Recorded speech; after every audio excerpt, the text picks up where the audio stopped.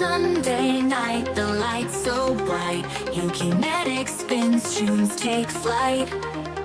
Feet are tapping, hearts all beat. Move your body, feel the heat.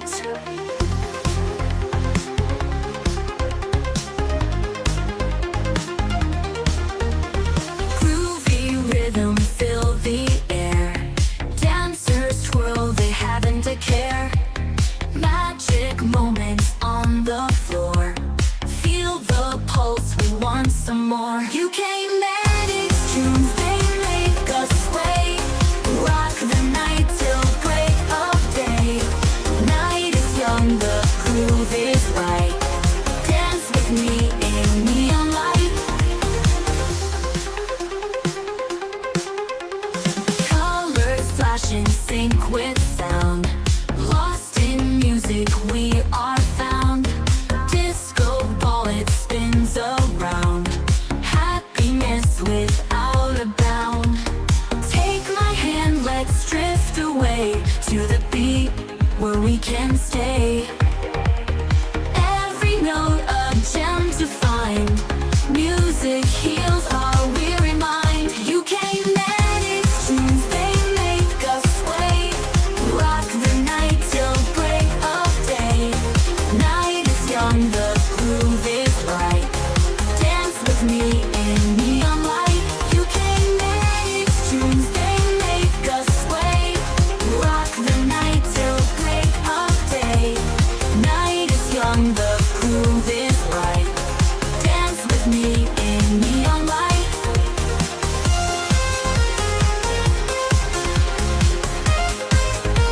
All around. Dance with me in neon light.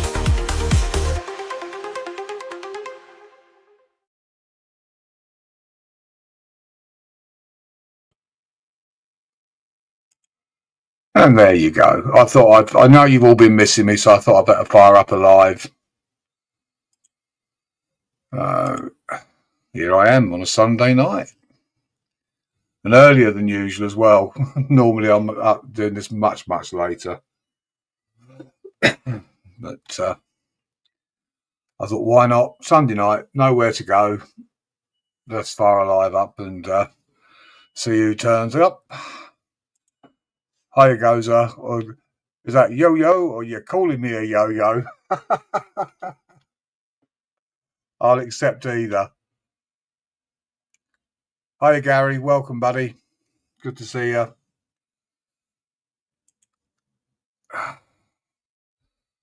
Yeah, it's been quiet out there on the YouTube streets. There's not really very many people live, so I thought, yeah, why not? No worries, Gozer. I was just trying to make a joke of it, you know. But yeah, it's been sort of crazy out there, you know. I've just been doing stuff. Hi, Mudlarks. Good to see you, buddy. Thanks for stopping by. Appreciate it. 11 in the house already. Wow, look at that. Thanks, guys, for stopping by and supporting the stream. Appreciate it. Hit the old thumbs up if you wouldn't mind, and share me out. Hi, JB. Good to see you, buddy. I'm not on my own now. I've got somebody else from the UK.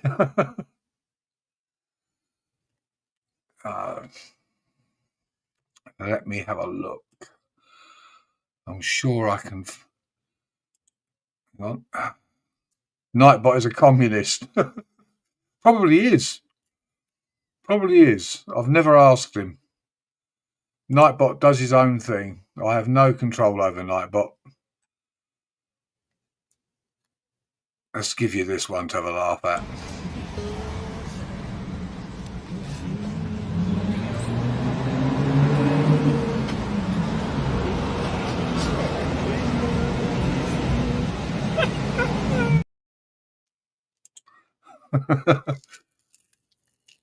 Hello, Denise.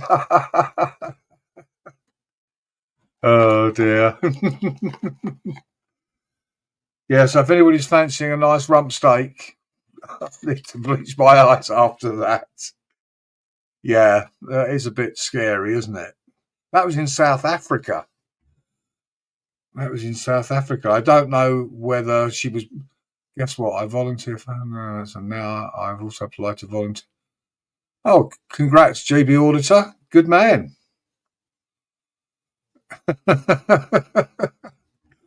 Thing is, Gary, I don't know whether she was wearing any underwear and that backside had eaten them, or whether she wasn't wearing any. I know, Mudlarks, the amount of people who have said that. The amount of people who have said that. And this is my kind of luck.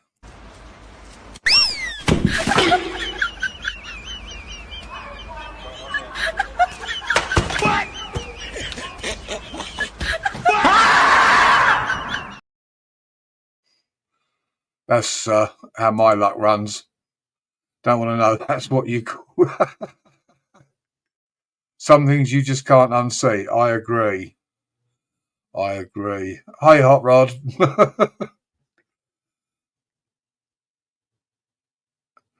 Yeah.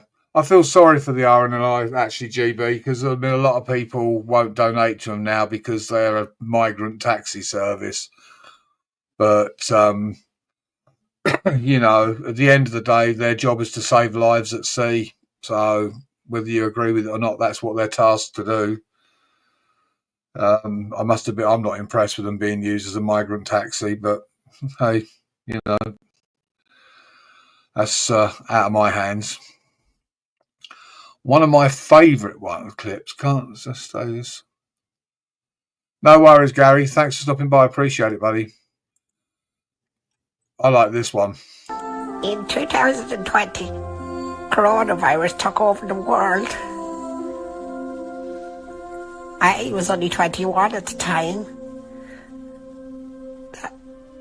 That's 60 years ago. I still haven't left the fucking house.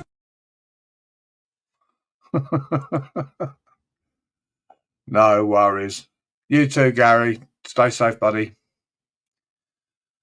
Oh dear, oh dear. It's just so quiet out there.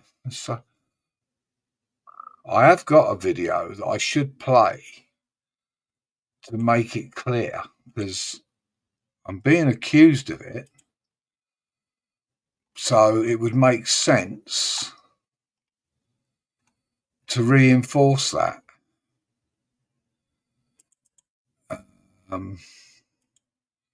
Bear with me a second. I need to play this because I've been accused of it. So here we go. This is what we're all about.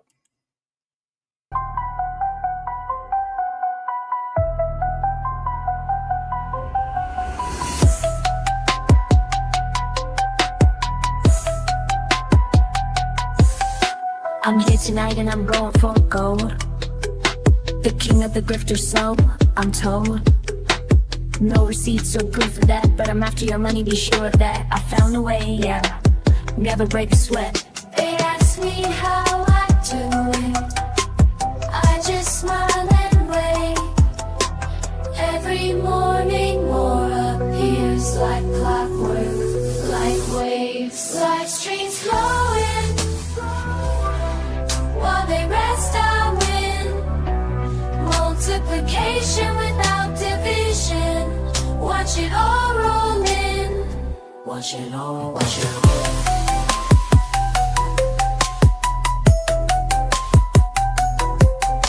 Another notification ping. More money ding ding, automated blessing.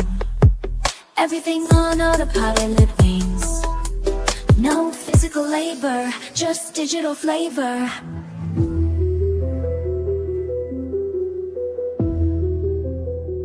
Numbers keep climbing, perfect timing.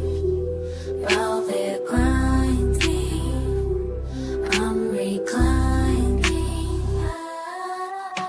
Listen up, I'll crack the system's code. Algorithms working while I'm in sleep mode. Passive flows, multiple revenue streams. Set it up once, then I'll let it breathe. No need to chase, let it gravitate. Create the blueprint and duplicate. They call me crazy, but they don't know how I built this empire. Taking it slow in super chats. That's my game, every click translates to financial gain. No physical grind, just working my design. Living proof that money grows over time. Set it and forget it, let the system run. While they chase that paycheck, I've already won.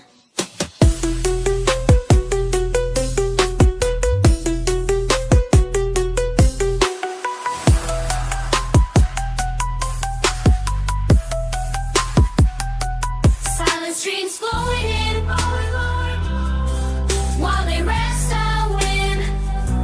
Multiplication without division. Watch it all roll in. Watch it roll, watch it roll.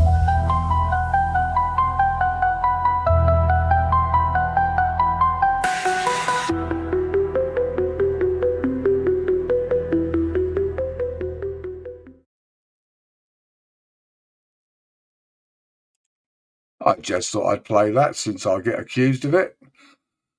And thank you very much for your membership, GB, and also Nitro Freak. Let me play this to both of you. Yeah, baby, yeah! Thank you very much, guys. Appreciate that. And that's for the haters out there. I'm a member because I want to be. Thanks, GB. Yeah, hey, look, do you know what? Hi, Bud Files. Hi, Anita. Hi, Tim. Yeah, look, they want to accuse me of it. Hey, I'll do it. I'll do it. The bigger arsehole they want to paint me to be, the bigger arsehole I'll become. Let's face it, you guys know me, so I don't give a monkeys. Anyway, that's enough of that.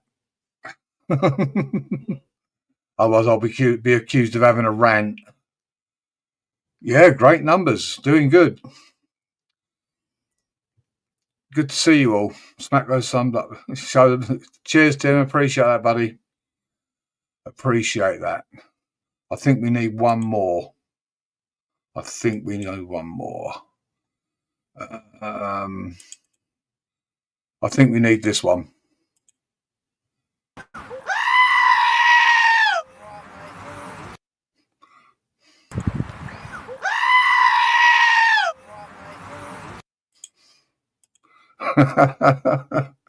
And make a few heads wobble.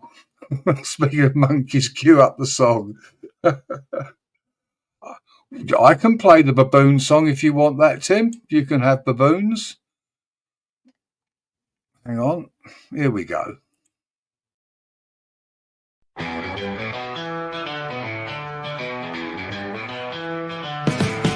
something in the darkness, always watching you. Big and fat and hairy, and that's true. They want to steal your money, whatever they can get. Silent, sneaky creatures you won't forget.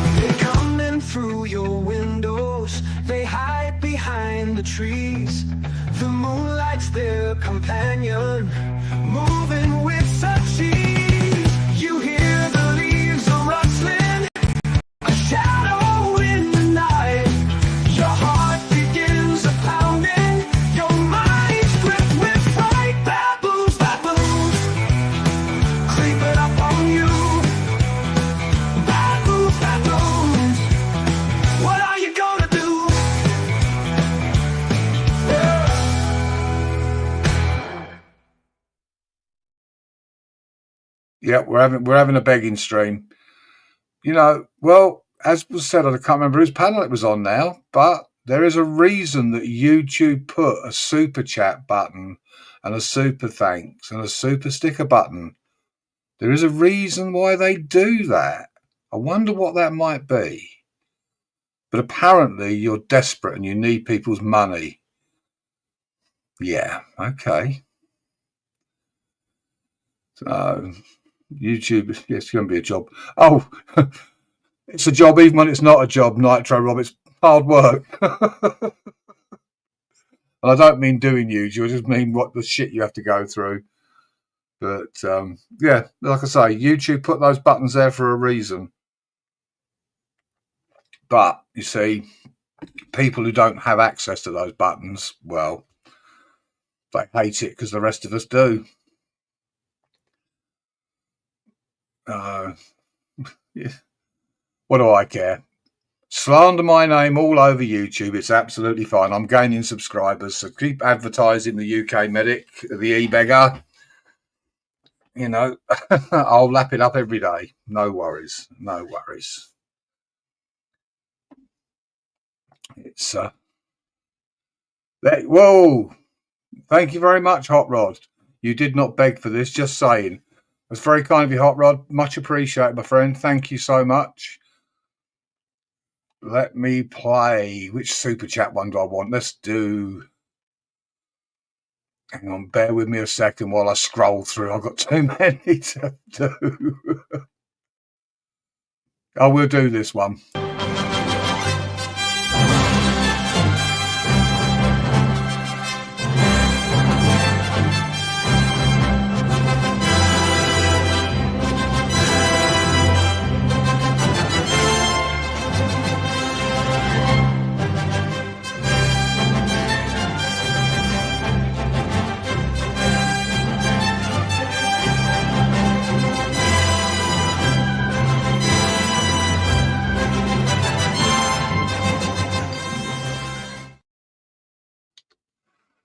Oh, I don't have to, I can explain it. Thanks again, the Hot Rod. Much appreciated. No, Ryan, I actually removed everybody's wrench and started from scratch and was giving wrenches as they came in. So let me go to the YouTube side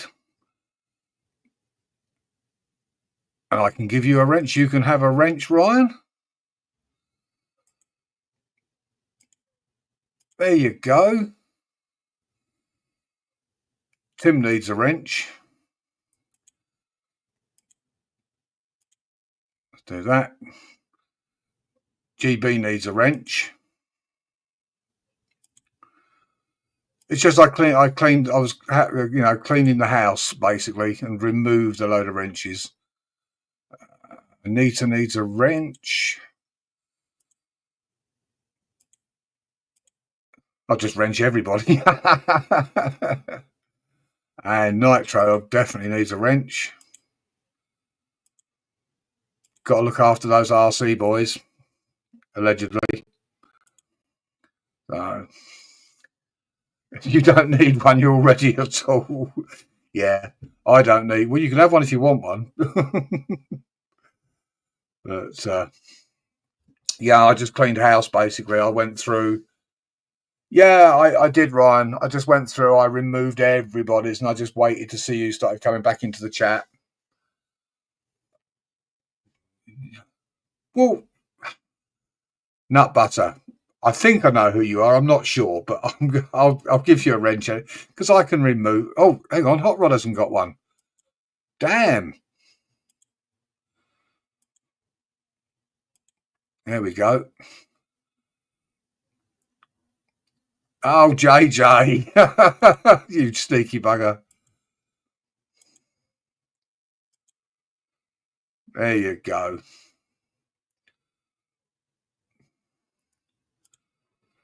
I'll be doing a full-time job giving everybody wrenches here. There we go. I've not been live for a while, actually, JJ. I've not been live for a while, so been doing other things, you know, like getting on with life. I only fired this one up so I could do a bit of e-begging, you know. I'm going to be accused of it, so I might as well keep going on about it. What's the wrench? It's so you can tighten people's nuts.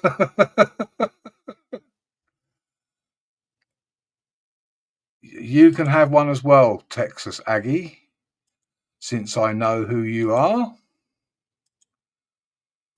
There you go. We'll have a sea of blue. We'll have a sea of blue. DZ nuts. Yeah. So, but no, as I say, I've been away for a bit. You know, I mean, obviously, I needed the money so desperately that I hadn't been live for nearly a month, and I was getting desperate now. I need to put food on the table, so I need to beg. Jesus fucking wept. Oh dear. I do have to laugh.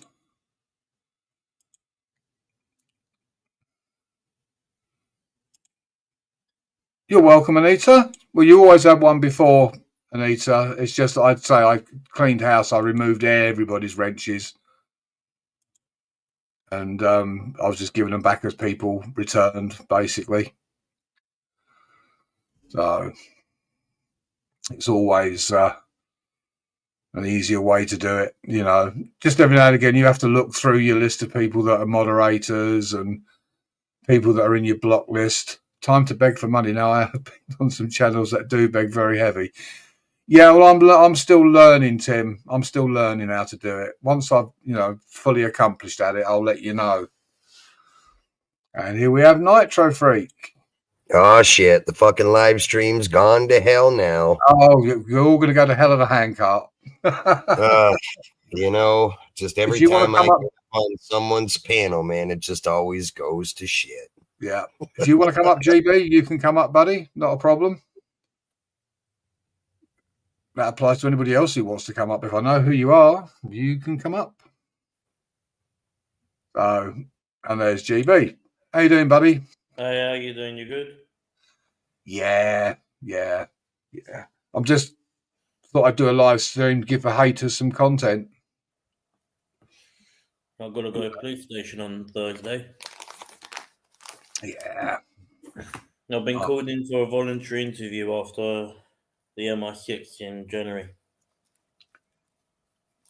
Hang on, do you want me to guide you to some begging channels, you comedic? I'm already part of that crew, Tim, allegedly. Hi, Moon. I'm already part of the crew. I'm now an honorary member. So, member of what? What's that? What do you remember? I'm an honorary member of the begging crew. Oh shit! Yeah, I'm still in training. I'm still going through basic training, but everyone's got to graduate sometime. Yeah. Oh, I've got one. I've got a cover screen.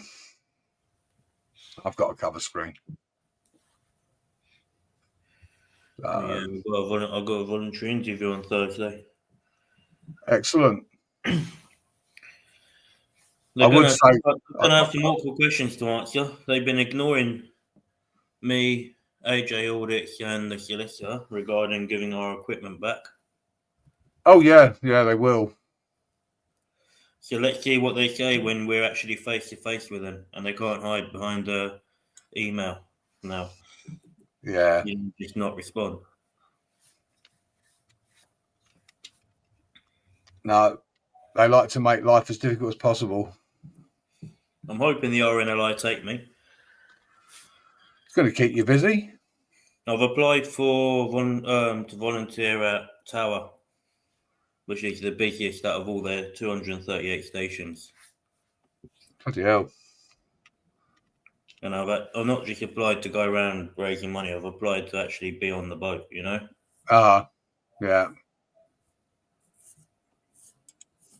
Yeah. I'm sure Nitro will agree with me. Never volunteer for anything. You got that right. Hiya, great. Well, I already volunteer with the air ambulance, and I'm trying to volunteer with the RNLI as well. You know, I've done a lot of volunteering over my time. You know, so Yeah. Well, as I say, you know, I think I was doing what Nut has put in the chat. The thing is with the auditing stuff. I mean, I do watch them from time to time, but so many of them, as far as I'm concerned, they just go out to deliberately bait the police. I'm not saying that of you, but I'm saying a lot do. I see it a lot as well, and I don't agree with it. I see a lot of people aggravating police for no reason, and I just don't understand it.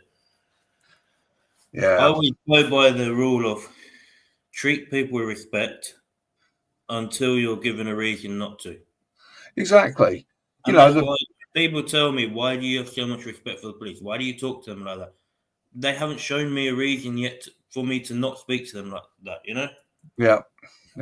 If they want to start detaining me unnecessarily, then yeah, I'll maybe raise my voice or something. But, you know, until then, I'll be perfectly civil and polite with them, you know? Yeah, I mean, I can see, you know, both sides of the argument. I see both sides. If the police didn't come and challenge you, then they wouldn't be doing their job, you know. But it's how they challenge you is the thing. Medic, I'll tell you a good channel. If you like the auditing channels, I'll give you a good one to check out on the American side. Have you ever heard of Long Island Audit? I have, yes. I've actually watched a couple of his videos. Dude, I binge watched that guy's shit for fucking hours and days. As an American auditor, some of the best content as far as auditing that I've ever seen.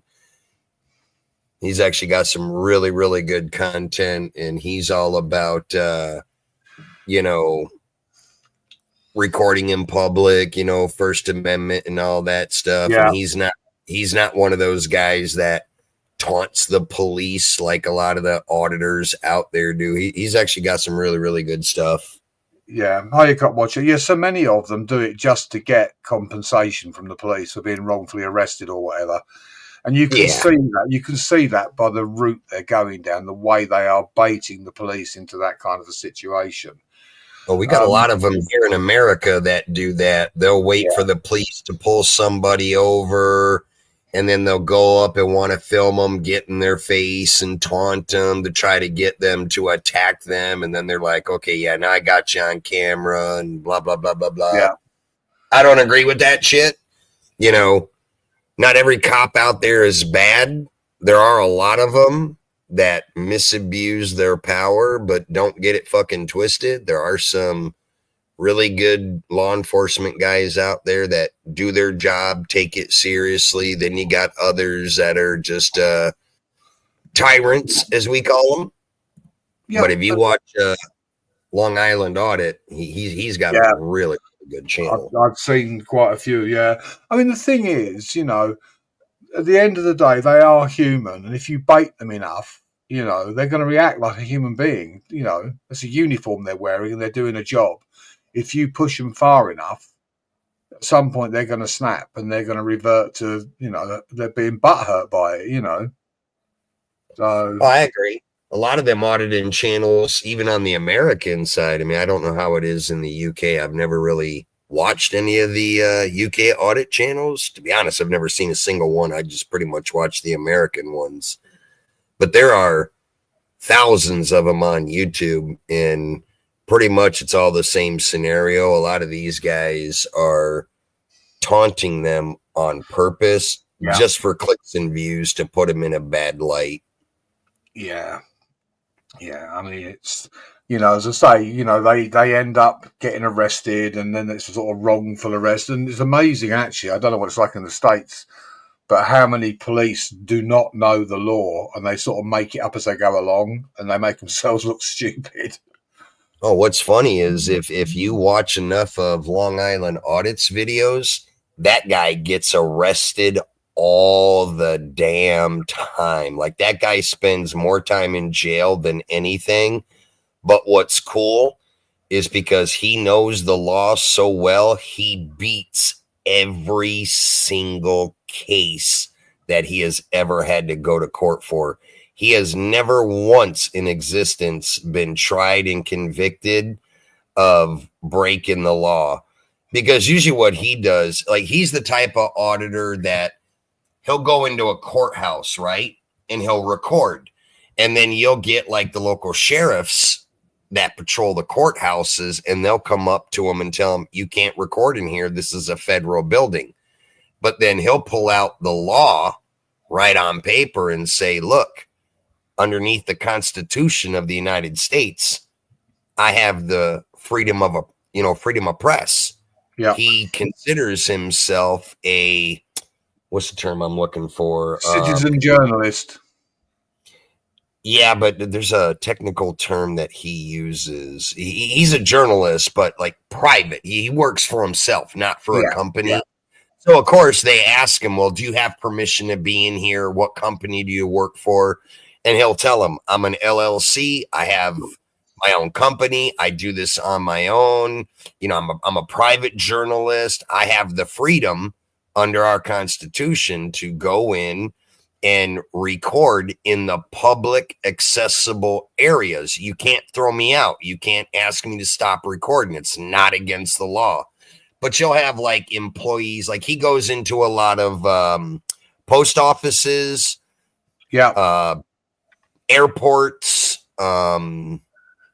just random places where it's all, public accessible, where you have the free right to record. It's not against the law, but you have the employees that will call the cops right away and say, we're scared. We don't like being filmed.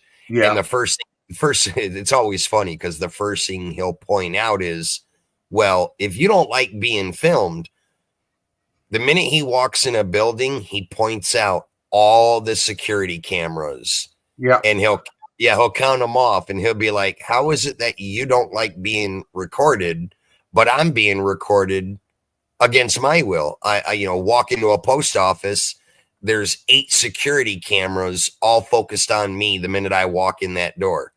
Do I have a right to call the police and say, I don't want to be filmed when I'm trying to conduct business?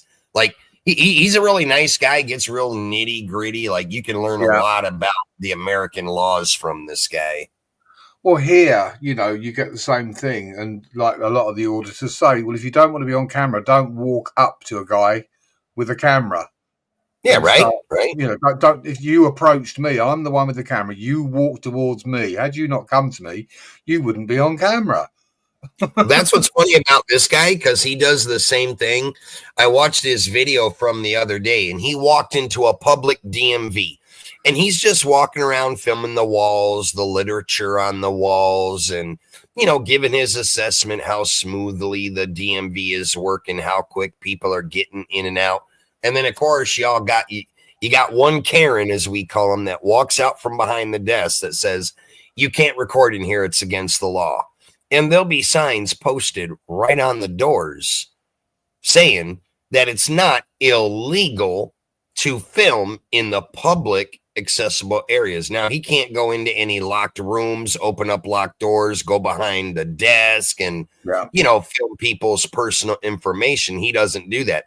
He just stays right in the lobby and will just walk around and film. And you always get either a security guard or one of the female employees will come out and they'll say, if you don't stop recording, I'm calling the police. And it's funny because he'll tell them, well, go ahead, call the police. I'm not breaking the law. The police enforce the law, not your feelings. You're here in fear of being recorded, but you walked up to me. You decided to approach me. So that tells me you wanted to be on camera because you wanted to make a big ordeal about it. But had you not walked up right in front of my camera, you wouldn't even be on it. And he gets them every time. And you just look at the dumbfounded look on their faces like, okay, this guy has a point, but they don't want to admit it. So they still get frustrated and everything. And they call the police and the police come and then they show up. And, every time the employee takes them into a back room, and he always does a FOIA request on their body cams so he can see what they talked about. He can't film it right then and there. But once he does the FOIA request, because body cam footage of law enforcement in America is public accessible, you get to see everything that transpired on that body camera. That's why they wear them. So it's funny when Freedom of Information Act. So when he puts all his videos together, he adds in, the body cam footage, and you'll see where the employee will lie, and they'll try to lie and say, well, he was trying to film behind the counter. And then, he'll go to a part of the video where it shows he was never even near a counter. He stayed on the back side of the lobby, and it's just crazy stuff. How like you got a lot of these auditors out there have the capability of doing a very good job and exposing the tyrants for some of what these tyrants are. But then there are a lot of good law enforcement. And it's kind of funny because he goes to almost every state in America and films in all the different buildings. And what's cool about this guy is because he has been arrested so many damn times, there isn't a state that he can't go to where local law enforcement does not know who he is. So the minute he walks into a building and a supervisor or somebody calls local and law enforcement, they show up. A lot of times it's funny. You'll watch his videos. The minute local law enforcement rolls up into the building, they'll be like, oh, I know you. You're Sean from YouTube. We already know what you're doing. There's no problem here. Keep doing what you're doing. But I still have to go talk to the employee that made the complaint, because we already know what they're going to say. They don't want you in here filming. It's against the law, but they'll tell them right off, you're not breaking any laws. We cannot arrest you. You're in the accessible public areas, so you're good to go. And I love it when his videos end up like that, because it just shows you how, some of the employees of some of these places, they're calling the police because they get their feelings hurt, A man with a camera, in the UK, as GB will tell you, they'll send like 6 police officers for a man with a camera, and then they do that. They do that with him. They'll send a whole friggin' police force out there, and he'll highlight it because what he does. I've had state officers turn up to me before.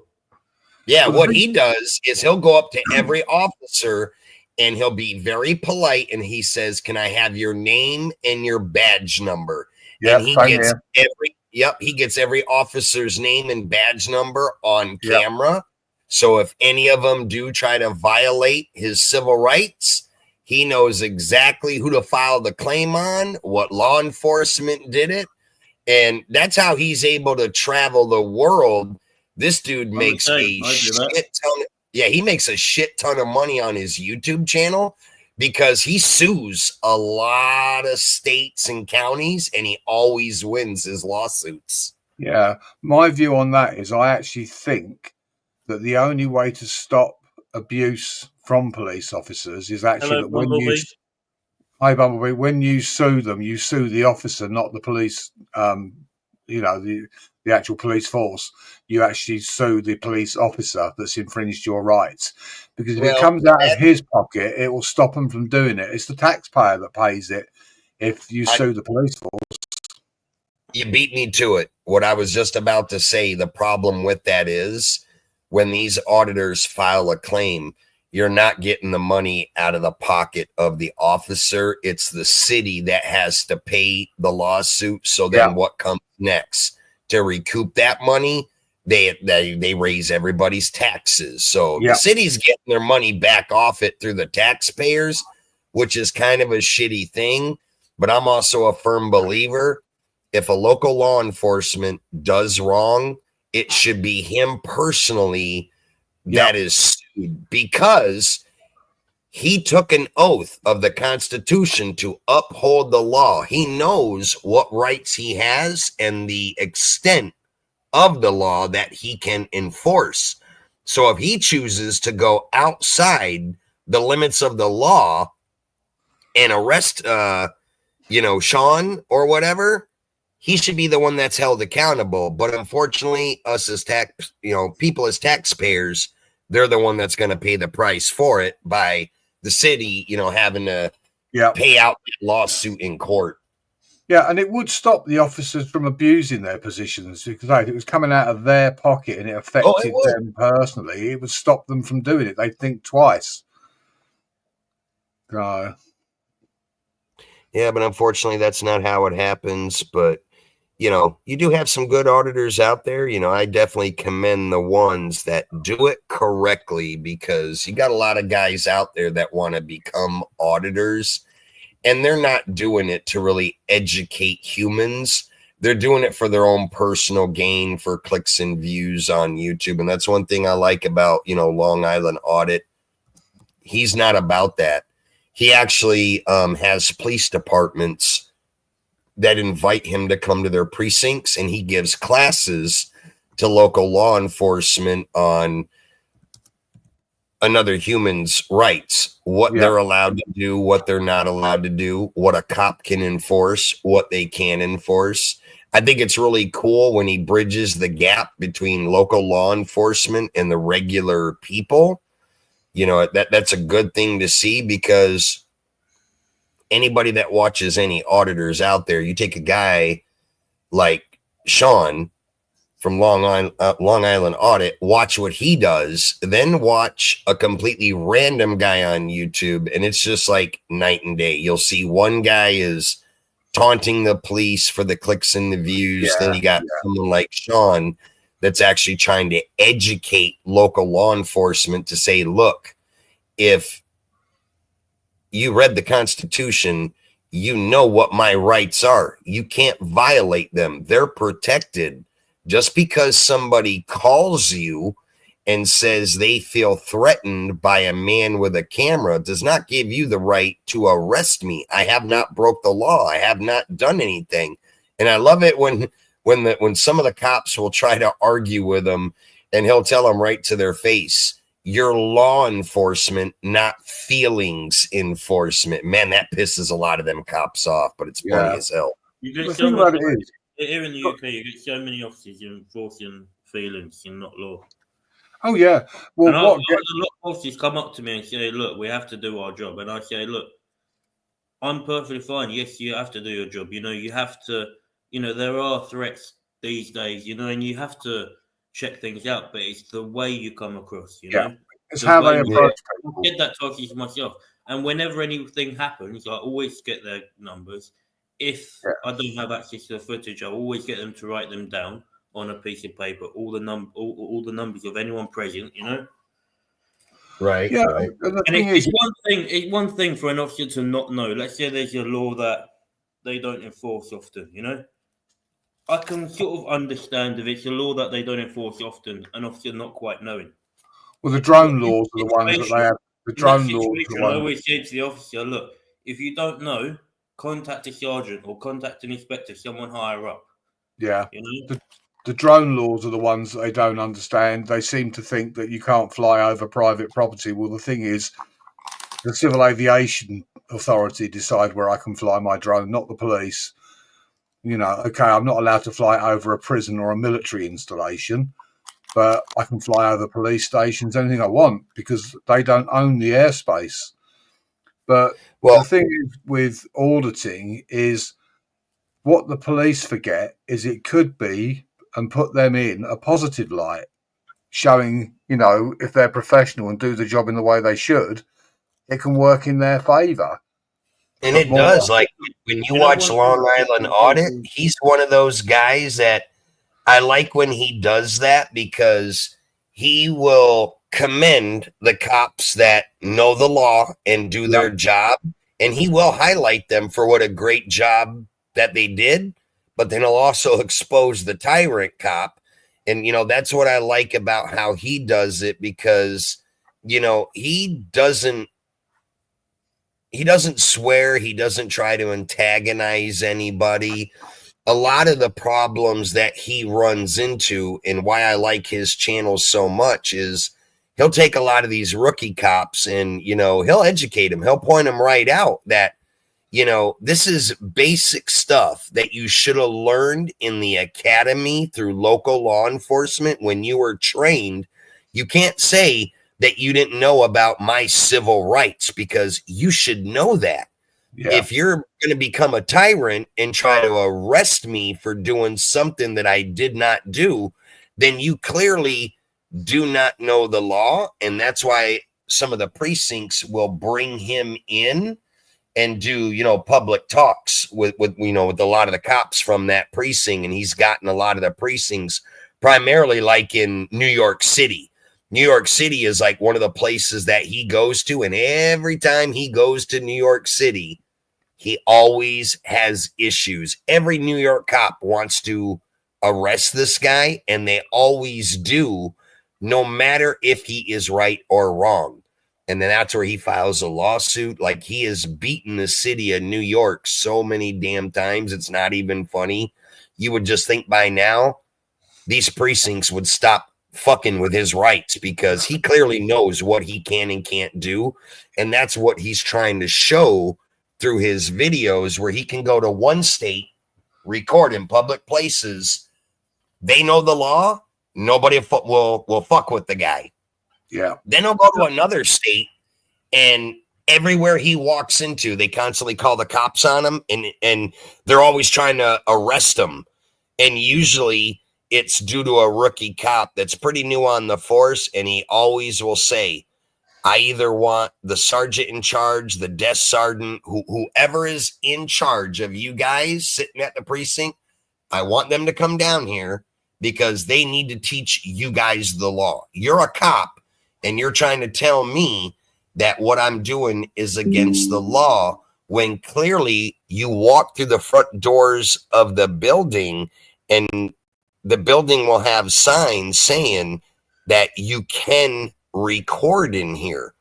What's even funnier about that is you would think a local employee working in these buildings every day that you walk through that front door, at some point in time, you have to see that big sign posted on the door saying it's legal to film in the public places. But yet, it blows your mind that when an auditor will walk into that building, and the minute an auditor with a camera starts walking around the publicly accessible areas and is filming, somebody always calls the cops. Yeah. And What amazes me is people make such a big thing about being on camera. Yet you think about how many cars have got dash cams. So you're walking down the street, you're on someone's dash cam. You walk into a store, you're on the CCTV. You go into city centres, you're on CCTV. They're on camera just about everywhere you go. Yet they're worried about a man with a camera. See, that's crazy how you guys in the UK have that CCTV. I'm kind of familiar with what it is, but not totally. Now, like in the state that I live in here in America, we don't have all them cameras around the city that capture everything everybody does. We got a few of them, but they're only in certain areas. From what I understand, and maybe you can educate me, you guys in the United Kingdom, you got that CCTV that apparently there's fucking cameras on every damn street corner, every major area, neighborhood. We have cameras literally everywhere. And the thing about me, I also like to highlight decent officers. If you were to look back at my Wembley police station video, so we have these live facial recognition vans that pop up in city centres here and there, you know? And you ask any officer about them, no officer is going to want to talk about it, you know? At Wembley, I had a really decent chat with this officer, and I even said to him at the end of the chat, I said, look, are you able to provide your name and shoulder number? Because as well as highlighting the bad officers, I do also like to show the decent ones out there that are doing the job well and look like they actually do care about the public. GB, when you get a chance, do me a favor, because I like to watch auditing channels. Drop your link in the channel. I'm meeting you for the first time. I didn't know you had a channel, but if you got videos on that stuff and you're an auditor in the UK, I'd like to check your channel out when you get a chance. Drop your link in the chat. Let me just play this for Sergeant. Hang on a second, guys. Hold on, guys.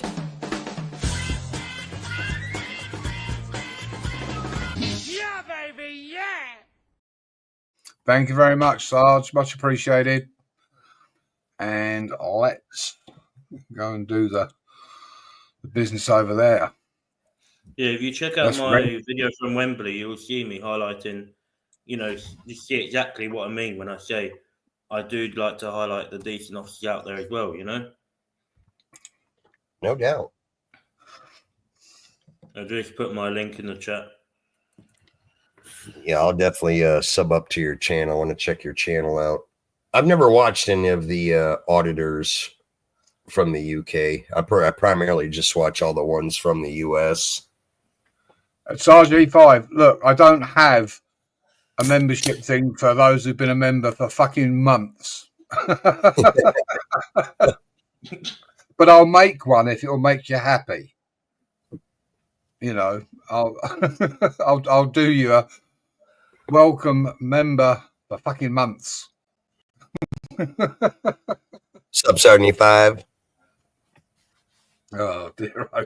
I know you've been a member. I saw the thing the other day in my studio. It said you'd rejoined and so on. So, but yeah, this whole two dogs. I managed to get a cat humping a dog, but that wasn't good enough for you. So, oh dear. But yeah, people do. The They other go. thing I said to officers as well. The other thing I said to officers, they seem to keep having an issue with auditors, yeah. Yeah. And whenever they're arresting someone or having any interaction with someone, yeah, if there's an auditor around, he will always, almost always get his camera out. And there are some which will just butt in, yeah. Me, if I come across something, I might film it.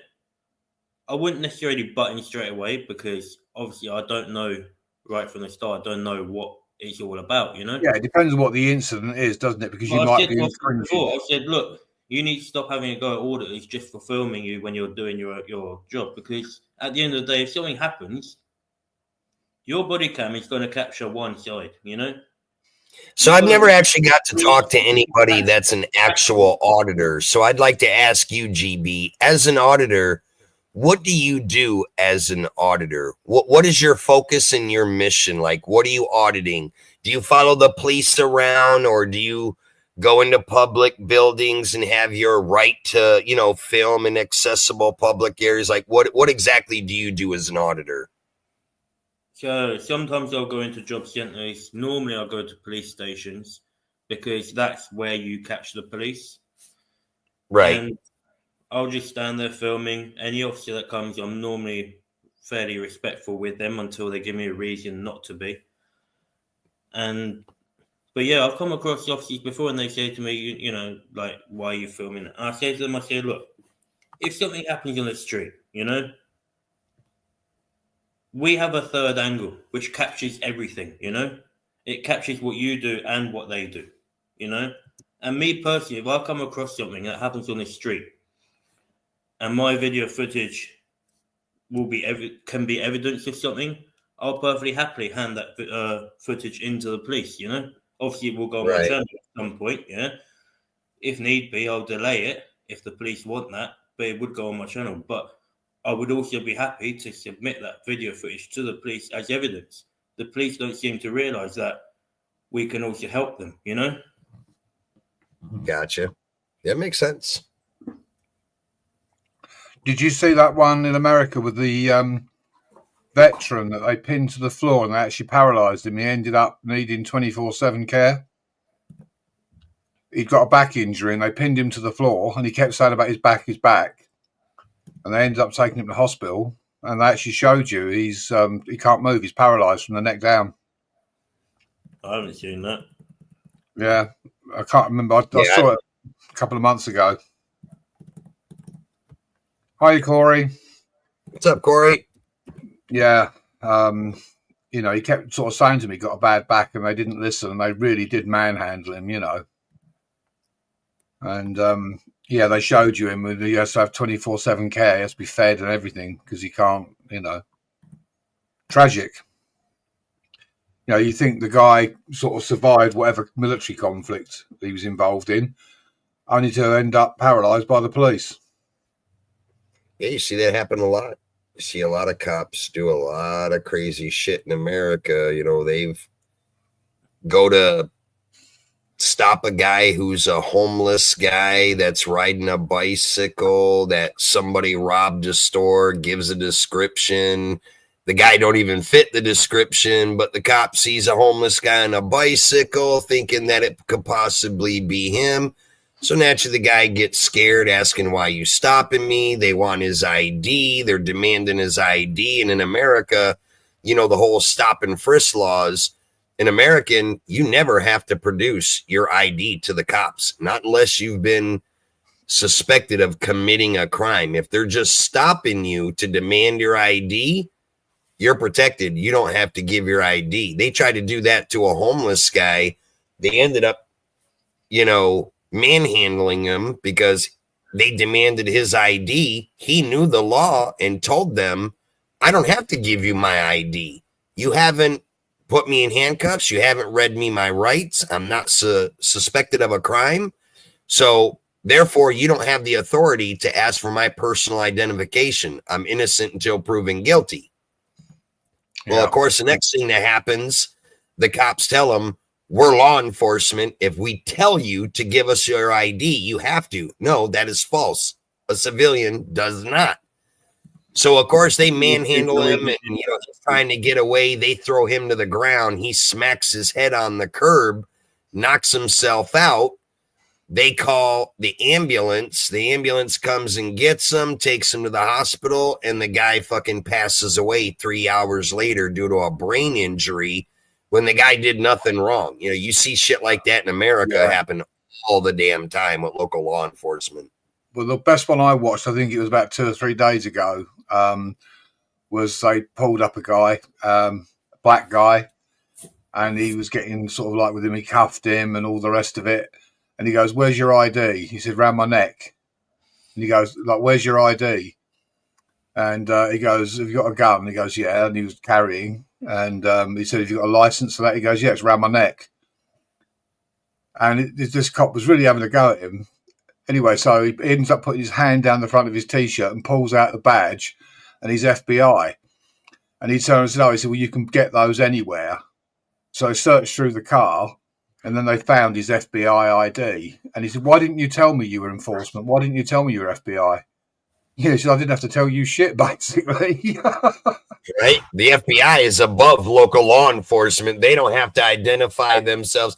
He can give you his name, and then your job as local law enforcement is to run him through like NCIS, whatever the computer system they use, and you'll find that information, who that guy is, through his name. It'll flag him as an FBI agent. See, that's how stupid some of these cops are. You know, you would think like a lot of these guys would work closely like with ATF or, you know, local law enforcement, sheriffs, ATF, you know, FBI, all that stuff. But you really do come across a lot of dumb local law enforcement that a lot of them just don't know the law. You know, you tend to think sometimes some of these guys just, the power of the badge, they think they're above the law because they wear that badge. But at the end of the day, their motto is to protect and serve. You are serving the community. You don't have the right to abuse the community just because you're a cop. Not saying that every bystander out there is Mr. Innocent. There's a lot of horrible people out there. But some of these cops, they treat everybody like they're a damn criminal. Oh, yeah, absolutely. I mean, you know, this particular thing, it was quite clear. It's because the guy was black. That's why. Yep. You see a lot of that racial profiling here in the U.S. happens all the time. Yeah. Yeah. It was the way the officer was dealing with him was totally because the guy was a black man driving a decent car. He claimed he didn't use a turn signal and he didn't do this and he didn't do that, which, you know, the guy didn't say anything, but it's just the way, you know, and he still didn't really change his attitude when the guy finally was identified as being FBI. He was still talking down to him like he was a nobody. And you're thinking, you know, like you said, you know, he's sort of senior to you and you're talking to him like a piece of shit. Just like see a lot on something Bumblebee just said, and there are a lot of people that have learnt their rights learn a lot more about their rights through videos like ours, you know? And some people ask me, what do I want as an auditor? You know, what's my intentions? You know, all I want is firstly for crime to stop, which I know will never happen, but when someone commits an offence, for it to be dealt with sufficiently, and that the officers are following the law themselves while They have to be doing their they have job to be held and accountable. Yeah. and sticking to their oath. Now, as long as people are getting assaulted and police are taking 3 days to arrive, but you turn up at a police station within 10 minutes and officers there, as long as that keeps happening, I'm going to keep doing what I'm doing. Yeah, exactly. I mean, you literally, they'll send 6 officers for a man with a camera. You get burgled, and they give you a crime number over the phone. For your See, insurance company. that's what I like seeing out of the good auditors out there, bridging the gap between the good and the bad. You got a lot of, I can't speak for the UK, but I can tell you in the United States, you have a lot of citizens that don't know their rights. They don't know the laws. It's not something you think about every day of your life. That's where a good auditor that does their job as an auditor, and people that watch your videos, if you're doing it correctly and not being some gung-ho jackass for clicks and views, you can actually teach the public about the rights and the laws that they have that they might not even know about. Yeah, it's true. I've had people come to me and say that they've learned a lot through our videos, Yeah. I must have had a lot of lurkers. I'm down to 8 people now. You do, you do see quite a lot of it these days. I mean, I still remember back when I was first auditing, when I was at, I can't remember what police station it was, but I was at one police station auditing, and within literally a couple of minutes, I was already being cuffed and detained on the Terrorism Act. And it was actually so good to see a member of the public come along and start asking the officers, what's he done? What grounds have you got, And then when they said that I was just filming, it was like, so if I'm in that window there, am I committing and filming into the back of the police station? Am I committing an offence? I'm in my own property, It was so good to see that, the guys step in and see that our videos are actually helping, they are actually showing people, So even if we're not getting across to the police, at least we're helping the public to get their rights abused a lot less and speak up for themselves, And welcome, Crafting Budgie.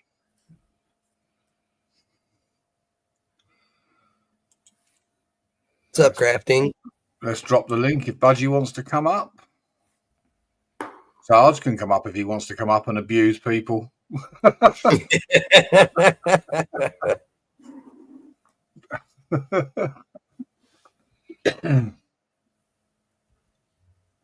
I don't mind, damaging my reputation and throwing my morals out the window. Just YouTube, that's all. Mm-hmm. Yeah. I mean, we ain't going to be going out to dinner anytime soon.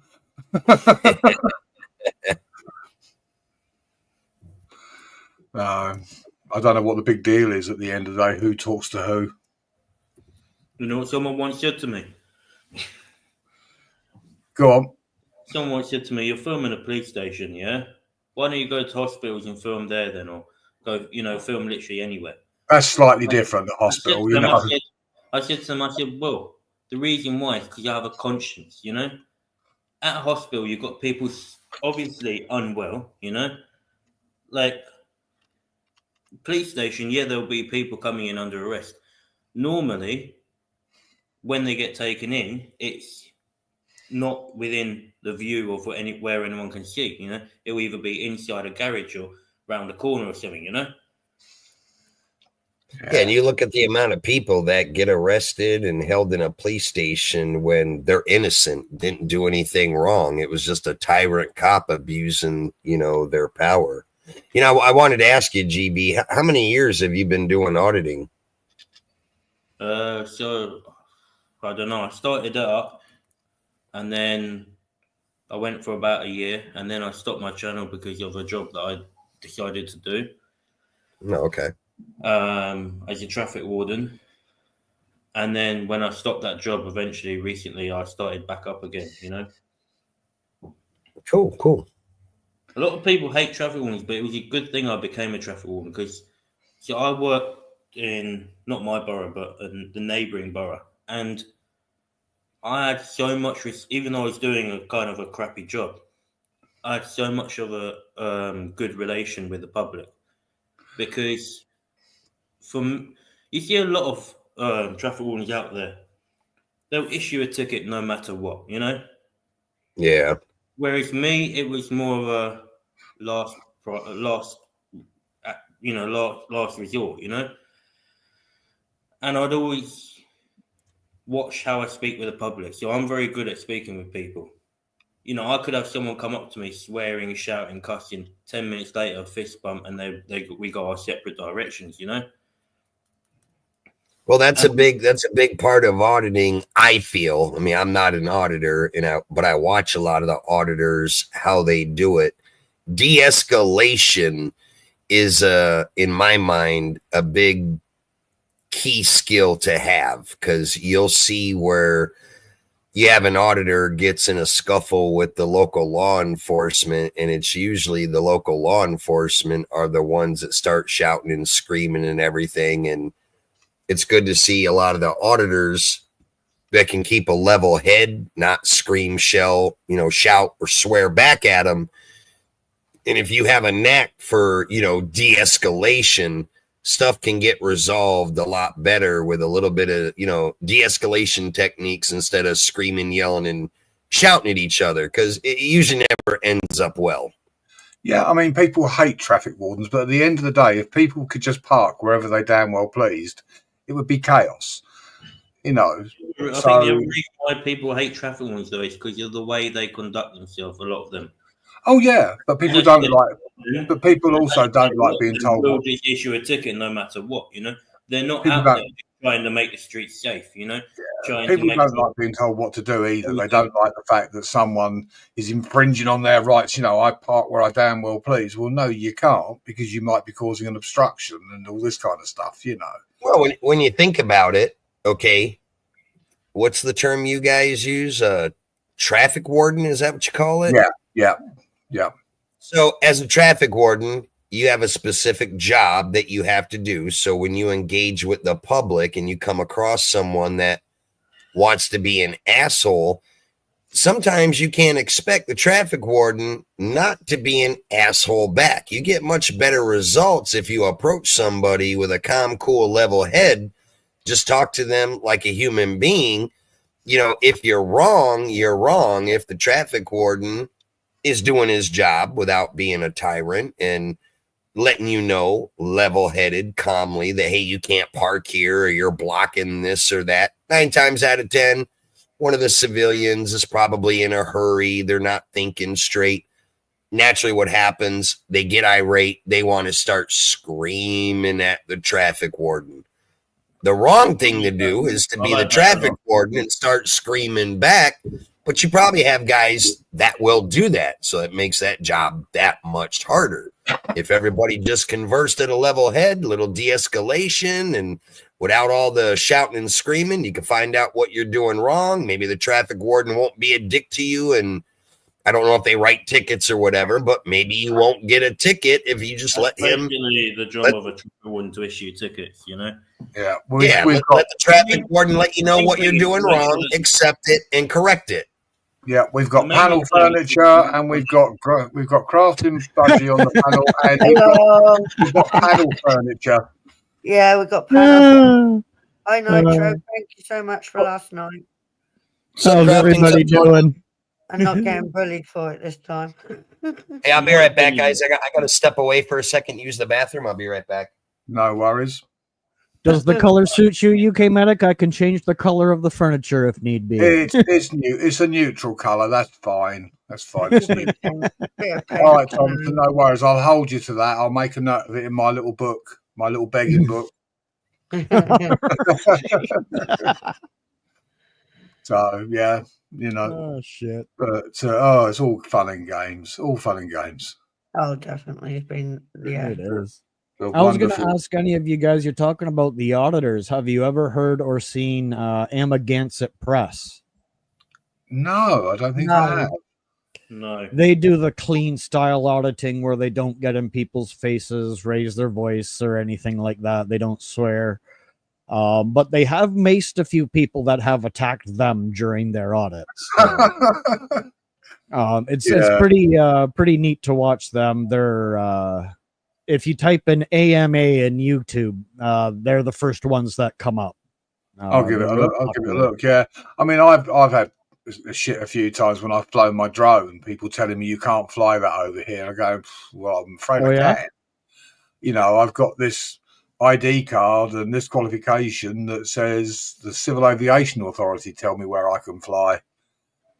And it's like you're not supposed to fly within a 5-mile radius of an airport, but you can if you contact the control tower and say, I mean, there's a church that I filmed and it falls within like 3 miles of the airport, and they tell you to contact the Civil Aviation Authority, contact the control tower and say, look, I want to film this church. I'm going to film like the spire. I'm going to be flying at 150 feet maybe for about 15 minutes. You give them the grid reference, and 9 times out of 10 they will okay it. And all they do is they just let any aircraft coming in know there's a drone operating in the area, so they don't panic and go, oh, there's a drone. Yeah. So they tell the pilots, that they're to be aware there is a drone operating, but they're flying much higher than I'm flying my drone, so I don't present any danger to them, even though they're coming into land. But you just give them the grid reference and tell them how long you're going to be there, and they'll okay it most of the time. It's like anything. If you ask permission in areas that are restricted, you can. Yeah. But I mean, you got to think too, even if it's a private aircraft, they're usually flying at least a couple thousand feet. And if you're only hitting 150, like you said, it's more of a heads up for the pilots. Yeah, that they don't get taken off guard. Yeah, it's just because pilots they say they see a drone and you hear them sort of almost panicking to a degree because they don't know whether the pilot knows what he's doing and whether he's going to actually encroach into their airspace. Yeah. But providing you notify them, they will give you permission. It's just using common sense. But people say you're not allowed to film in public, and you think, well, yeah, I am. Yeah. I mean, I don't film people anyway. I mean, okay, if I'm filming a castle and there happens to be people walking around in the grounds of the castle, yeah, of course they're on video, but you couldn't identify who they are. No. So, they drone on and on and on, drone on and on and on. Oh, dear. Well, we all know that, Sarge. We all know the drone channels.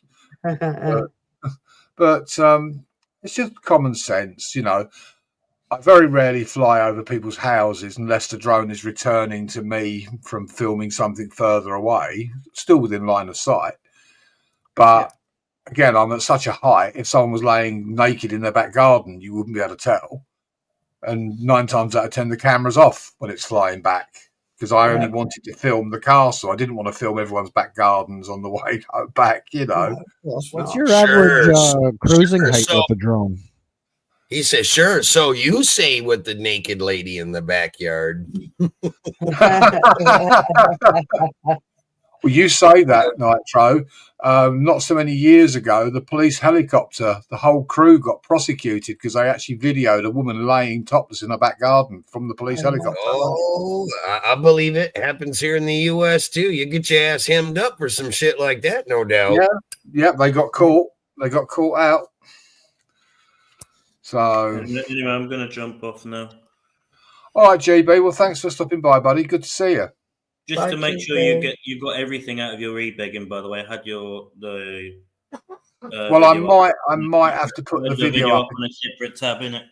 I might put the video back up again just to remind people why we're here. That this is for e-begging. I've had the video up on a separate tab, so you can get everything from the AdSense. All right, GB. You take care, buddy. Take care, GB. See you later, panel and chat. It's good meeting you. Let's find that relevant video. Let's have the video. If you're accused of it, you might as well do it. Here we go. Well, yeah.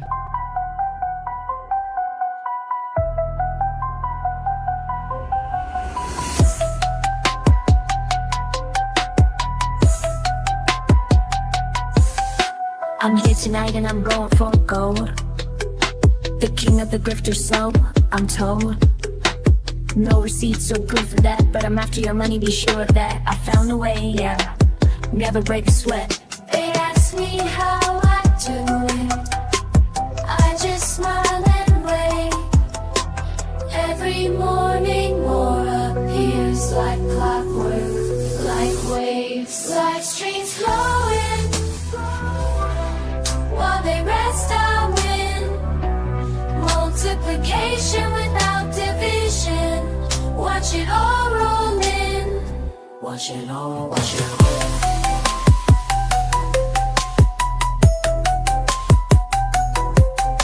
Another notification ping. More money ding ding, automated blessing. Everything on autopilot wings.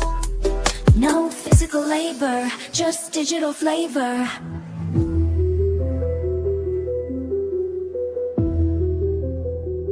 Numbers keep climbing, perfect timing. While they're grinding, I'm reclining.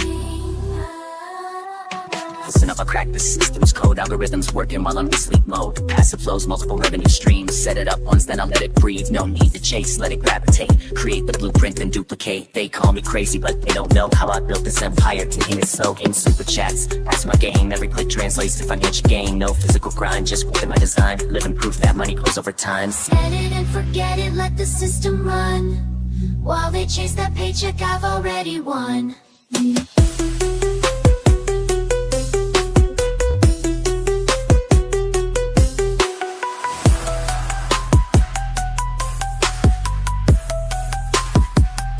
Silent streams flowing in. While they rest, I win. Multiplication without division. Watch it all roll in. Watch it roll, watch it roll.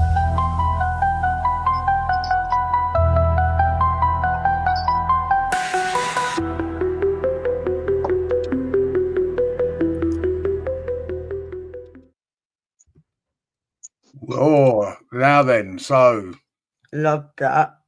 I've got to play this for my super chat and the PayPal from SAR-G5. Here we go, guys. This is for you. Nice.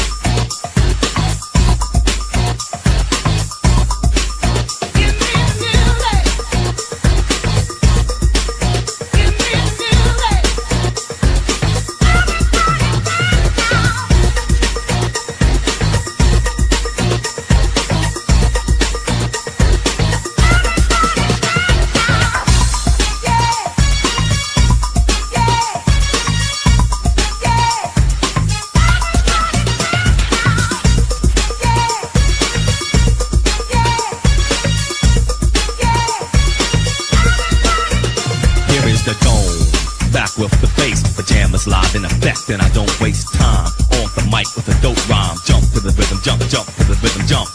And I'm here to combine beats and lyrics to make you shake your pants, take a chance. Come on and dance, guys. Grab a girl, don't wait, make a twirl. It's your world, and I'm just a squirrel. And there you go. Thank you very much, guys. Hi, Medic, it is me. Hi. Yeah, I gathered it was. Yeah, I knew the e-begging would work. I haven't seen GB Auditor for, well over a year. Yeah, he's been around. He resurfaced recently. So, yeah, all good. That's good, because I liked his auditing style. Yeah, he's pretty good. He's pretty good. He wasn't one that would go and antagonise the police. No, I mean he defends himself when they get a bit, but which is fair enough, But There are still some out there that will antagonise the police to try and get a negative response, Nitro. I need to play this one quickly because we know what's happening if I'm getting donations for me begging. Here we go. All right, everybody, it's shearing time. I'm first. Shear me. I'm ready to be sheared. Look, I don't want to do this. No. It's cool, man. It's cool. It's all good. Well, you're not going to do that thing. I'm not going to do that thing. It's fine. All right. Cool. Oh, yeah. Yeah, that's good.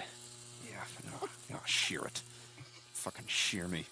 Fucking shear that goddamn shit off me. Fuck yeah. I thought you said you weren't going to be doing I am. that shit. I'm doing a bit. I'm just doing a bit. That's all. It's all good. All right? I think we needed that. Damn echo chambers and sheep, I tell you. If I'm going to be accused of it and I'm going to get clipped for it, that's absolutely fine. As the great words of the OG Ryan Clark would say, take that shit to the bank and cash it.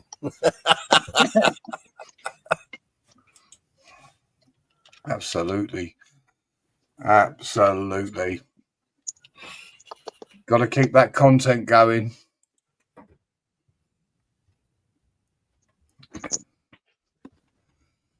I'm just moving my chair a bit closer so I don't, I'm getting old now. Don't forget to laugh. Well, of course. Yep. We're always laughing. Except when we're not. I'm not even allowed to do that. You're not allowed to laugh? Oh, God. Oh, God, no. No. I'm not allowed to be in my kitchen, but there we go. Is that what it was about last night? No. Reference has been made to my laugh. They seem to find that amusing as well. Yeah. I think it's on about CBM. Oh, right. I mean, I could consider it to be racist against British people. What that. Race being racist. F? Being racist. Medic, when we worked in on our careers, any sign of that and you were out. Do you know what I mean? Yeah. Oh, yeah. I remember having to deal with a drug dealer that had caused somebody harm. Yeah. I still had a job to do, and be impartial. Oh, yeah. Show impartial. I don't have a racist bone in my body. No, I don't. No, I don't see colour. I see people. Yeah. And that's it. Same colour blood. Exactly. If I have a problem with you, it's not because of your colour or your race or creed. It's because you've done something to me personally, not because of, So, you love drag racing. SARS loves drag racing. I can see you running down the street in a dress in a blonde wig.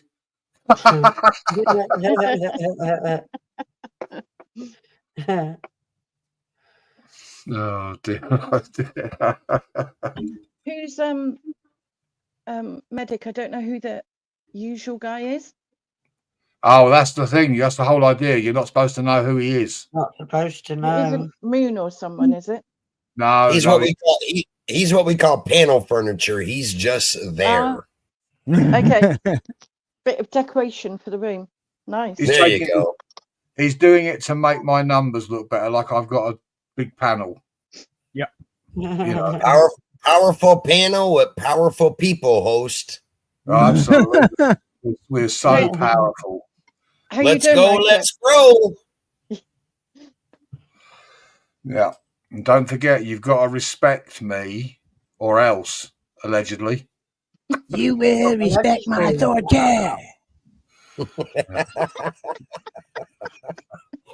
Fucking Jordan. Hiya, squirrel.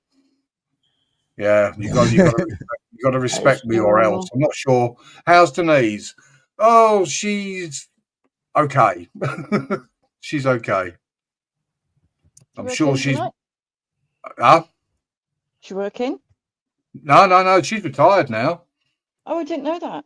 Yeah. She's retired. Yeah. Oh wow. Last time I Yeah. was up on your panel and she was mentioned, you were like, "Oh, she just rang me to say she's on the way home." Yeah. Well, she went in and did. She was doing a little bit like bank work and all the rest of it, for the Yeah. hospital. But yeah, so allegedly we have 2 nurses here, two people in aprons, Oh, and that's how I'm referred to. And they think that's supposed to an upset me. apron. Oh yeah, call me a nurse and tell me I'm wearing an apron. I'm so hurt. I'm so deeply hurt. Wow. I remember the day that I got called when we went to pick up a cardiac patient from a cardiac ward to take him to London, and this nurse called us a taxi, and she ended up on 5 early shifts as punishment with us. She was only supposed to do 3, but the first day she turned up in stiletto heels, no coat, short skirt. Yeah. I just couldn't believe it. Yeah. See, I don't mind this because it's advertising. Yeah. True. I must be doing something right if I'm being talked about, and I don't care whether it's negative or not, because the people that count know me, and that's all that matters. And the only person I have to answer to is my lady wife. Exactly. Yes. So don't have to explain myself to anybody. I don't have to justify myself to anybody. And there is she. Go on, Nitro, do your bit. Hello, Denise. Hiya, sweetheart. My headphones wasn't fully up. Yeah, the boss is in the house. Yes, be careful. Oh, I didn't realise she was in the house. Hi, Denise. Sorry. Or as I like to call my better half, my wife. Absolutely. The warden is in the building. Warden. Yep. Oh dear. Hi, Denise. And that's the only person I have to keep happy at the end of the day. So, and if I have to do e-begging to keep her happy, and I hope that agreement is mutual, that she keeps you happy too, Medic. She does. She looks after me very well. Bless. Yes. 50-50. Yeah. We have a very good relationship. We're always laughing and joking around with each other, and yeah. Got to, you know. Did you feed the fox? Did you feed the foxes today? Of course, always. I'll tell you, I think we've got shares in Aldi. We go down there and buy the chicken drumsticks, because they're quite cheap. And if we run out of chicken, Denise will make them cheese sandwiches and throw cheese sandwiches out for them. I remember you saying that. Those are some well-fed foxes in your neighborhood right there. I think I need to come round and get some food. Well, the funniest one in my current predicament, where I am, Medic. Yeah. I was just about to say, Medic, careful with feeding them foxes that you don't start having the homeless stray into your backyard. Thanks, Nitro. They start seeing how well the foxes eat. You might start, luring in the homeless. Yeah, well, the best one was when Denise does a Sunday roast. She does enough to feed about 20 people, and there's only 2 of us. So, so Sunday is the day to come. Okay, fine. Absolutely. It might cost me 100 quid to get there, but yeah, like the large foil trays that you can get to cook a turkey. Medic, don't. I haven't had a Sunday roast for about 3 months. Well, Denise put a load of roast potatoes, Yorkshire pudding, some beef, and loads of other bits and pieces in this big foil tray. She put it out for the foxes, and one of them came along and grabbed the whole tray and ran off with it. I'm coming over. I'm really hungry now. I'm really jealous. I just have to say, great numbers, host. Oh, yes. Thank you, guys, everyone, for supporting the stream, even the lurkers that are giving me watch time. Shout out to the 30 in the building. Yep, and shout out to the lurkers giving me those watch hours. Good on you. Yeah, don't forget the lurkers and the jerkers in the background. Yeah, but they do like Denise's roast potatoes. I'm just going to come over for a roast dinner. Sounds like she does a great one. Oh, she does. She is I'm the coming queen over of then. roast dinners, definitely. CBM. We'll arrange a date that we both turn up there. God, yeah. I ain't had one in I'll like meet you 2 in years. London and we'll go out that way. Yeah. Mentioning the lurkers got rid of 3 straight away. Welcome in, freaking. You're late. Hi, freaking. Yeah, what time do you call this, freaking? Yeah, exactly. Did you pay your entrance fee on the way in? Medic, is it next week that the clocks move? Yes, next Sunday. Yeah. Oh, Yeah. okay. That threw me the other week because I go to a channel on a night time, and he's American, and he usually starts at 10:30 UK time. Yeah. And I was completely baffled. I think about 6 people went in his chat, and I was like, "Why you started early?" And he's like, "Clocks went forward." Isn't it last Sunday of March and the last Sunday of August? Something like that. I usually wait for a notification. Oh, okay. I mean, you can wait a very long somehow, time for or- YouTube to give you a notification. I have to keep my mouth shut for the moment. No, don't. Hey, freaking. I mean, usually one of my devices pops up and says like clocks move forward, and I'm usually awake at 1, and then like clock move back, and I'm like, what? I've been caught out quite a few times, even when I worked. I turned up an hour late for work. They weren't impressed. I'm just going to play this one quickly. All right, Chief. Word to the wise. It's tough around here, so you've got to gain respect. It's all about how you present yourself. You've got to look tough. When people see me on the street, they know not to mess. I'm menacing. What you need is a proper, tough walk. Be lucky. Be lucky. So there you go. I love that. I love that one. I love that. That's brilliant, that one. Oh dear. Yeah. No, night was timed out for twins by Sergeant Lee 5. What you timed Vicky, out night? What? I was going to say, Vicky. Yeah, we had baboons played earlier. Yeah, I'll do baboons towards the end. I'll give you your baboons. We know we've got baboons watching. Here we go. You can't touch this. You can't touch this. You can't touch this. Can't touch this. My music hits me so hard, makes me say, oh my Lord, thank you for blessing me. What am I to rhyme and too hype? It feels good when you know you're down. A super dope homeboy from the Oak Town, and I'm known as such, and this is a beat you can't touch. I told you, homeboy, you can't touch this. Yeah, you're laying with the hounds, Sarge. Laying with the hounds. You what? Sorry. I had a little bop in my wheelchair to that one. Sergeant E5's worried about getting fleas. Yeah, you got to watch that. That scratching don't look good at all. Oh dear. And we'll have this one as well. We're having a slight video interlude.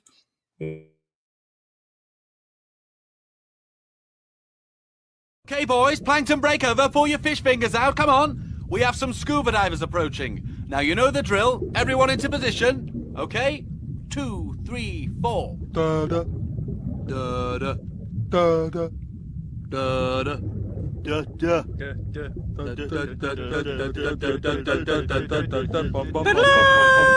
Louder, boys, louder. Give me fortissimo. More cello, Roger. Use the gills. Brian, I love it. You're even scaring me. Andrew, are you chewing? No. Right, well, I hope you bought enough for everyone. Come on, spit it out. Okay, back into positions. And 1.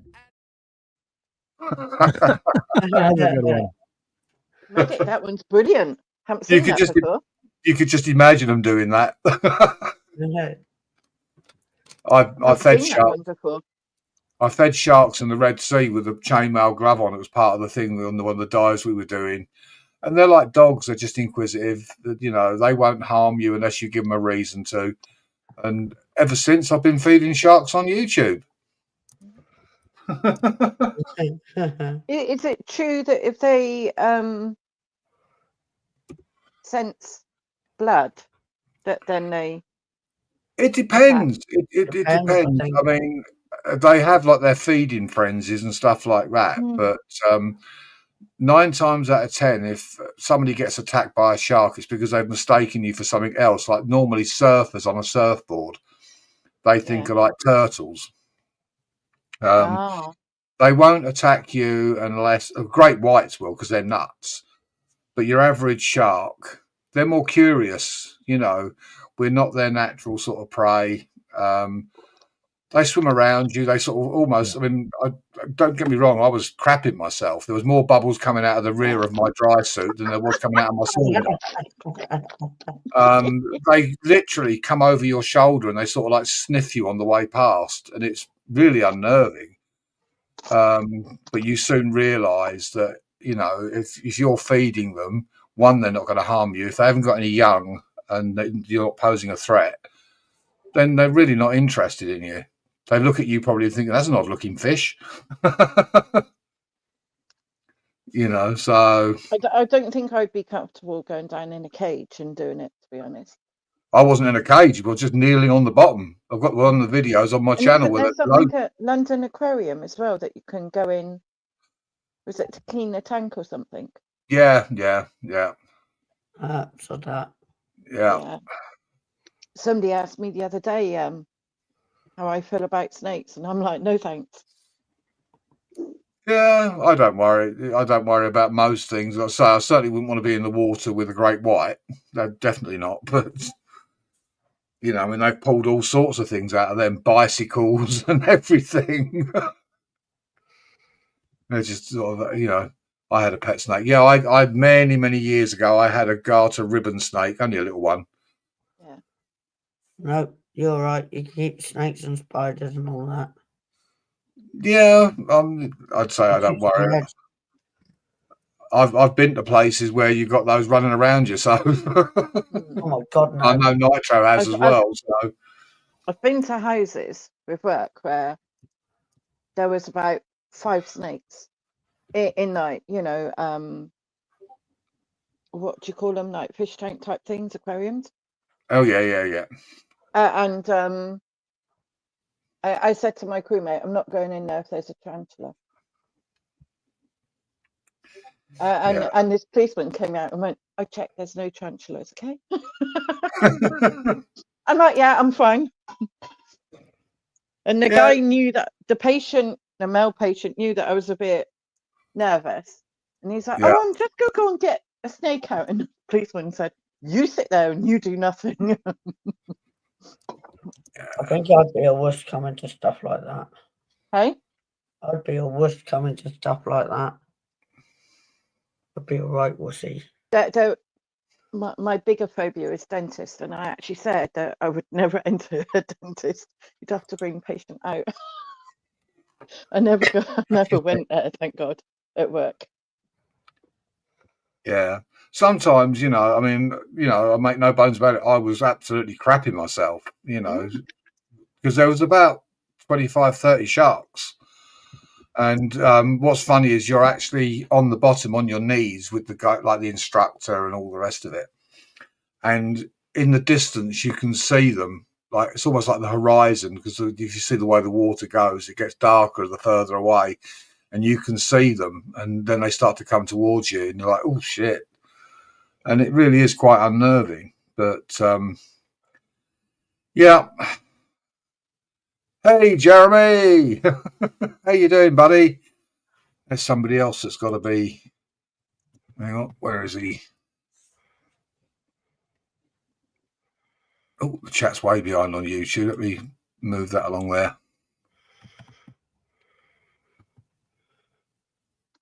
So I'm just trying to find Jeremy. Where is he? Where is he? I can't see him. I can't see him, but I can see him on streaming. I can see him on streaming. Oh, there he is. I've got him. Make him a Smurf. Oh, we're all a bunch of Smurfs. I'm not a Smurf. You're not. You're Jeremy, quite right. Jeremy Can I T, be you a get all Smurf, your Mr. laundry done today? Medic? Pretty please. Oh yeah, I removed Ev. Oh, I've just removed Nitro as a moderator. Goddamn, I got demodded I got modded in the same stream and demodded all in the same stream. What the hell? Yeah. You know why? It's because you only gave me $2. There we go. Oh dear. Yeah, you didn't give me enough money. That's how it'll be spun anyway. There we go. You've been slacking off all day. As long as you've been slacking off and not whacking off, that's fine. Thank you. You're welcome. No problem.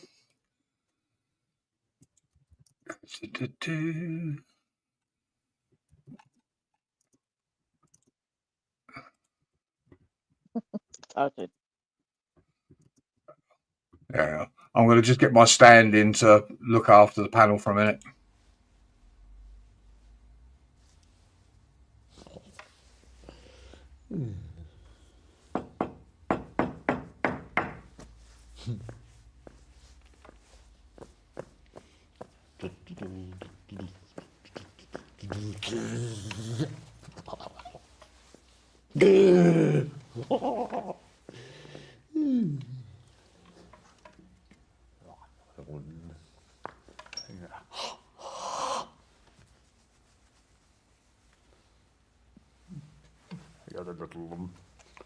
Got a little thing.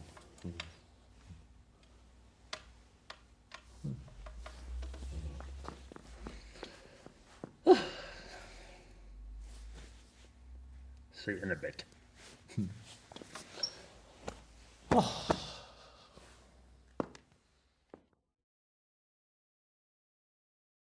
Hang on, I need to remove that. There we go. Thank you very much, Nitro. I'll have to make you a managing mod now. Jesus, don't do that. You're going up in the road, Nitro. Only if you trust me. Only if you trust me with your life, medic. Well, being military, of course I would. Well, yeah. I'd be the same as well, to be honest. Let's play this one for Nitro for his kind donation.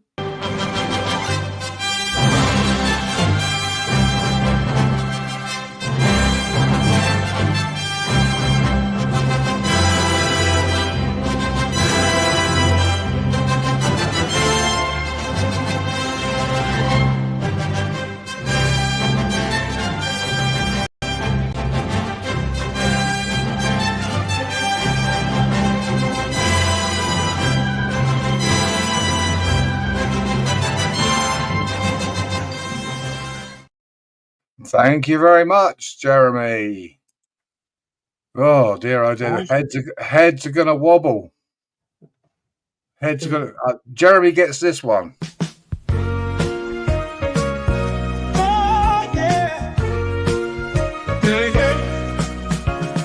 Thank you for the super chat. That's really very kind. Once you've seen this message, you'll have baboons on your mind. Thank you for the super chat. That's really very kind. Once you've seen this message, you'll have baboons on your mind.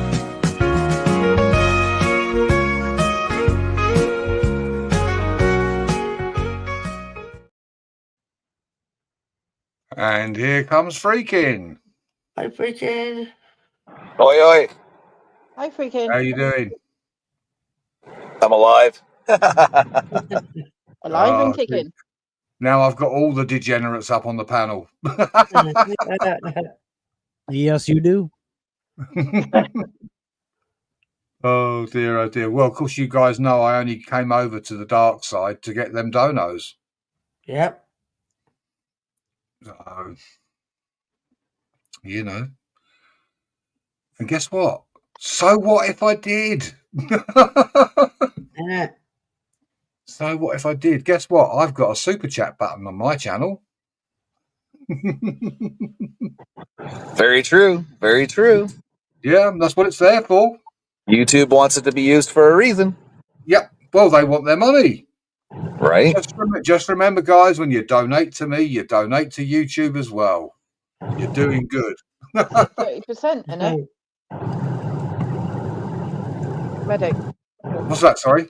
Is it 30% that YouTube take, or is that higher now?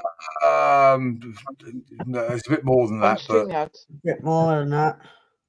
yeah, PayPal, you get all of it. Super chats. Okay. As I've said before, you know, I keep being accused that I'm only doing this for the money. No, I highlighted the fact that this cost me money to do this, which then suddenly meant I was an e-beggar.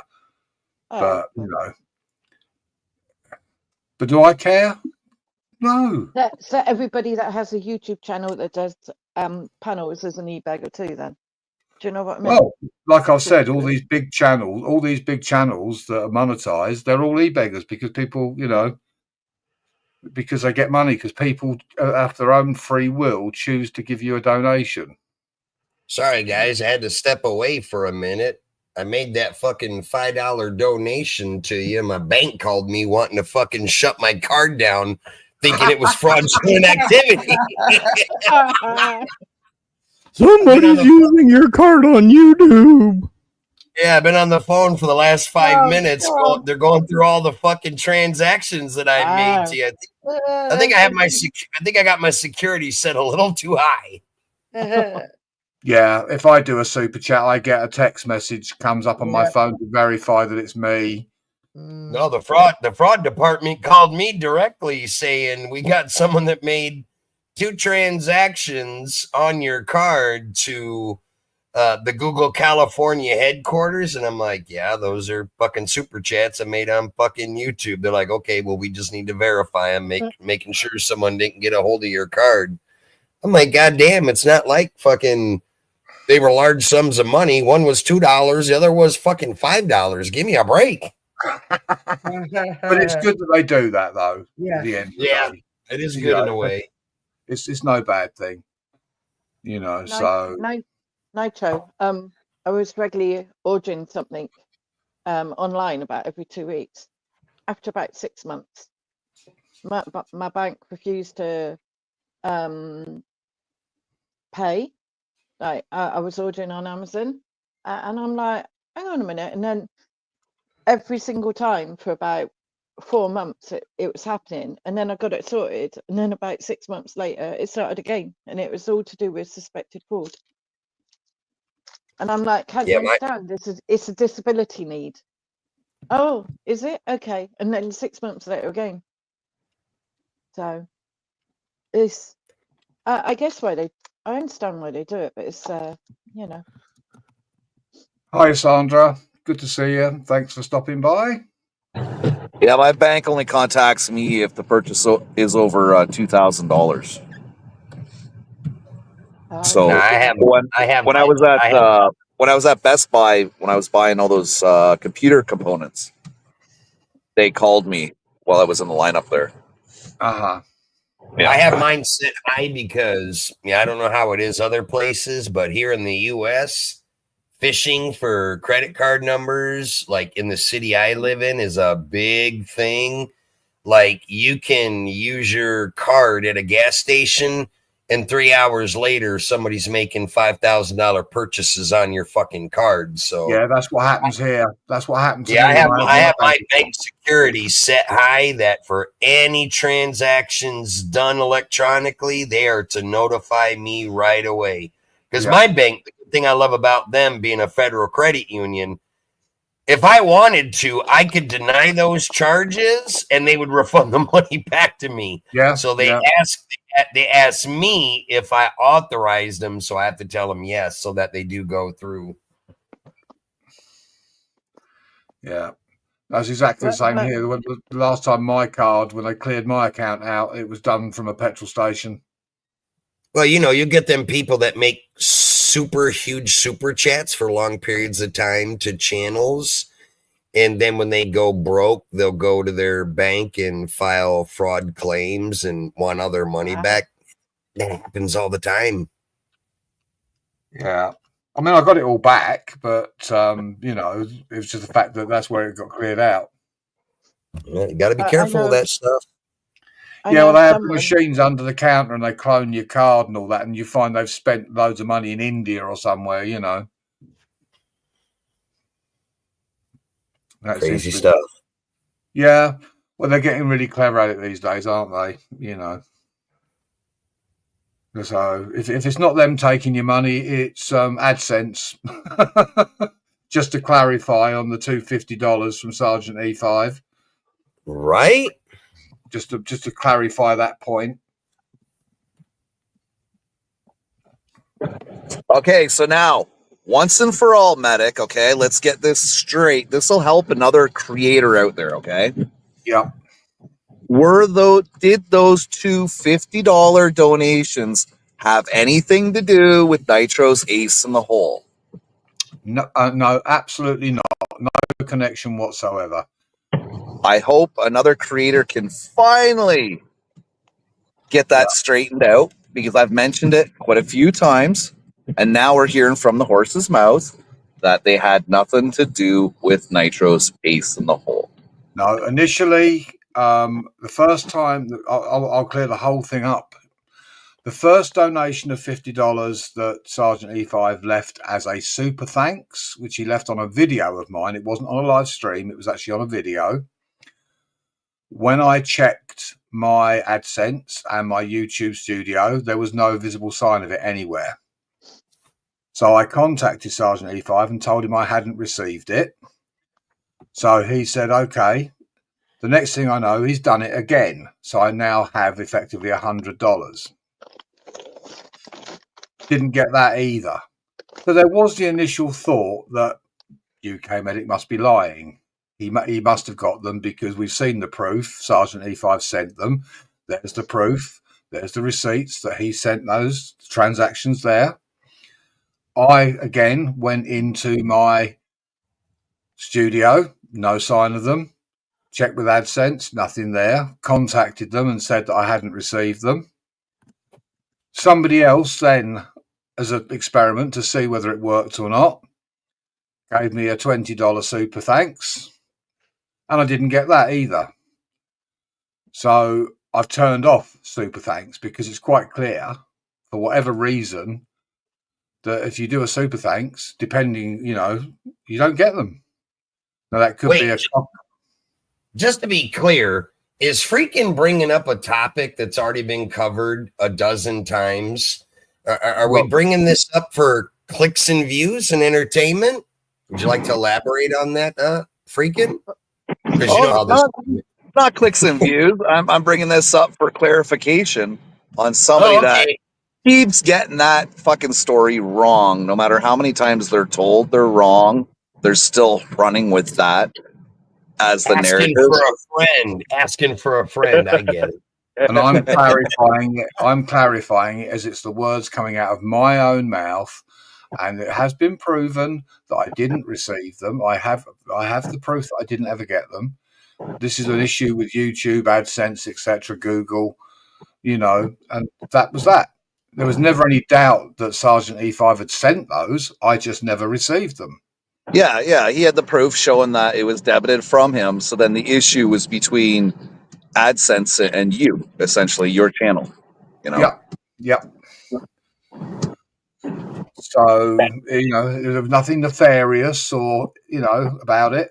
It's just a straightforward transaction that didn't happen. In the way nothing nefarious, like doing someone's laundry, mowing their lawn, cooking their dinner because they trust you with your life. Nothing like that, right? Oh God, no.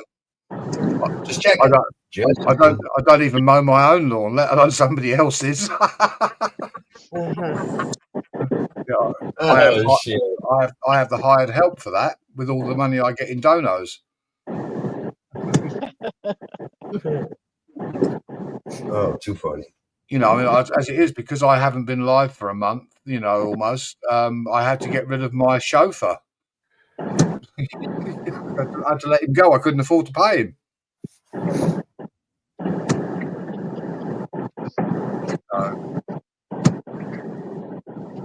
Because the Sarge was blocked. Well, that's another issue entirely, which I don't want to go into. So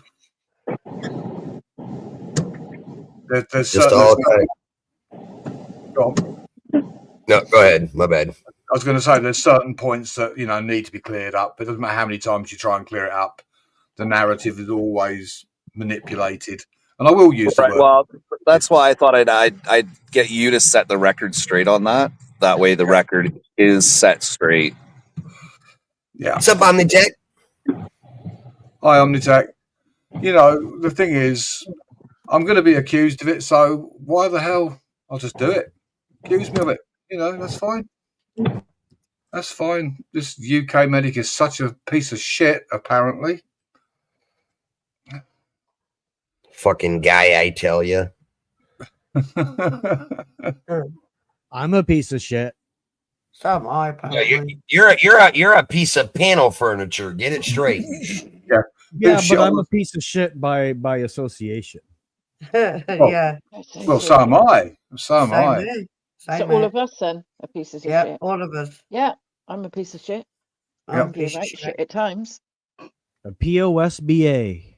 I like that acronym. What? Oh, okay, got it.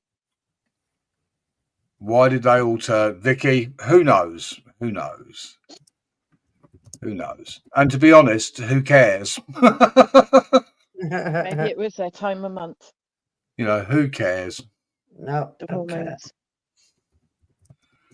It's not affecting my channel in any way, shape, or form. If anything, I've gained subscribers, so I'm quite happy to be advertised in a positive or a negative light. There's no such thing as bad publicity.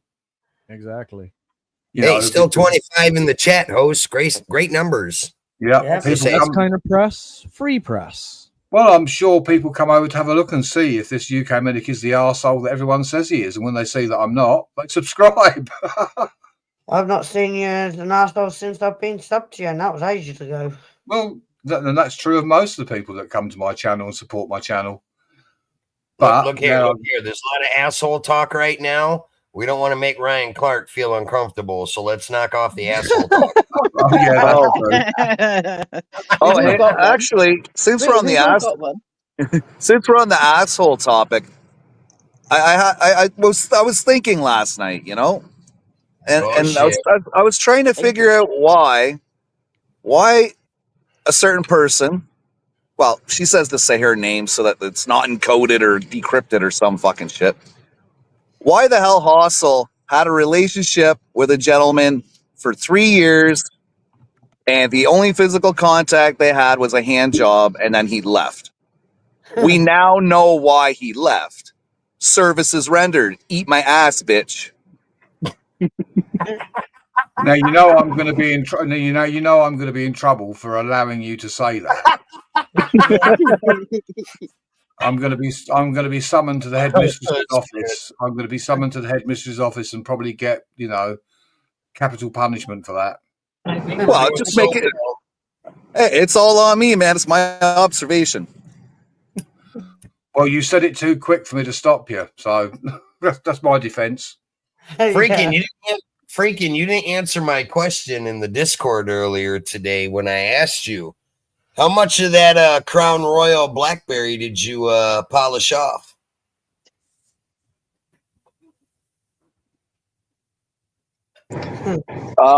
It was around half or just under half a bottle. Nice. Yeah, that stuff is that stuff's deadly. What type of alcohol was it? That's all I saw. That's all I saw you post in the Discord today when you came in and then you disappeared. I don't know if you came back in because I was gone all day today. I went out with the grandkids to the arcade all day and stuff. So I missed everything that went on YouTube today. I was trying to get caught up, but I did see where you came in and said that's some deadly stuff. And then I asked you how much of the bottle did you drink, but I never saw you answer because I had to leave shortly after. Yeah, I had a little. I had more shots than what I anticipated I was going to have. We'll put it that way. I figured that was going to happen. And just to make it clear, since we know what happens when people go live, I've sold my soul to the devil for donos. It sounds like the fucking devil went down to Georgia song. I sold my soul. Gold violin. I sold my soul to the devil for donos. Hang on, here we go. All right, everybody, it's shearing time. I'm first. Shear me. I'm ready to be sheared. Look, I don't want to do this. No. It's cool, man. It's cool. It's all good. Well, you're not going to do that. I'm not going to do that thing. It's fine. It's fine. All right. Cool. Oh, yeah. Yeah, that's good. Yeah, no, shear it. Fucking shear me. Fucking shear that goddamn shit off me. Fuck yeah. I thought you said you weren't going to be I doing am. that I'm doing a bit. I'm just doing a bit. That's all. Oh. It's all good. All right? Hopefully the majority of the people lurking in the background catch on to what we're doing here, because everything is so encrypted. Everybody loses their mind because they don't know who's being referred to as what. Just try to keep up. That's all you can do. And just as a reminder,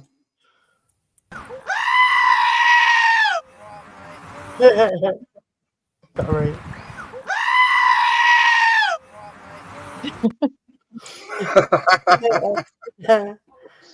I can play games too. I can play games too. So I don't know what the intention is, whether it's to try and drive me off of YouTube, Well, don't let them. Yeah. At the end of the day, it's all. At the end of the day, as we always say, it's all entertainment and a lot of laughs. Yeah, there's a lot of people that enjoy coming to my channel, enjoy my videos. At least I do have content that's my own content that I actually edit. That I actually edit and take time to edit worthwhile content that people want to watch. Freaking, how late did you run your live till last night? Because I had to dip out because I had to get up early this morning to take off with the kids. I don't know. Ask Medic what he had for breakfast. Oh no, were you still going? And he woke up and was making breakfast. Yep. Yeah, we were listening to Foo Fighters and a bit of Evanescence. Yeah, we were playing some tunes. I'll have to go back because I'll have to watch the whatever portion I missed. I think Creaking was stunned that I listened to Foo Fighters and Thunder and Slipknot, System of a Down. Just a little. Hey, Slipknot is awesome. Dave Grohl, Foo Fighters is good. Oh, Dave Grohl created so many super bands. At the end of the day. Right?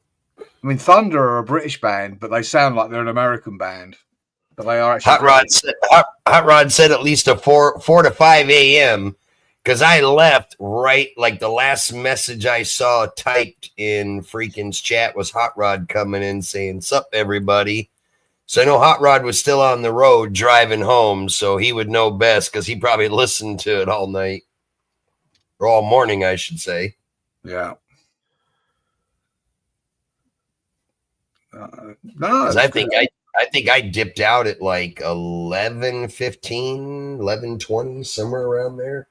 Well, I think it was just gone 10 a.m. here when I finally left Freaking. He'd been going for quite a while. Nitro, did you have a good day at the arcade with the kids? I did. I got my ass whooped in air hockey 5 different times by the grand. She's love the becoming air hockey. she's becoming an air hockey king from day one that I taught her how to play air hockey. That was a How old? mistake. Because now for Christmas this year, she wants a fucking air hockey table. So I'm gonna get her one for Christmas. How old is she? She is 10, getting ready. No, she's Wow. 9, getting ready to turn 10. 9 going on 20. Yeah. Yeah. Well, that's how she acts, boy. You wouldn't think that she's going on 10. She acts like she's 16, 17 years old, no doubt.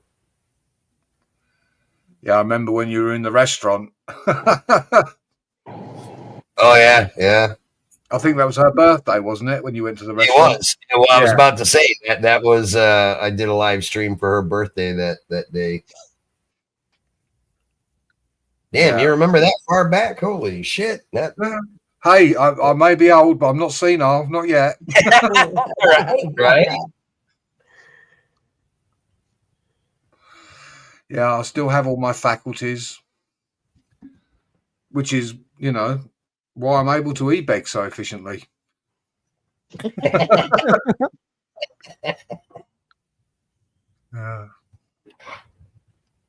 Oh dear. I wonder who the next target's going to be. Me. Usually is. I'm forgetting shit. No. You'll be fine. We'll find out, won't we? You'll be fine. I know I'm supposed to be emotionally scarred and damaged by all of this, but nah. Seriously, No. medic, if you can't handle your job, Yeah. Do you know what I mean? Yep. The shit that you would have seen in your Oh God, no! You're not allowed to mention that because that means I classify myself as a hero and I think I'm better than everybody else. Yeah. Well, don't mention. Oh God. Don't mention my right career. pansies out there, isn't there? Don't mention my career because I'll be bigging myself up and claiming I'm a hero. True. Well, like I told you today, don't be ashamed to be proud of what you accomplished in your life. So what that you saved lives? You're proud of that? That's what you did for a living? It's all good. I look at it like this. When people try to make fun of you for that, it just means that they lived a pathetic life where they never accomplished nothing to be recognized for in the real world. So what do people like that do? They want to try to knock you down a peg or two for what you did. Yeah. Oh yeah. Exactly. It doesn't bother me in the least. I know what I've achieved in my life, and even in terms of thinking that I'm better. No, I don't think I'm better. I just think that it's pretty awesome that me doing what I did, I saved people's lives. It doesn't make me any better than anybody else. It was a career choice, but I felt for somebody to berate me, it was a case of, hang on a minute, what have you done in your life that's worthwhile? It wasn't me saying that I was better, but what have you done in your life that was worthwhile? Saving a life, You always have them people out there that will try to criticize you for it or make fun of it. At the end of the day, it's pretty pathetic that people do that. And it just goes to show, like I said, those that never really accomplished anything in their lifetime other than being a fucking phone operator or something like that, whatever the fuck that dud does, that person's going to talk shit about you. You just know that, hey, you made a mark on society. Fucking be proud of that. It's not about thinking that you're better than everyone else. I mean, when you really think about it, how do I word it? Actions in the world that can take someone's life, you are able to give life back to somebody. That's the most precious thing in the world that anybody can fucking probably think of. End of story. 100% agree. The thing that actually I actually was, I say responsible and proud of was actually delivering a baby, bringing life into the world. You only delivered one, medic. That was a really precious moment for me, you know, to actually assist in bringing life into the world. It's Well, now was it? I'm going to make a funny here. Let's not get it twisted. Were you impressed because you got to deliver life, or because you got to see what was going on downstairs? Coming, Nitro. It was because let's just be honest here. well, I will make that clear. One is pretty much the same as any other, so that's no big deal for a start. I was just about to say you better choose your words wisely in case the wife is listening. She's reading a book. It was the fact of bringing life into the world, to actually be to be privileged enough to be part of that. I actually felt privileged. No, I know what you mean. It's very humbling. It's very humbling, you know, because it's quite obviously for the woman, it's a very personal thing. Yeah. You know, so to be able to be a part of that was something quite special. And yeah, that can be twisted. They can make what they like of that. I don't care. And Nitro, same here. Although the second birth, I was shocked how willing the woman was to cut her legs. But I did have a dishy crewmate at the time. But Now, Bumblebee, are you a nurse? Are you a nurse? You work for I did a similar job to medic. I was frontline ambulance. It was 911, like over in USA. Oh, okay, cool. I didn't know We have that. spoke about this before. We might have, but I haven't talked to you in a long time. It's about a year. You used to come into my chat all the time. Yeah. I haven't seen you in a little while. I it's a tend to well-known. put my health first. Yeah, well, it's a well-known fact. If you go to Nitros, you need a break of about a year. Well, I don't but stream as much. I don't stream as much as I used to. Now I remember back in the day, Bumblebee used to come into all my streams, but that was back in the days when I was going 7 days a week, 12-hour days. You're a big part of my channel, but see, I'm not streaming as much as I used to, Bumblebee. Now I'm usually doing about once every 3 to 4 days. So I know I've seen you in there in the past. Probably, I think you were in there about a month ago, maybe about a month ago or less was probably the last time I remember seeing you. Because I'm trying to put my health first, sometimes I find that I don't have enough time in the whole week to go around everybody. And that's fine. Sometimes it's a matter of I'll literally do a potluck and I'll go around about 5 channels and I'll literally jump in and saying, just popped in to show support and hit the like button. And that's usually what you do when you come to my stream. And there's nothing wrong with that, dear. I appreciate it. Whether you just pop in to say hello, hit the thumbs up, and you have to dip right out, or if you sit in there for 3-4 hours, at the end of the day, real life comes first. You know, those of us that are on YouTube, those of us that are doing YouTube, we ain't going anywhere. You're always going to catch us at some time. Yep. And when you go live, it's usually in our night time. I think you'll know what time it is with Medic. You guys are like, what, 5.5? Trying to improve my sleep pattern. Inside my head. Yeah, you're about 5.5 hours ahead of me. So like normally back in the day when I used to see you a lot is when I went live in the early mornings or the afternoon, it would be evening time. But lately when I do my lives now, it's around 6, 7 at night. So it's almost midnight, 1 o'clock in the morning for like you and Medic. You guys have already gone to bed. And I understand that, you know. The time difference is what sucks. Listen, I am gone to bed at midnight. Me like last night. Excuse me. You're not usually up as late as like 2 or 3 in the morning, no? I can be known for it. I can fall asleep and then wake up within an hour. See, and that's what's the hard thing for me because I have a big UK crowd. So knowing that, normally I try to do my lives as early as I can, where I know if I do them late in the evening, if any of the UK crowd wants to come in, it's usually going to be around, midnight, 1 o'clock for you guys. Most of y'all are going to bed because you got to get up, go to work the next morning. So I understand that. That's why I try to change it up from time to time and try to do streams a little bit earlier, but it doesn't always work out that way. Yeah. See, being a lazy retired e-beggar, I just sleep during the day so I can be on at night. Right? That's another thing I want to clear up. It was stated that I myself admitted I was an e-beggar. Yeah, after I'd been accused of being one, which was totally untrue, I figured the best way to deal with that was to say, yep, that's fine, I'm an e-beggar. So that's cleared that one up. Yeah. Because on the other side of the house, you know, lies get told about that. It was stated today about the PayPal that I returned that they haven't received yet. We'll take that up with PayPal because I've got the receipts to prove that I sent them back. Yeah.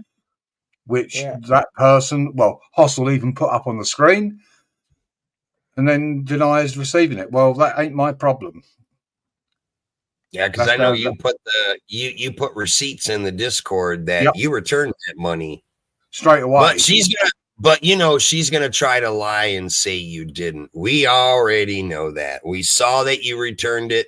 We saw the PayPal receipt that you returned it. I mean, you can't falsify that or make that shit up, clearly. And I do wish if she's going to run my PayPal across the bottom of the screen, she actually puts the right PayPal address and not some made-up fake one.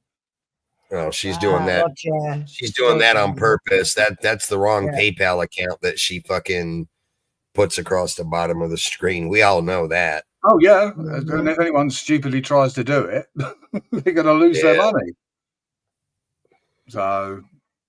You know what? People will always focus more on the negative news than the positive news. Like, this person, this person, this. It's always about putting people down in the negatives. How about we cherish the positives in people's lives? Has anybody checked out that? Harm anybody, would it? Sorry? Well, that PayPal address that she keeps putting in her channel, has anybody actually checked it out to see if it is a PayPal address? Like, is she possibly trying to grift under your name? You can just look at it and tell asking it's for a friend. Asking for a friend. You can look at it until it's not a legit PayPal account. You can just look at that and tell that. If anyone that has PayPal and knows how the PayPal link goes, it's not legit. Yeah. But just make sure that the link isn't going somewhere else. Yeah. Because that can happen too. Yeah. You can get one that's close and use someone else's name. Yeah. Sometimes it only takes you of messing up one letter, one number, and it fucking goes to someone completely different. I've had that happen. Someone tried to send me a large PayPal off of something that I sold them, and usually what I'll do is I'll tell them, send whatever the bare minimum you can, 50 cents or $1.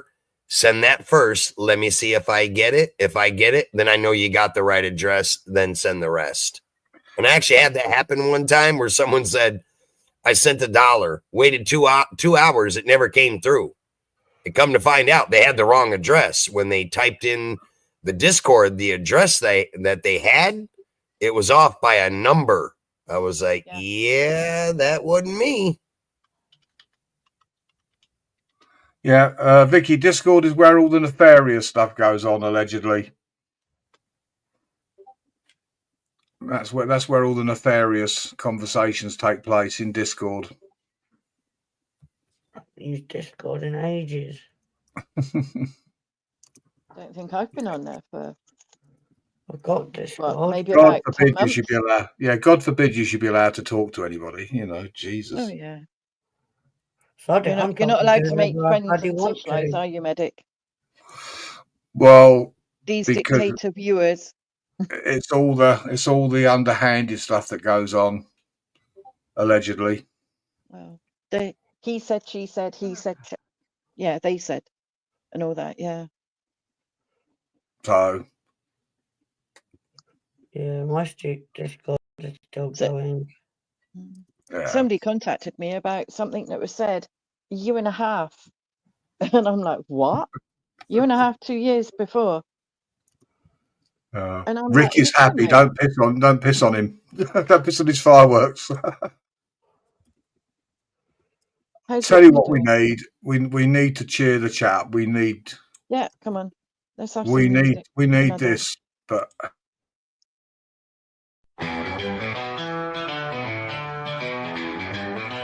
There's something in the darkness, always watching you.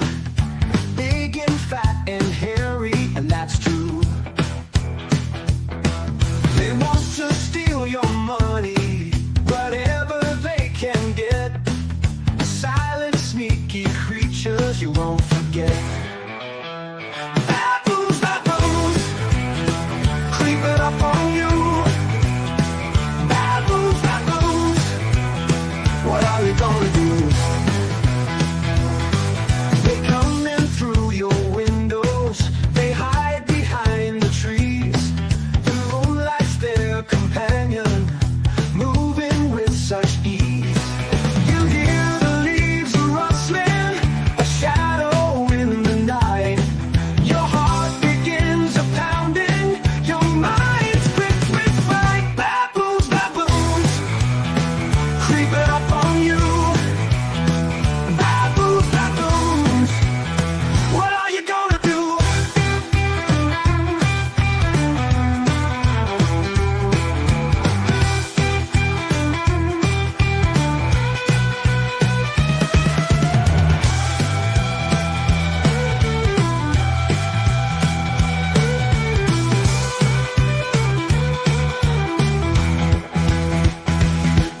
They come in through your windows, they hide behind the trees.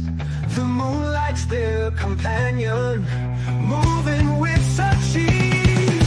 You hear the leaves rustling, a shadow in the night.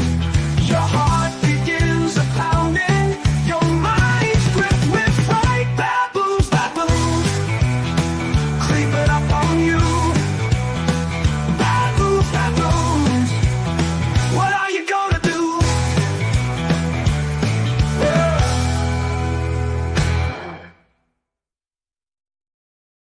and I'll have to remove the beginning and the end in case I get accused of stealing someone's face.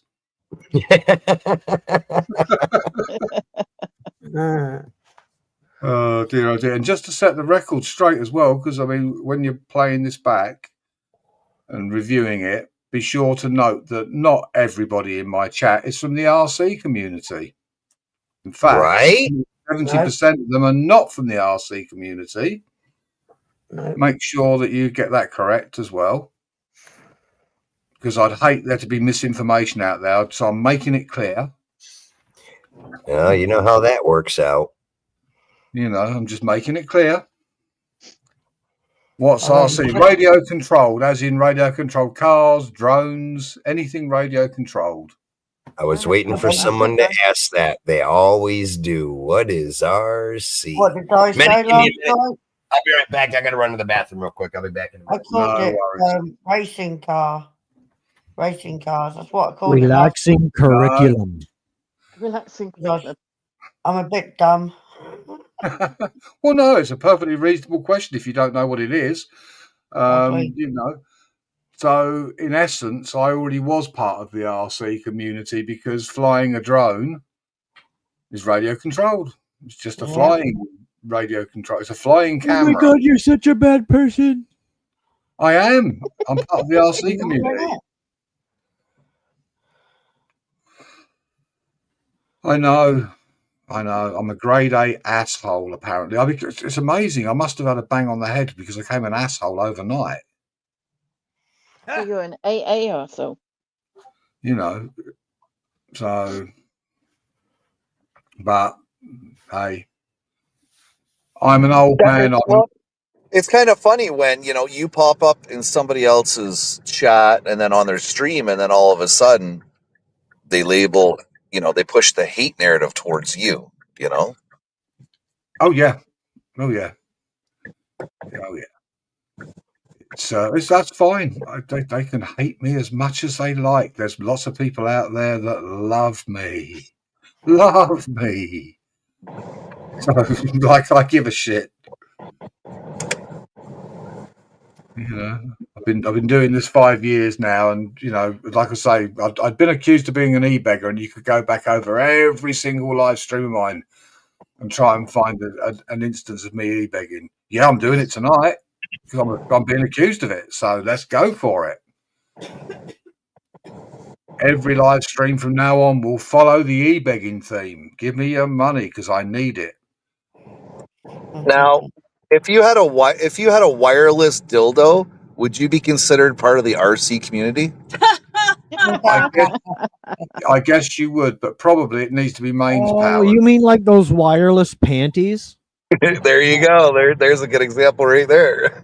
Holy Do they shit! I work on come back and Bluetooth or radio controlled? I come back, sit down, and I hear y'all talking about panties. What the hell did I miss? We're talking about you. Oh, Remote controlled panties. God damn.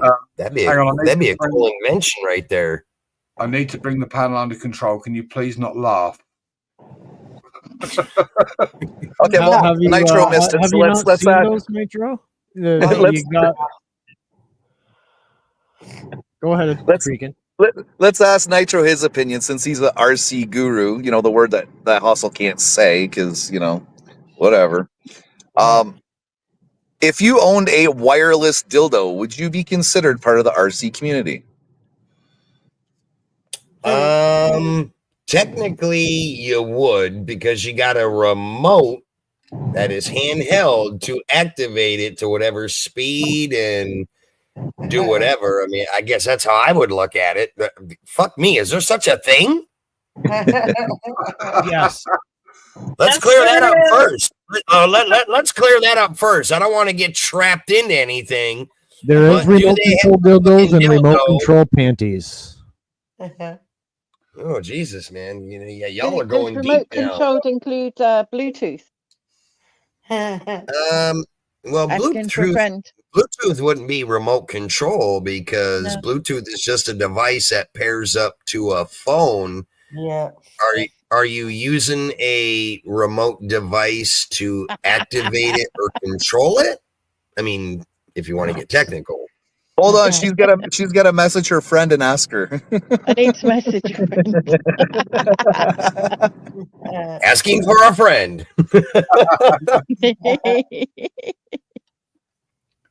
Yeah, so you just lowered the whole tone of my channel and my chat now. My reputation. See what happens when What's I'm the not point? here? I run to the bathroom for fucking 2 minutes and y'all just get way out of control. I come back into remote control panties and dildos and I'm thinking, You missed out. like, goddamn. I can't even remember what the hell we were talking about before I left to walk away. And what I came into was, I don't know, I guess is much more interesting. Yeah, my channel's been turned to shit. My reputation is shot to pieces. No shit. Or is it just adults talking about adult stuff? Asking for a friend. This No, is we're true. just all horrible people. I'm disgraceful. I'm a terrible person. I'm just a piece of shit. Lois Oh, does I it. just Lois, got a message back from a friend. She says she uses the phone is used, not a remote control. There we go. there you go. So I sure guess to she's buy- using Wi-Fi. Be sure to buy rechargeable batteries, though. Shit, I guess I learned something new tonight. I didn't know they had I'll remote- tell her to. Thank you, medic. I was gonna say, I guess I learned something new tonight. I didn't know they had remote control dildos. Holy shit. We've got Shady in the house. Sounds like a hell of a Christmas gift right there. Hi, Shady. Christmas or birthday? Oh dear. Hi, Shady. Haven't seen Shady in a while. No, same. Yeah. I was talking to Shady last night. I'm sure Shady was around last night. Yeah. All good. All good. Do. Yeah. I mean, I'm such a bad person. I mean, I'm going to self-promote now. I'm going to advertise.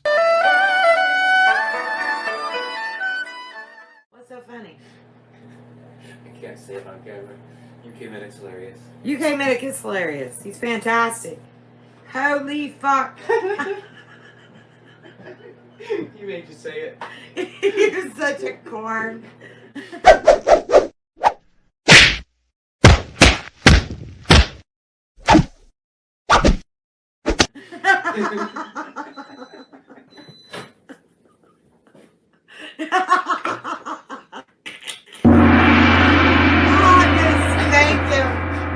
I'm gonna go all the way to the UK just to say, holy.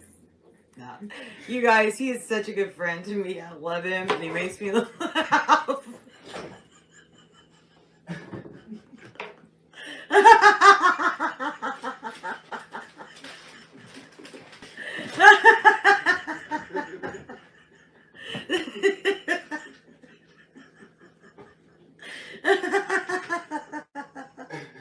Oh my god. Oh, UK. You're so bad. Oh my gosh, you made my stomach hurt. You made me laugh so hard. Here's a trick. You guys, I didn't see that coming. Trying to warn you.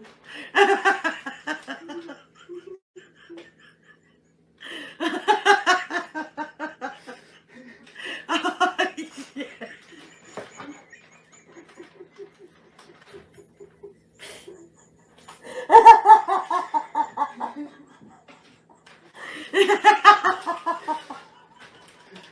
It was a trap. Oh my gosh. Hey, there's Mike. Woo. There's Mike's life. That is another carnivore, you guys. Mike, I got tricked. It happens. It was good, though. It was good. It's Friday Fun Day, so that's what it's about. It's about laughing, having a good time, sharing the love, supporting each other, regardless of what kind of support you need. It don't matter what it is. We're here for you. Know that. We're always here for you. Wow. I laughed so hard. You made tears come into my eyes. I laughed so hard.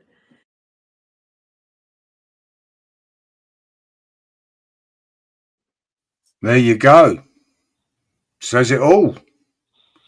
It's good to laugh. I laugh. It's awesome. And I haven't changed. I'm still the same person. Just talking to the wrong people. That was in her chat the other night in Sheena's. Yeah, I've known Sheena for a long while. How is Sheena? I didn't know she did a lot of the buying and selling stuff. Yeah, that's what she started off initially. She was doing the Ketavore stuff.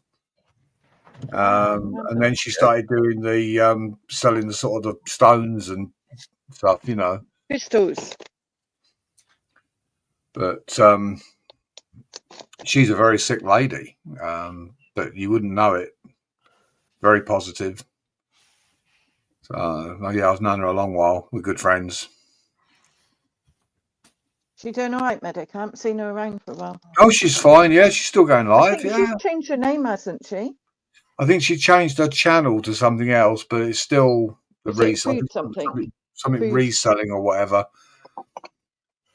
Food from afar. I don't know, but she's also doing like DoorDash and all that kind of stuff as well. Oh, okay. She's doing deliveries and all that.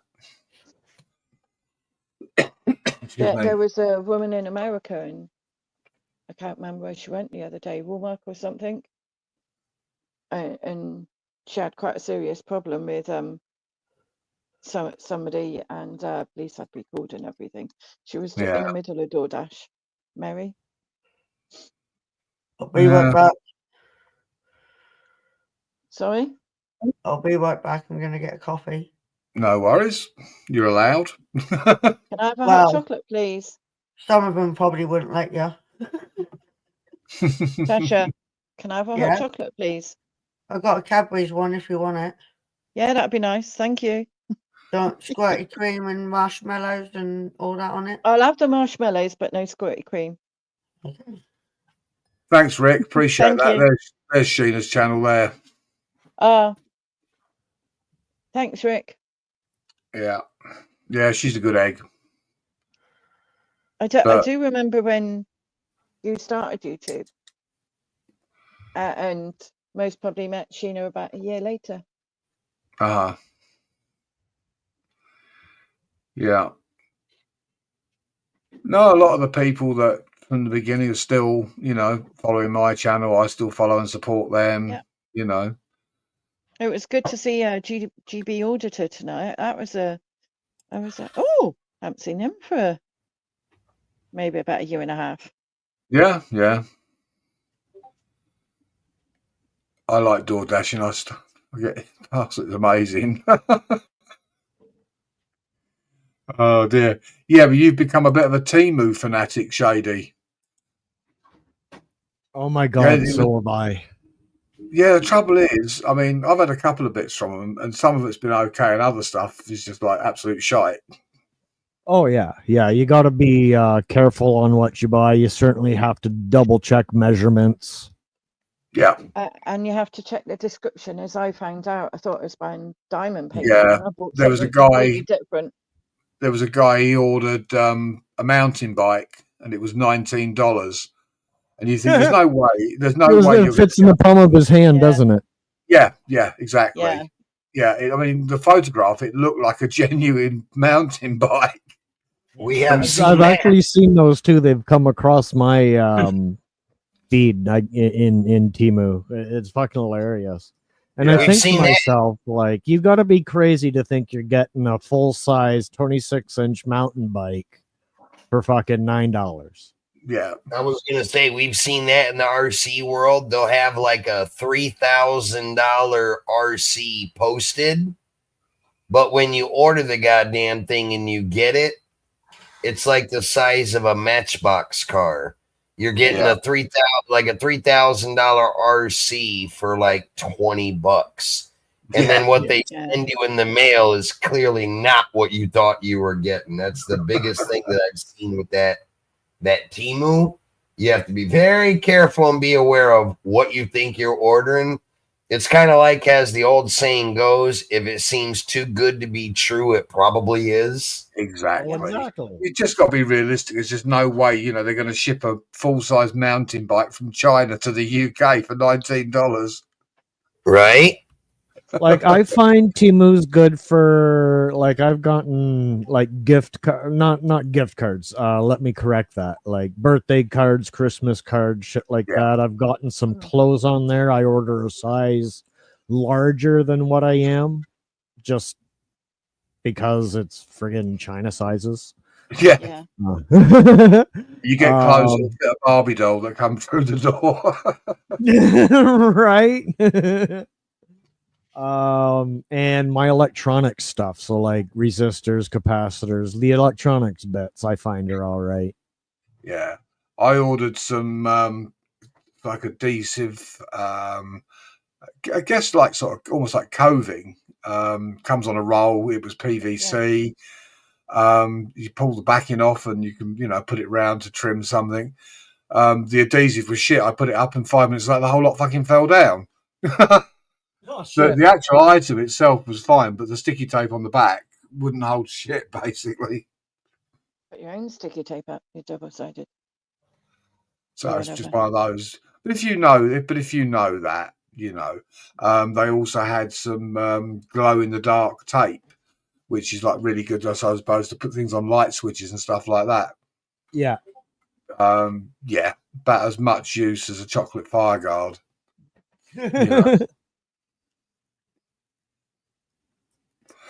But again, it's like anything, the true saying, you get what you pay for.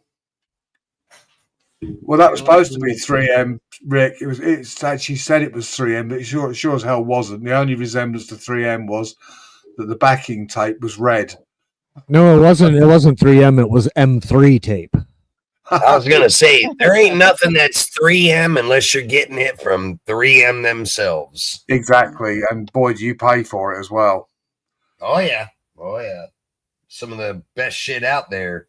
If you're trying to get another company that's representing 3M tape in different colors, glow in the dark, it's probably not. Yeah, well, what they claim, they don't claim the tape itself as 3M, they just claim the adhesive is. Yeah. But if you look at it closely, it's like M3. The M3 tape is like, nice try.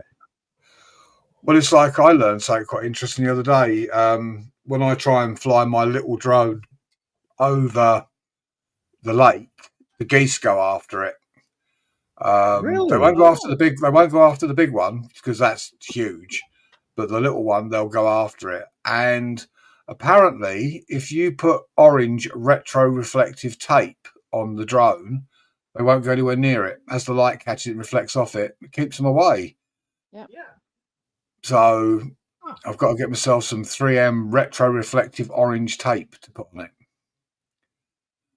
And then they'll leave it alone. Apparently, they don't like it. They won't go anywhere near it, which is good.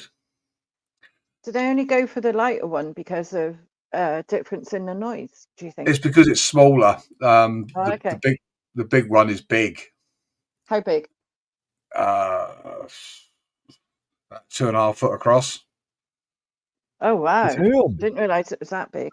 Oh God! If it comes crashing down on your head, it'll probably kill you.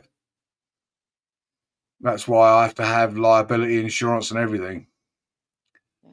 It's a lot of metal, a lot of weight. I mean, the battery's huge enough. What type of drone is that? That isn't a DJI, is it? Yeah, DJI Inspire. Oh, okay. It looks like something out of Transformers.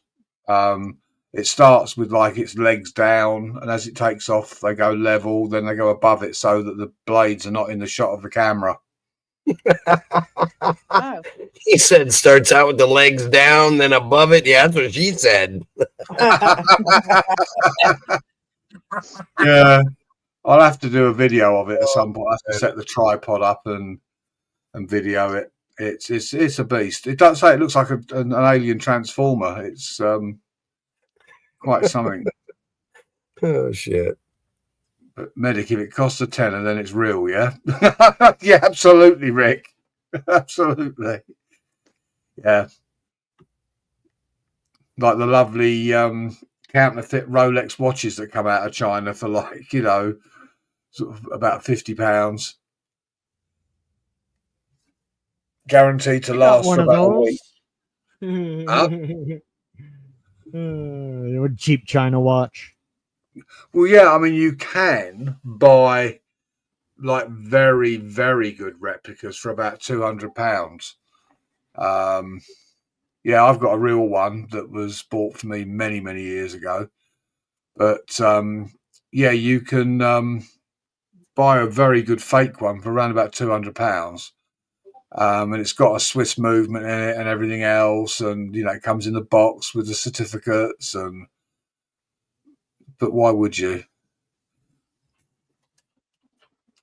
But they are getting to the point now where even a jeweler's, some of the copies out there are so good. The fake Rolexes, that's what I call a Rolex. Yeah. But some of the very, very good ones that you'll pay a lot of money for, even jewelers now. I have one that I got in Iraq. Uh-huh. They used to sell them on the fucking street, and let me tell you. Yeah, I know. They are some of the best counterfeits you will ever see in your life, because when I got it, I had a little kid give it to me in trade for an MRE packet. He told me it was a real Rolex. I didn't believe it, but looking at it, it looked spot on. Legit. Oh, yeah. Legit. Everything about it was to the T. I even looked it up online. I had to get on one of the watch sites and just typed in Google how to tell if your Rolex is fake. So it brings up all the pictures, what to look for, how to take it apart, look for the different serial numbers, because Rolex put serial numbers in certain places. Yeah. That you will, you have to take the bands off them to get to the serial numbers and stuff. What's the term I'm looking for? The second hand, how it's supposed to be very smooth and sweeping, was spot on. Yeah. The jewels in it was spot on. The faceplate, everything was 100%. Like, this thing was so hard to tell that it was fake. The only way that I found that it was fake was after taking the bands off and looking for the serial numbers. They had the serial numbers stamped in the wrong area. If it hadn't been for that, you would have never known it was a fake Rolex. No. So some of the copies are very, very good. The only way I still have it to this day. I got it back in 2002, and it's a very nice looking watch, but it's fake as hell. Nitro, what's the MOE, by the way? An MRE, meal ready to eat. Yeah. Okay. 2 lies in 1 sentence. Yep. Meal ready to eat is what we call an MRE. Yeah, they're definitely not a meal, and they're really not ready to eat. No. I don't know. Ours were pretty good. We used to have like stews and all sorts of curries. The ones we have today, yeah, they're spot on. They're ready to eat. Everything is either. It's not like the old ones that you're probably thinking of, Jordan, where you had like the fruit cocktail was freeze dried and you had to add water. They don't do that anymore. Everything now is, they don't do the freeze dried fruit, the powdered, milkshake stuff and all that. Everything now is fully packaged, ready to eat right out of a package. Yeah. Oh, nice. A lot of fishermen get them to go fishing with because they're the self-heating pouches where you just pull a tab and it heats up.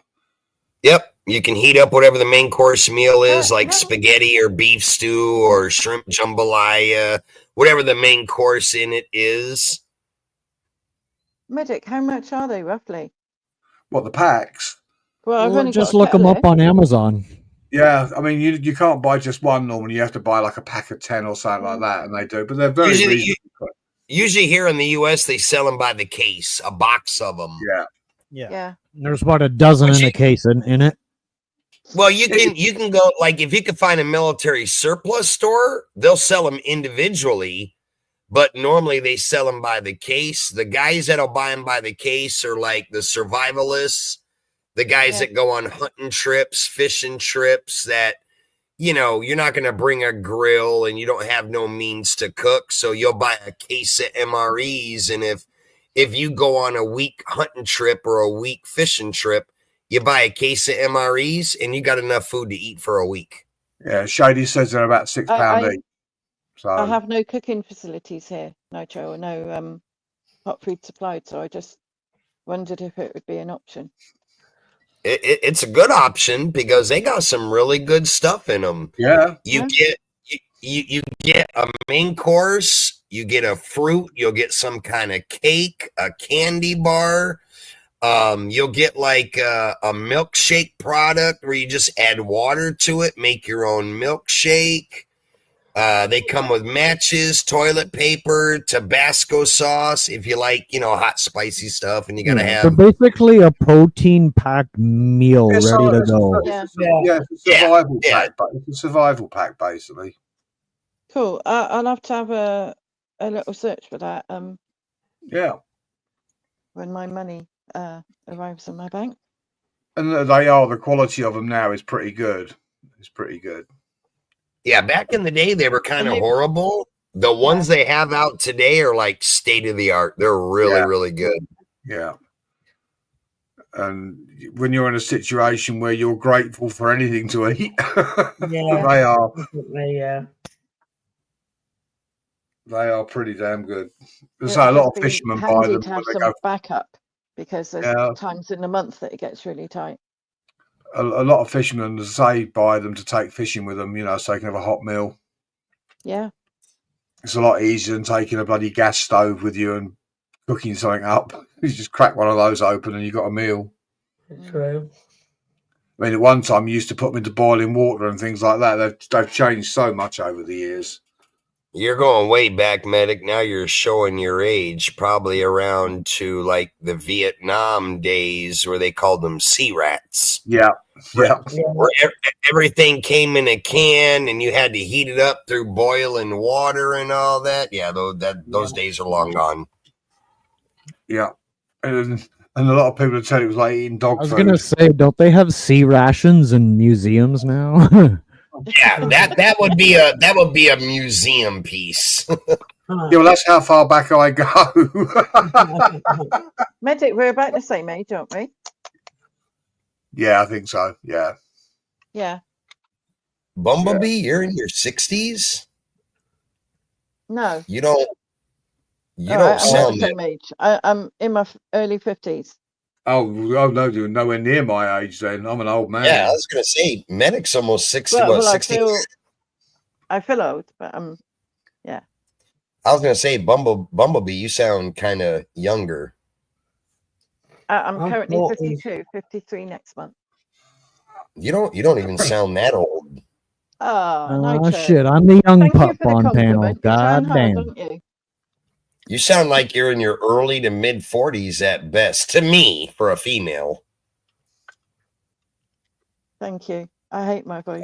I never listen back to videos with me on it. Never.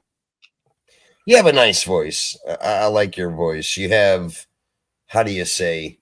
It's not like an American voice, obviously, because you're from the UK, but your accent kind of like makes you sound young, way younger than what you're saying your age is. Thank you.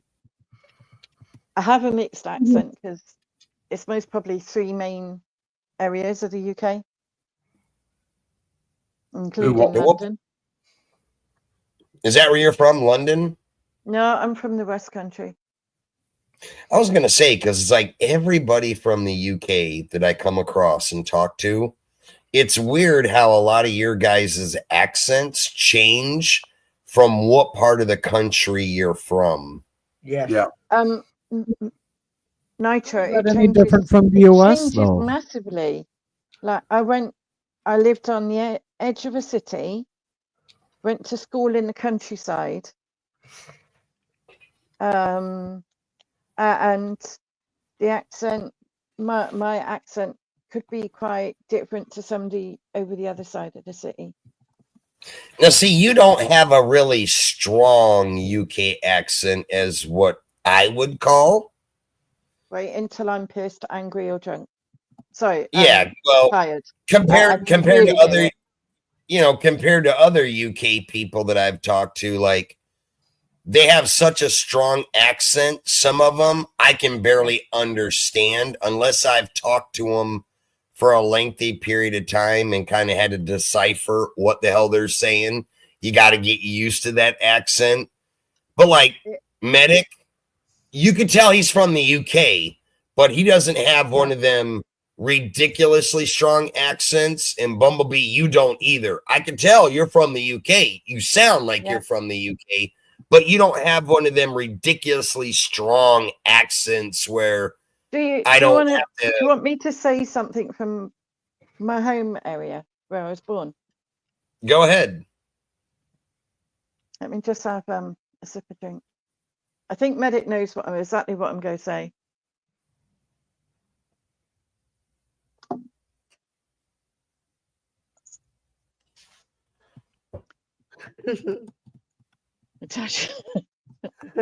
Sorry. Hang on. He's going to be shocked with this.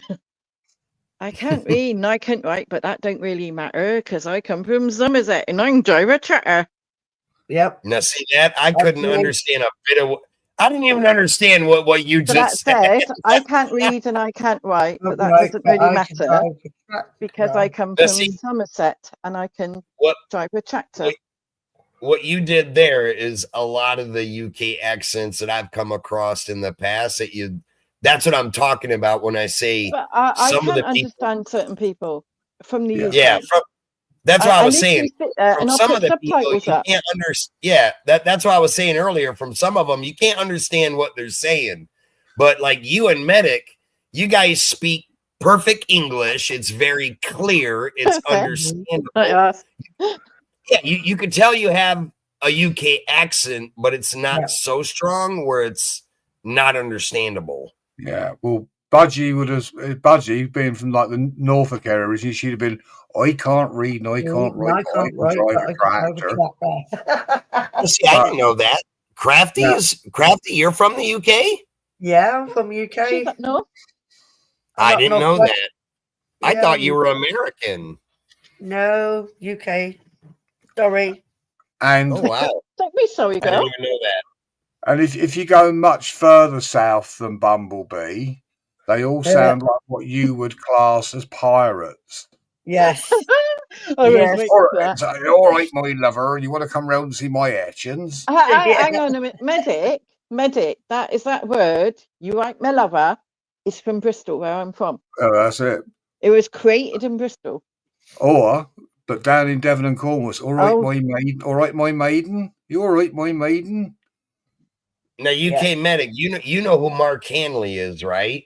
I do, yes. You've heard him talk on my panel.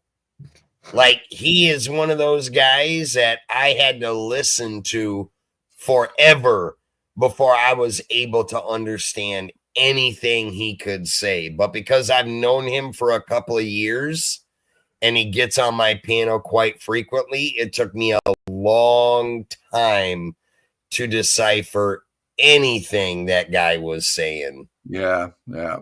Well, Hostel does a very good impersonation of me being fucking Dick Van Dyke. Who does? That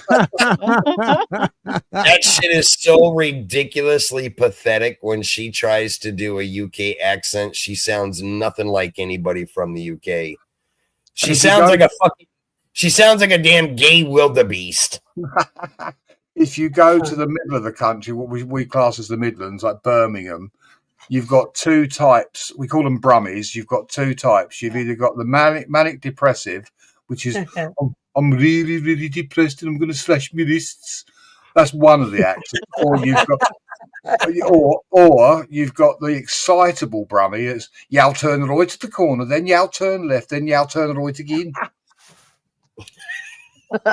Imagine having to listen to that every fucking day. Oh shit! Medic. Wouldn't it be fun if we got a recording of all different accents in the UK and challenged some of these Americans to decipher what they're saying? That would be cool. As in a quiz, like, okay, what is this person saying? Well, we can do Newcastle. Why, aye, man, when the boat comes in. Why, aye, man, when the boat comes in. Yam from the Black Country. Oh, yeah, well, you go up yon bonk, Shady. Up yon bonk, and it's busting. Now, see, that's what's funny, because a lot of the different accents that medic you're doing, I've heard all them accents. That's why I said earlier, it's crazy. All you guys living in the same country, but depending on what part of the continent you're from, you guys all sound different. I never really realized that. Well, I found like when you look at British people, I always thought most British people would all sound the same. You're from the same country. I never realized that y'all have. We use different slang as well. Say that again. We have different slang words and as well. different terms of endearment. Oh yeah. Oh, your guys' slang. Your guys' slang is fucking crazy. The slang y'all have. Hang on. Listen to this. When I moved from the West Country, where they would say "you right, my lover" as a term of endearment, I moved to London, and it was something completely different. And then I moved about 30 miles northwest of London, and they would call people duck. You right, duck? Yes.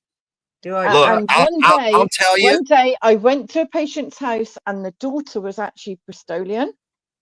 And I greeted the old man with, "You right, my lover?" And my crewmate tried to reprimand me for it. And I went, "Jog on, we're all Bristolians."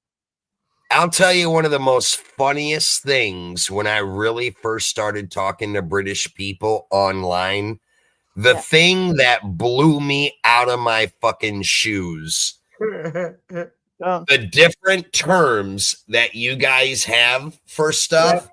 And the one that always got me was the first time I ever heard a British person on my panel I know what you're going to say. was talking with me and said, "I'll be right back. I'm going out to have a fag." Yeah. Yeah. Let me tell you. Let me just give you the rundown of this, because The first time I ever heard somebody say, "Give me a minute, I'm going out to have a fag," I thought they were homosexual, because in America, the word fag is homosexual, gay. Yeah. I didn't know you guys called cigarettes fags, but I guess that comes from the old country back in the day. I guess in today's terminology, that's not something the generation of today still uses that, but the older generation does. Yeah. And the first time I ever heard a British person say, "I'm going out for a fag," I'm like, what the fuck? Yeah. What the Well, hell's going I on still call here? it a fag or a ciggy. Yeah, the one that my friend had a laugh over. She was at work with her friends, and I was talking to her, and so I'm just going to pop out to the shop. I'm just popping. I'd say I'm just popping out, and their faces dropped. And I said, "What's the problem?" When she spoke to me, she said, "What?" She said, "You know what?" She said, "I had this vision of perhaps you falling, certain item falling out of your trousers via your fly." Popping out. I said, "No." I said, "If you're just going to go for a few minutes, like you're just going to go to the store, I'm just going to pop out, as opposed to going out." And she thought basically, something had fallen out of my trousers, and I was exposing myself because I was popping out. But it's just kind of it's kind of and funny. also different generations will call things. When I went to some other people, they would be calling something, a term that I'd never heard. Yeah. And I'd be like, what? And my crewmate was like, "Oh, he means a sock." Oh, okay. Yeah. Yeah, So the other, it's quite different. Some of the terminology we use here in America and the terminology for the British, it's just a lot of it is so different. Like I always hear medic when talk about going out to get Chinese food. What do you call that when you go to a store, medic, and get, let's say you're going to get Chinese food? What do you call it? a takeaway. You call it a Takeaway, takeout. Takeaway. Yeah, like we call it we call it take out. Take out food. Yeah. You guys call it take away. Yeah. Yeah, because you buy it and you take it away. Yeah. Or you buy it and you take it out of the restaurant. No, Well, you take yeah, it away and you we take call it away it to eat takeout. home. Yeah, we call it takeout because you're taking it out of the restaurant to go home and eat it. Yeah. It's interesting the lingo that we have, and it's kind of funny because I can tell you I was always taught as a kid, Americans, a lot of our English language came from you guys. A lot of the stuff that we do in America was derived from the British. Like I'll give you a perfect example. Our whole judiciary system that we have, we back in the day called them police or cops. You guys called them bobbies. We still call them people. Yeah, well, I mean, that's the terminology you probably use today. But I remember when I was going to college for criminal justice, that was one of the cool things that I learned during my criminal justice degree was everything that we had to do papers on all came from the British. Like our whole police system and everything that we formed in America was basically derived from what you guys did. Yes. Well, your constitution, your constitution was written by us. Yep. Yeah, that's what I heard too. Yeah, we wrote the constitution, and then you've adapted it, but we wrote it originally.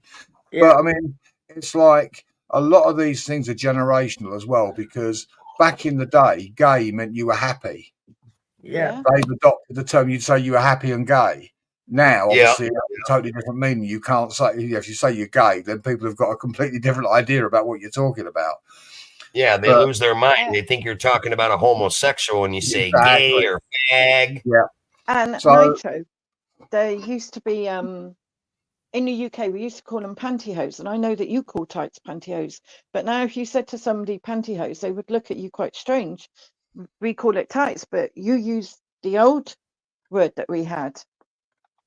Now, see, we have, like for the women, have pantyhose, but when you say tights, tights is kind of like pantyhose, but it's a different garment. Tights is kind of like you ever seen yoga pants? I guess what women would call yoga pants. That's kind of like what we call tights today.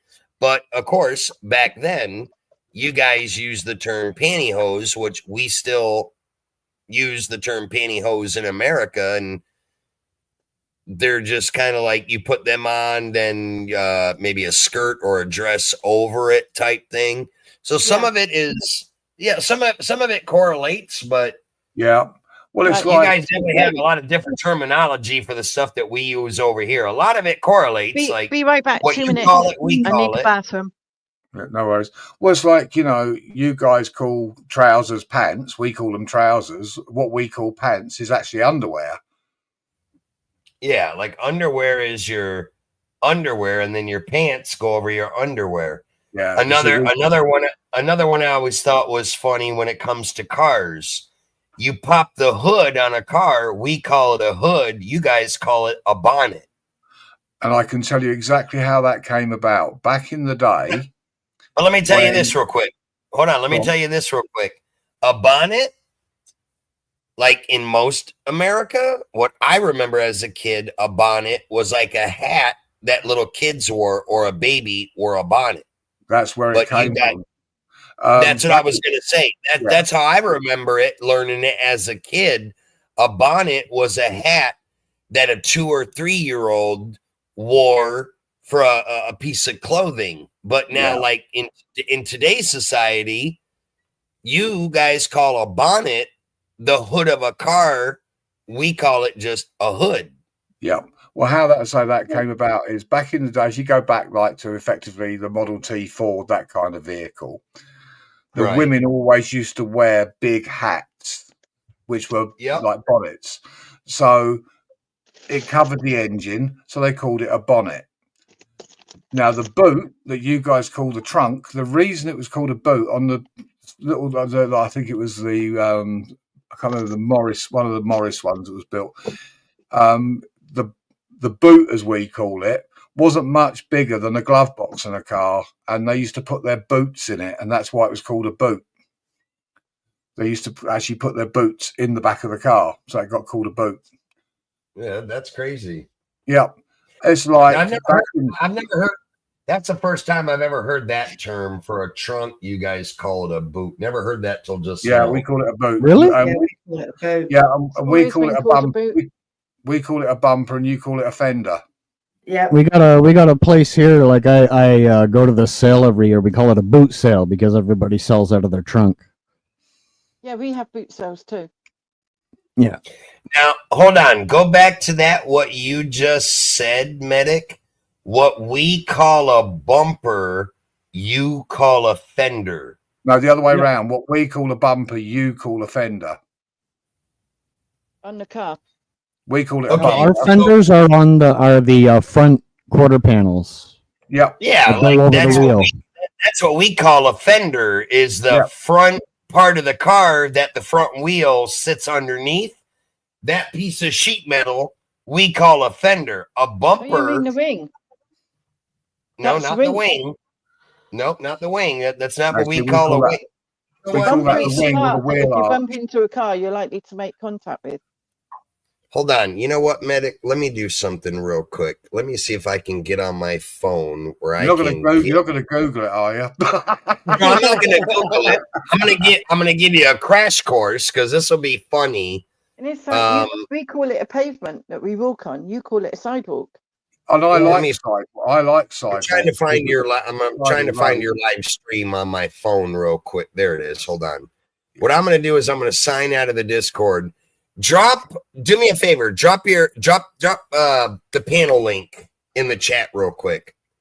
You're going to laugh at this. I'm going to do something funny. Drop your panel link in the chat real quick, Medic. I'm going to come back up on my phone. This will be a good experiment. So here's what I'm going to do. Half of us up on the panel is British. Behave yourself, Rick. Yeah, you know what's funny? I'm the only American sitting up on this fucking panel. Oh, Everyone greetings, else to me is foreigners because Bumblebee, you're UK, Crafting's UK, Medic's UK, and Jordan, he's Canadian. I'm the only American sitting up here right now. You're outnumbered. You know what, You're Nitro? outnumbered. To confuse you even more, we're all from England. Say that not again? UK. We're all from England, not UK. Well, I just assume UK, British, this kind of I all just the call it UK to get it out of the way. yeah, you know how that goes. Yeah, I know. But give me a second. I'm going to Somebody meet the other day was saying, hang on, why do you call it the UK and Great Britain as well?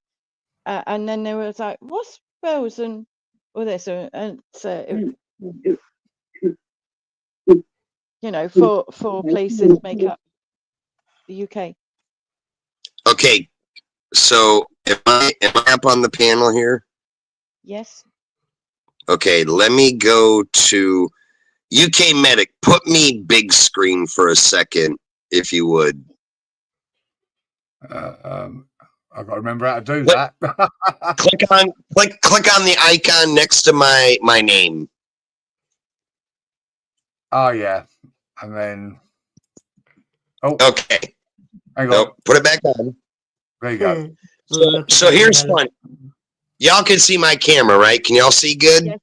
Yeah. Yeah. You see So here's what's funny. Back to our conversation about bonnets. Yeah. This is the hood in America. This is the hood of the car. This is what we call a hood. You guys call it a bonnet. Yep. Now, what you call a fender, what was it you said you call a fender, Medic? Well, I assumed that by fender you meant what we call a bumper, but clearly from what you're saying, it's not. But Right. the bumper is what Hold the on. front of the. Go on. Yes. So a fender, this is the fender. This is a front fender of a car in America, right? Well, here that's called a wing. So you call this a wing. So I'm gonna tell you where this gets crazy of the terminology. To us, where the front wheel sits on the front of a car, this is a front fender. This is what we call a fender in America. What we call a wing, what is on the back of my car, this is a wing on the back of the car. Now what's even funnier, what we call a bumper, okay? I don't know if you can see this. Our bumper is the chrome piece that goes across the back of the car. Well, you can't see it because it's kind of dark. So this is what we call a bumper. So what we call a bumper is this right here. This is a bumper that would be on the front of the car, because if you rolled the car forward into another car, this bumper, as we call it, is what would save the front end from caving in. This is one of the most stronger structural integrity pieces of an American car. So we call this a bumper, we call this a fender, and this is a hood. Now we call the top of the car, this is the roof. Y'all call it a roof? Yeah. Okay. But like the wing, what we call a wing, this is an add-on piece to the back of the car. This is what we call a wing or a spoiler. We call it a spoiler. Spoiler. Okay, this would be, so we call this a wing or a spoiler. Now, it would be a spoiler when it's small. If it's really huge, like some of the American cars have, then that's what we would call a wing. Same here, yeah. Yeah, same here. Yeah, very, very different. I really love that car. Yeah, it's kind of crazy how your guys' terminology. Yeah, that's not a real. Finding out who's got different sayings for what. You know what year is that? That's the 73 disguised as a 70 made with the engine of a 75 and the transmission of the 68, was it? Right. Something All right, like let me do this. Let me find the link, and I'm going to switch back over onto my laptop so I can sign out of the phone. Where the hell's the link? No, I'd be all Nitro, over it's that like car. Ricky just said that what you call jelly, we call jam, Yeah. which is a preserve. Yeah. Well, That's we not a use real- jelly, jam. We use that same term at times. It means the same thing, jelly or jam. But give me 1 second, guys. I'm going to sign off this phone, and then I'm going to come back in on my laptop. Be right back. That isn't a real car. That's actually a green screen. It's been said. It's been Tasha, said. I did find it quite strange how there's so many different types of endearment. Like you move from one town to another and the greeting change. Yes. Like the traditional greeting. It's okay saying, you know, hello, good evening, but when you're, you know, breaking it down, you know, but it's like, you ain't me duck, you know, it's totally different to like, you ain't my Never lover, used that you know. term. Never used that term. And another one I What, hate, duck? I can't remember who It, says it, go on. but they always call their partner bird. I'm like, that drives Bird. me up the wall. Yeah. Well, in Bird. London, you know, all right, John? Everyone's called John in London. You all right, John, John? yeah. John Doe. John. You know what John Doe is, don't you, Medic? I know what is.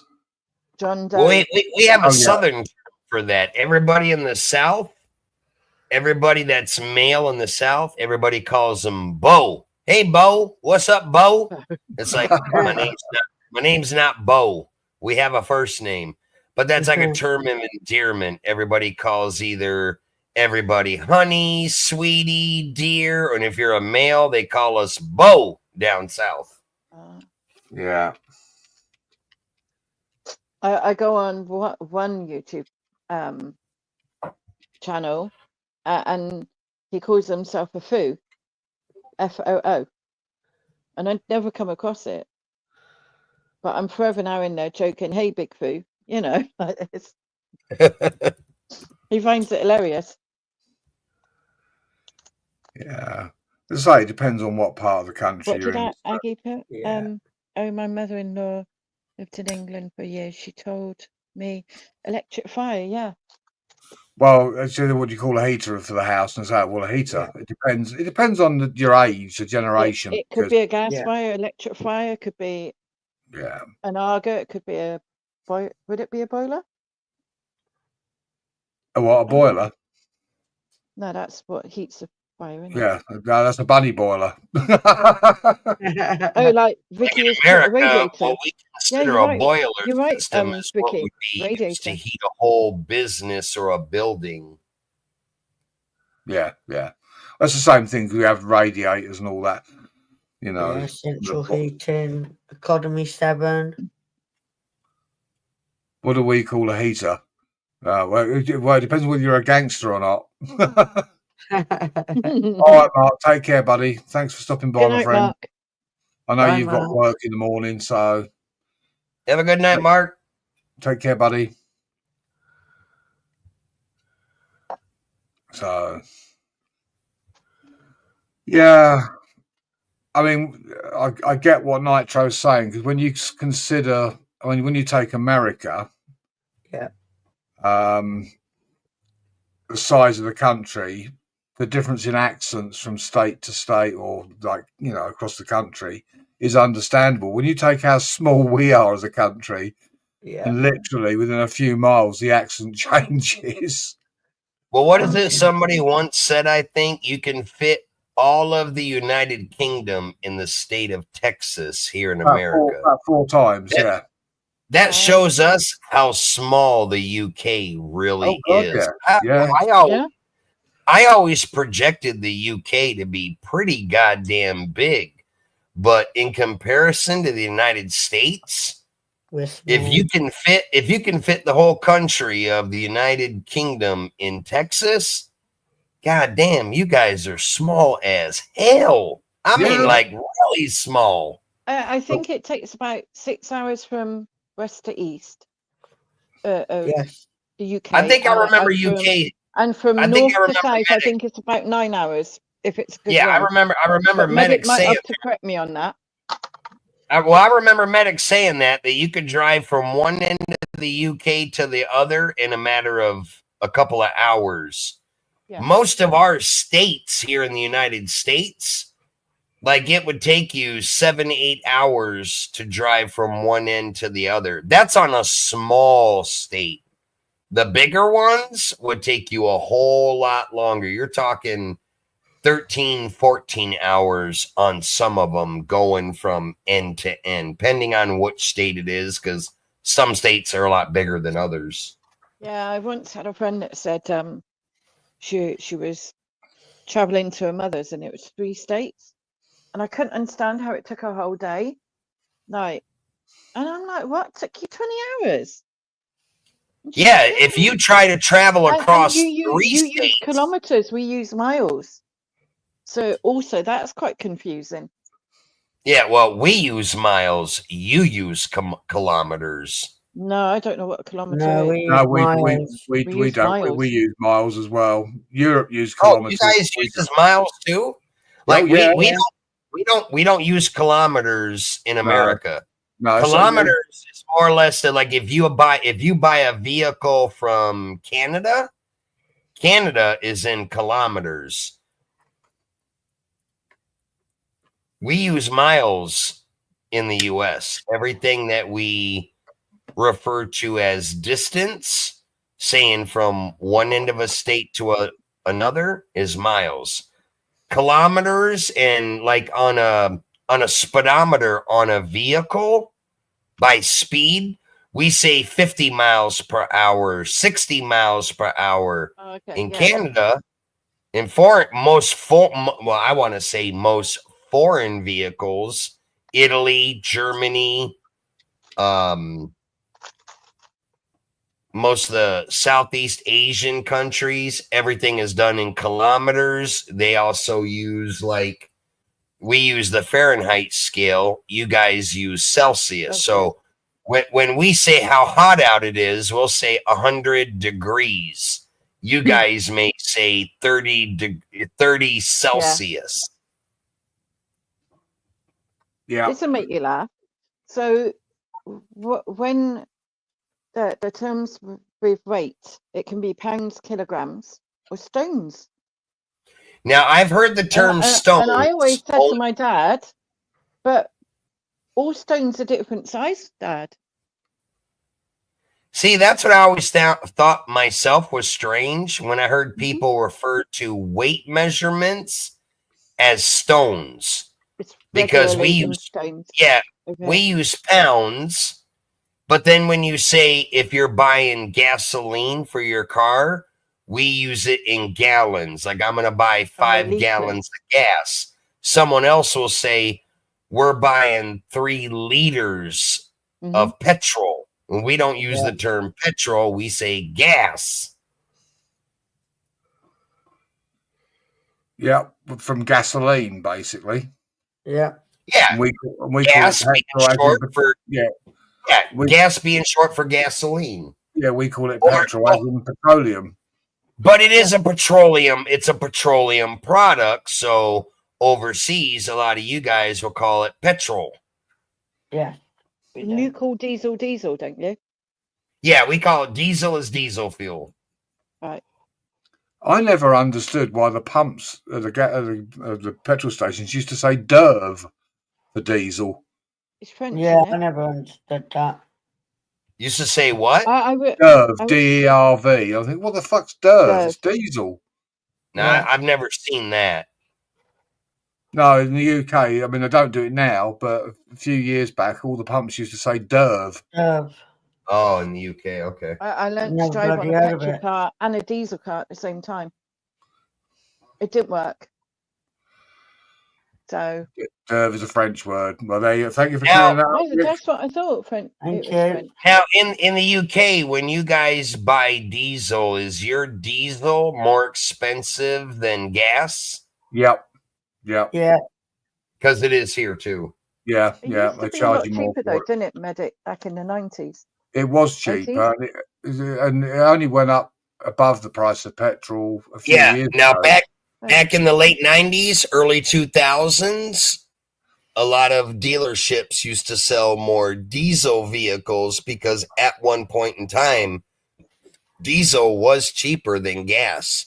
Yeah. Then whatever happened to make it change, diesel for the last 15 plus years, I'm just guesstimating year time frame, but it's been a while, where diesel nowadays is way more expensive than regular gasoline is. Yeah. We also have something called, correct me, Medic, red diesel. Which that is right? That agricultural. tractors Yeah. and farm vehicles Agriculture. can use. But should they drive on a public road, they can be fined for that. Now, we have something like that here in the U.S., if I'm correct, and any of the Americans in the chat, maybe Hot Rod, if he's still in here, he would know best. It's the same here, Metro. Yeah, we used to have agricultural grade DS that was only used in farm equipment, but you wouldn't run it in your regular vehicles. There was a difference. Yeah. I don't know if you guys. Yeah, I don't know if you guys in the UK are talking about the same thing, but we used to, as far as, I mean, I can remember we used to have two different grades of diesel. You had one that was agricultural grade, as they called it, that was only used by farmers and the tractors and stuff like that. But now your everyday driven vehicles on the road that ran on diesel, it was a different type of diesel. Yeah. And you want to know the difference? That's the term. So they dye it red. Texas get fined for it over here if you have it in your normal It's more vehicle. dirtier in it, Medic. I Yeah, think. and man, if you get your tanks dipped and you're running dyed diesel in your personal vehicle, oh my god. Yeah, that's the Texas Aggie put it in the chat. That's the term I was looking for. They called it red diesel. Yeah, that's what I was referring to. Yeah, It's the same here. Red diesel is. Sorry, Medic. Yeah, red diesel is what we have here, and it is literally for like agriculture, for tractors and all that kind of thing. Yeah. If you're caught running your car, it's cheaper. The duty is less on it. If you're caught in your car, you will get your car seized and will be very heavily fined for it. Yes. Oh wow. what we Yeah. get over So there. okay. So you guys have the same thing with the red diesel over there. Yeah. then. Yeah. It's Yeah, a lower 'cause tax. Yeah, like, well, that's how it is here in America. It's taxed lower. You're not supposed to. Well, I don't know in America if you're not supposed to run it in your everyday vehicle. I would No, you're imagine not. I'd imagine probably not because of what's the word I'm looking for? The emissions. It probably burns different. You can get away with it on private land in farm equipment where it probably smokes a lot. Whereas driving it in the everyday cities on the road, red diesel is usually only like you can't buy red diesel out of a gas pump. It's like diesel is diesel only at a gas station. Yeah. Red diesel, I don't know where you would get it from because I'm not a farmer. I don't know how that works, but I do know there's two different types of diesels. You got your agricultural, what they call red diesel. Then you got your everyday regular diesel that you would use in your everyday car. Yeah, that's what we got. Generally speaking, for agriculture, they have a tank on the farm, and they have like a truck come out and fills the tank up, and from that they fill their vehicles. Yep. Yeah. You never got to leave the farm. We actually had a diesel pump on our ambulance station as well. Which we would have to measure every so often, and then somebody would order, and we'd get a tanker that would pull up in the yard and fill up the. Rick, I'm not sure what you mean by that term, Rick. Does America have 4-star petrol? What do you mean by what is 4-star petrol, Medic? Well, we used to have 4-star and 2-star. Now, 2-star was what you'd use in a 2-stroke vehicle. So it has the oil added? So you have to add the oil in a separate tank or in the tank, a measured amount. And that used to be... that used to be for motorbike, two-stroke motorbikes, lawnmowers, that kind of thing. They stopped. You can buy that. So you can buy, that's what we call premix. Your gas and oil mixed together for a two-stroke engine. For anything like that would be bought out of what we call like a dirt bike shop. What's the term I'm looking for? Motocross bike. Say that again. A motocross bike, like like bike going through like the mud in the fields and all that. Yeah. Your motocross bikes, bikes that you have to mix your oil and gas together. You can't get that out of a gas pump at a gas station. You buy the oil by itself, then you go to a gas station and buy what we call high tests. I don't know in the UK how your grades of gasoline go, but like our cheapest grade would be like 86 octane, go to 87, 91, 93. It's all the octane in the gas. Yeah, or we have what we refer to as race fuel. So we have race fuel, which is like Medic. You'll probably remember this because you're a little bit older. Back in the day, in the 70s and 80s, you had leaded gas before everything went to unleaded. So our race fuel for, say, drag racing, dirt track racing, anything competition, way back in the day, in the 60s, 70s, and 80s, you had leaded gas, which was very oxygenated. It was a lot higher octane.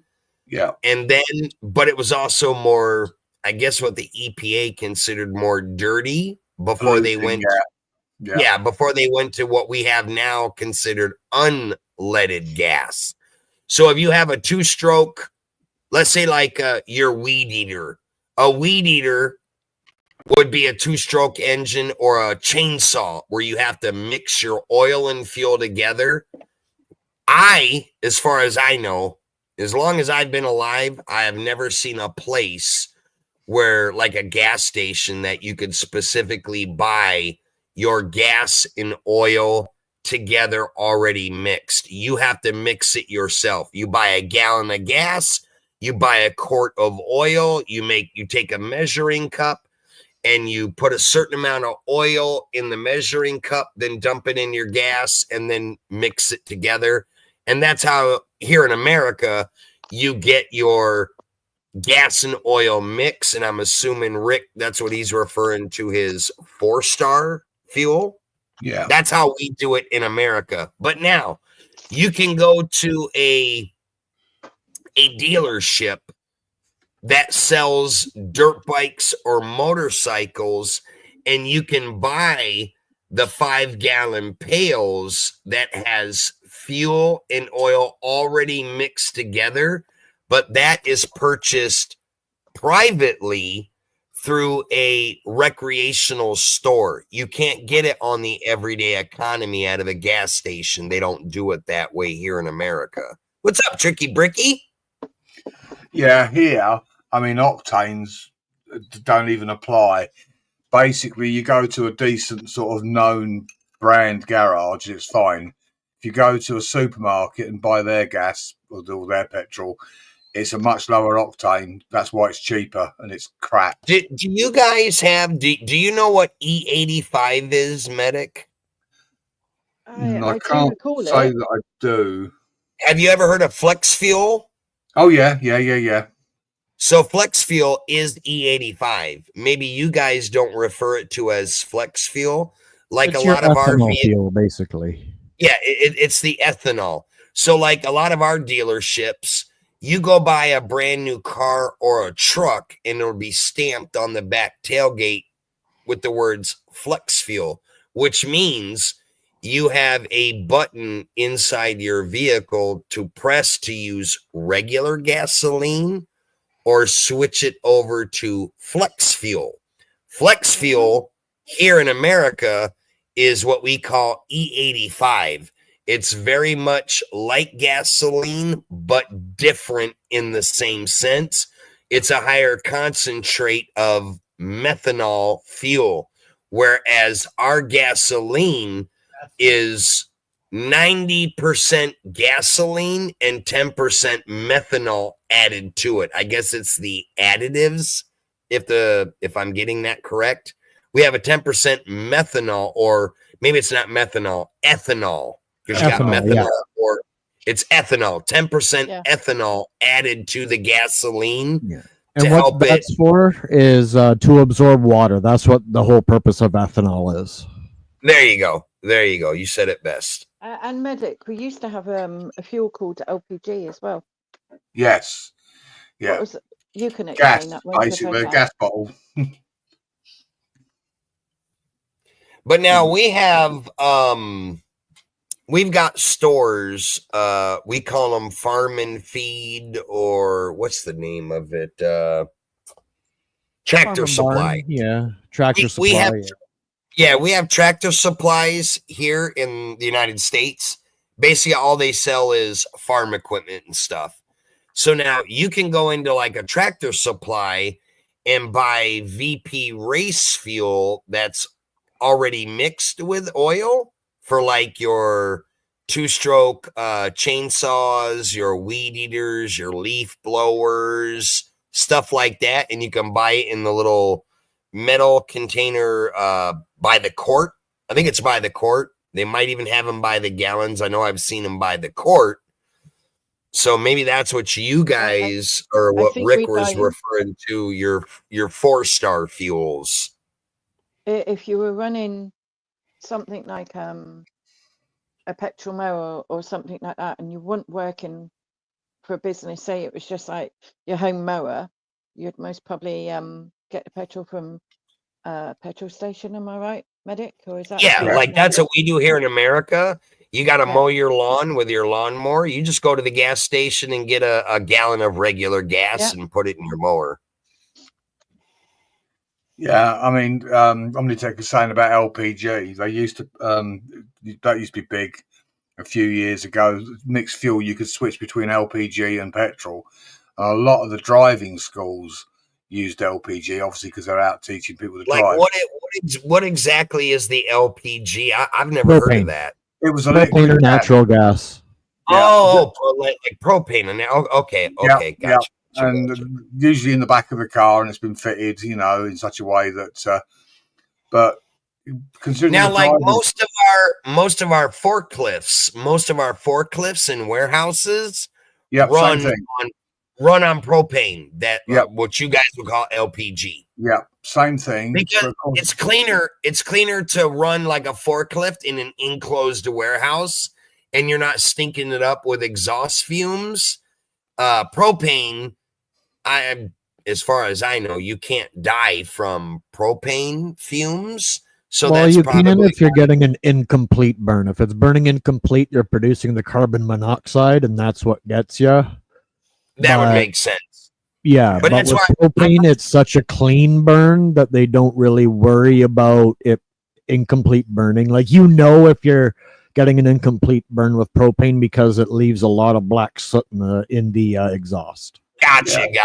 And that's why I think in an enclosed warehouse, that's probably why they would use the LPG over a gasoline forklift. Yeah, what struck me as being dangerous about driving schools using LPG to teach people to drive was if they were in a collision, you got a gas bottle in the back of the car. Yeah. Like with our forklifts here in America, they have what looks almost like a beer keg mounted on the back of the forklift, and that's the propane container. Yeah, it's the same here. But most of them nowadays, unless they're really big sites, they use electric, battery. Right. But the bigger sort of warehouses still use LPG and that, but and in some cases diesel. It's probably cheaper because, like with a forklift working in a warehouse, you're running that thing around the clock nonstop. Yeah, it's constant. Yeah, constant running. Now, if you were running that on gasoline, you'd be running through a lot of fuel. you'd be bankrupt in a very short period of time. You would. Fuel now. Yeah, it makes sense running like what you guys call LPG or propane. It burns slower. You can run it a much longer distance, or I don't want to say distance, a longer period of time, being like in a forklift or something like that for warehouse use. Yeah, let's be real. 30 pounds at $1 a pound, that'll last you a week. That's a pretty good investment for fuel. Yeah, I agree. Damn, I've been going over 3.5 hours. What the hell? I'll be right back. I gotta run to the bathroom real quick. I'll be right back, y'all. What are you thinking, Medic? Holy smokes, you're going crazy. Well, you know what it was? I was hoping for all those big donos the longer I went live. Any minute now, I'm going to break out the orange squash and get hammered. I'm sat here drinking orange squash. So am I. That's why I said it. Robinson's? No. An Audi special. Concentrated. Oh, mine's concentrated in little boxes. Oh no, this is that you add water to and all the rest of it, but it's it's good stuff. Which one is that? The Aldi one? Yeah. I think there's an Aldi not far from me, or is it Lidl? Well, I went to Aldi's the other day. I swore I'd never go back again. They've changed all the store around. Half the stuff they advertise they haven't got. They said to me when I walked in, they said, God, we haven't seen you for months. I said, no, I haven't been here for months. I said, I don't think I'll be coming back again either. Saying that, I ordered some items on a grocery shop on Uber tonight, and every single item was in stock. Not with Aldi, but Waitrose. Have you seen the latest KFC ad? Explain. I have not. Oh, well, you probably haven't got it over there, but here it's really bizarre. It's a guy walking through a forest, and then basically the best way you can describe it is he gets kidnapped, and they roll this giant egg down towards a lake. They get hold of him, and he's like as stiff as a board. They dip him in the lake, and when he comes out, he's a piece of fried chicken. The fuck? What the fuck? What the fuck are KFC trying to say? You know that all KFC meat is halal, and a lot of their stores don't even advertise it on their shop front. It's crazy. I went in and pulled up the store, and I went, "Why don't you advertise it?" And the attitude was, "Oh well, this town is multicultural, and we want the business." Did you know our government are trying to ban Easter? Yeah. There's Say what? There's a school in Norwood that is not going to celebrate Easter. Did you say ban the Easter Bunny? Yeah, because it upsets a certain religious group. What hell? What fucking religious group would fucking Christian Easter country. and candy offend? Welcome to Muslim Britain. Oh, well, that explains it. Well, that is true. I have noticed in the news that the UK is becoming overrun with Muslims. That is insane. Oh, yeah. Ban Easter? Who the fuck would want to ban the Easter Bunny? God damn it! Right. Let me share the screen on this. This is the new KFC ad. It's absolutely. Vicky, I totally agree with you. It's completely and utterly bizarre. Hang on. Here we go. But What's our this? origins are Christian, aren't we? Origin. Sorry, Medic.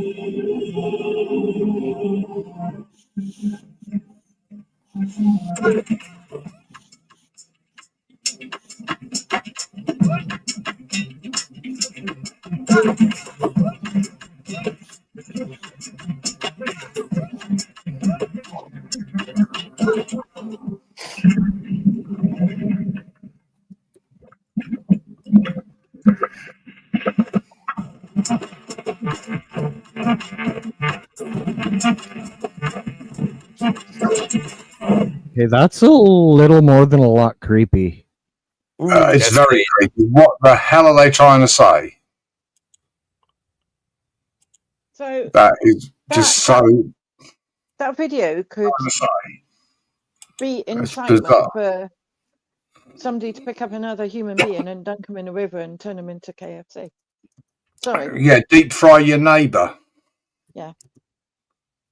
Medic, I put a message in the private. Okay. Yeah, deep fry your neighbour. How many more people are going to be drowned from that video? I was about to say Yeah, that was a exactly. huge gold Easter egg looked like in the background. Well, there's a fairy tale where Mother Goose, am I correct? Yeah, Mother Goose. And there's Yeah. a great big golden egg. And that I wrote that in the chat. It reminds me of the Mother Goose fairy tale. Yeah, it's a worry. That's a very disturbing Nitro, advert. did you know that if we went out in the street and say there was a protest about England or just a general protest about different things, and somebody in the UK carried the UK flag, we would have it taken off of us or arrested. Yeah, any other country can fly their flag without a problem.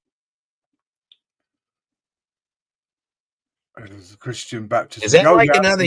Is that another weird UK term? Rick said, "I'm off to go cook my neighbor."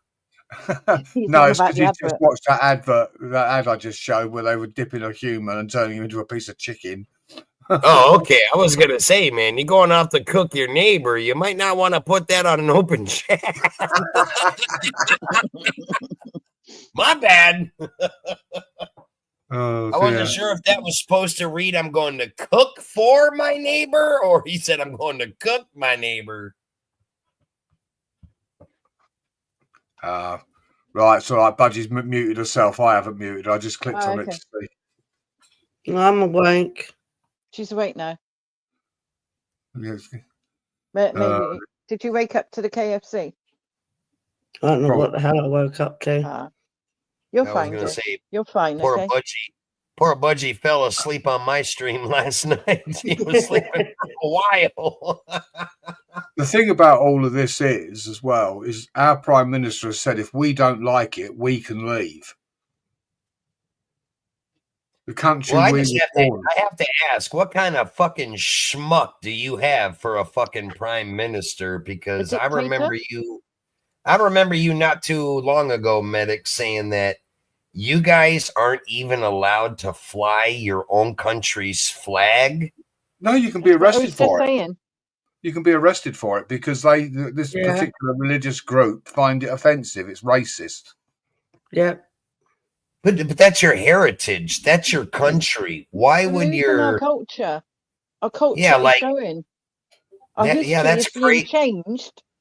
That's crazy to think of that. You would think your own prime minister of your country would be the most patriotic motherfucker out there that would support that and say, fuck the foreigners. I mean, nothing against foreigners. He's taking it up the backside from somebody called Lord Ali, who funded his bloody. When you're a foreigner coming to another country that you weren't born and raised in, my beliefs, you're a guest there. You should have no influence on if that country gets to fly their flag, whether you're offended by it or not. It's not your home country. You don't like a flag that's being flown, then go back to your home country. No, they come here and want, they come here for all the benefits that we have to offer, and then want to Well, change everything. I get that. You guys probably have a lot more better benefits than a lot of other countries have, but I just look at that as a very weak prime minister. You know, we have our president, you have what y'all call a prime minister. It's by design. They're trying to basically get rid of us in favor of these guys because one, they'll work for less money than we will. Well, what would be left of the UK if you pushed all the British people out and all of the UK became foreigners or Muslims? It wouldn't be the United Kingdom anymore. It wouldn't be Great Britain anymore. What the fuck would you call it? Exactly. And we've got a king that's just sitting back and letting it all be destroyed. He's doing nothing. I will say, when y'all's queen passed away, was probably one of the most awesome figures to walk the earth. Yep. She was very strict. She was very strict. Yeah, your guys' queen was very strict, kept everything heritage. It seemed like when she passed, that's when everything changed for you guys. Everything turned to shit basically after that. It did. It did. It's not the same no more. I mean, Mark and I, you know, Mark's Adventures, we had a discussion, and you know, I said if we wind the clock back in terms of our ages, if we were asked to fight for our country again, the answer would be hell no. It's not worth fucking fighting for. Well, that's what's different that's what's different in America. Let's say, this is just hypothetically thinking to give you a state, the state of New York. Well, and I don't want to use that state because that has been overrun by a lot of immigrants. Let's say here in the South, where I'm from, North Carolina, you come into the South, the state of North Carolina. Our president is the United States president, Trump, but our governor, you're not going to see a shitload of foreigners overrun this state and push the Southern people out. Our governor of the fucking state would push the immigrants out and keep it to the American people that grew up in that state, that are lived in that state since the fucking dawn of time. What's crazy is looking at how we regulate stuff in America in certain states. You know, our governors that govern each state, whatever state it may be, we're allowed to proudly fly the American flag. There ain't nobody gonna fucking tell us, well, you got to take that flag down because I'm Muslim and it offends me. We'll tell you to go get fucked. You don't like our flag? You don't like our state and how shit's running? Go back to your fucking home country if you don't like what's going on. That's what we tell them. I find that fucking strange. We're not allowed to. We're not allowed to fly our flag because of the hurty word police. And right, if and that's somebody wrote in this, if somebody British wrote in this chat now something that was deemed hurty word by the police, they could end up with 5 years in prison easily. Yep. I'll have the police knocking on the door. Yeah. That's what I'm saying. If I wrote my true feelings about Keir Starmer, I'd most probably end up in jail. Yeah, and that's what We I'm are saying. being silent. In my opinion, that's what I find funny, that your country's leader is taking the knee to foreigners and Muslims and letting them run amok in your. They're basically letting foreigners and Muslims take over your land, taking over what you guys grew up in. That should not be that way. When is that guy going to grow a set of balls? The farmers in the UK are being attacked as well over their land. Well, and that's a lot of farmers are going to have to, you know, either stop producing food, sell the farm on, when it's Well, actually a family business. I know it's easier said than done, but what I would say, just from me being American and seeing how it would work in our country, I'm not from your country, but it would only make sense, my opinion. Sure. Maybe that's where the British need to rise up and overthrow these motherfuckers. Show them what your country means to you. I know that's easier said than done, so just bear with me. We But have, many people have, and then they've got arrested and in court. Yep. And they've ended up in, listen, they've ended up in court within 24 hours. Yeah. No, I get it. I get it.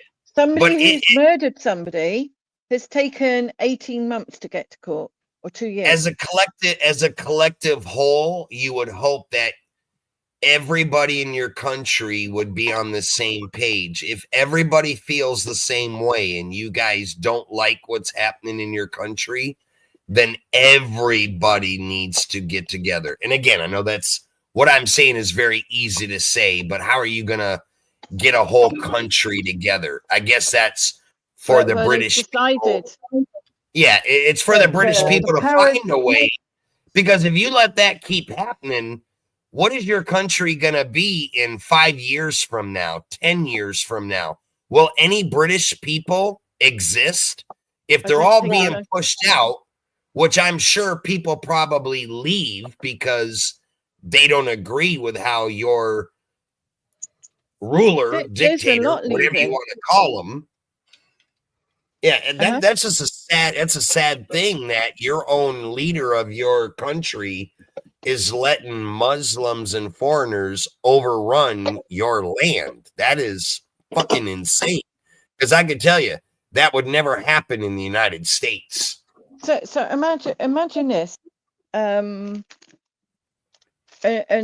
Medic, I might get it a bit wrong, so please help out. So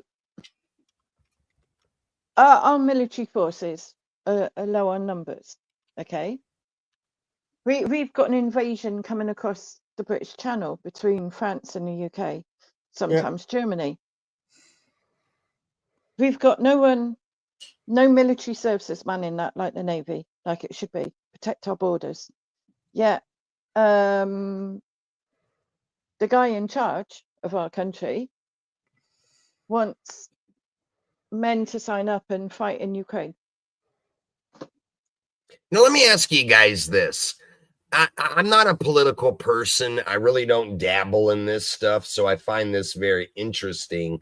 I'm learning something new here. So in the UK, I'm listening to you say your military forces are down, meaning your numbers are low. Yeah. Now, I've always heard you guys have the Royal Marines, correct? Correct. Yeah. You've got the Royal Navy. Yeah. Correct. Do you guys have a an Air Force? Air Force? Royal Air Force. Yeah. So you have the Navy, Air Force, Marines. What else do you guys have over there? Do you have like an army? Like in the United States, we have the Army, Air Force, Navy, Marines, Coast Guard, Coast Guard, National Guard, Army Reserves. Yeah, we've got the Army. The Army consists of like the Marines. It's Royal Marine Commandos. They're part of the Army, as are the Paras, the SAS, and so on. Yeah. And we've got the Territory Army, which is people.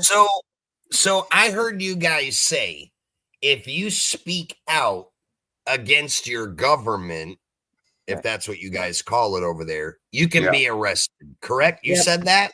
Yeah. So now, do you guys in the UK have, like what we have in America, the Constitution of the United States that protects our laws, our freedoms as free Americans? Do you guys have something similar to that in the UK? No, basically the government in power anytime can remove all those rights. The only backup we've got, other than the military, is a team of angry bricklayers that we could always call upon. Yeah. That is weird. Yeah, So no, really, we're totally unprotected. really, when you guys look at it, I hate to say this, you're fucked in the worst way. Yeah. We Yeah, we need are. Donald Trump we need Donald Trump and Elon Musk to free us from the tyranny that we're currently facing. Yep. So you And guys listen, just our who was government it? has actually Was it tried to stop us having elections. Well, hold on. Was it you, Bumblebee, that said a few seconds ago? You said something about France. Are you guys having issues with France taking over your country? What was that you said? We're having No, issues they're the thing with humanitarian rights and all this thing with all these people fleeing these war-torn countries. They are supposed to stop at the first safe country. Now, that effectively would be France. And the French go, fuck that, we don't want them. And you actually see the French police helping them push the boats off the beach to come to the UK. Yep. and our government is paying France millions to And we stop paid them, that invasion. millions to stop that happening. And the French go, no, fuck that, we don't want them. You can have them. And we're not even the allowed thing to is that they come fly to our this- flags no more. They It's come to considered this as country, racist. Nitro, because they've got everything on a plate. If I came across the channel, I'd get housing in 90 days. I'm over 26 months. I like what I'm Tricky long-term Bricky said. disabled in a wheelchair, 26 months now.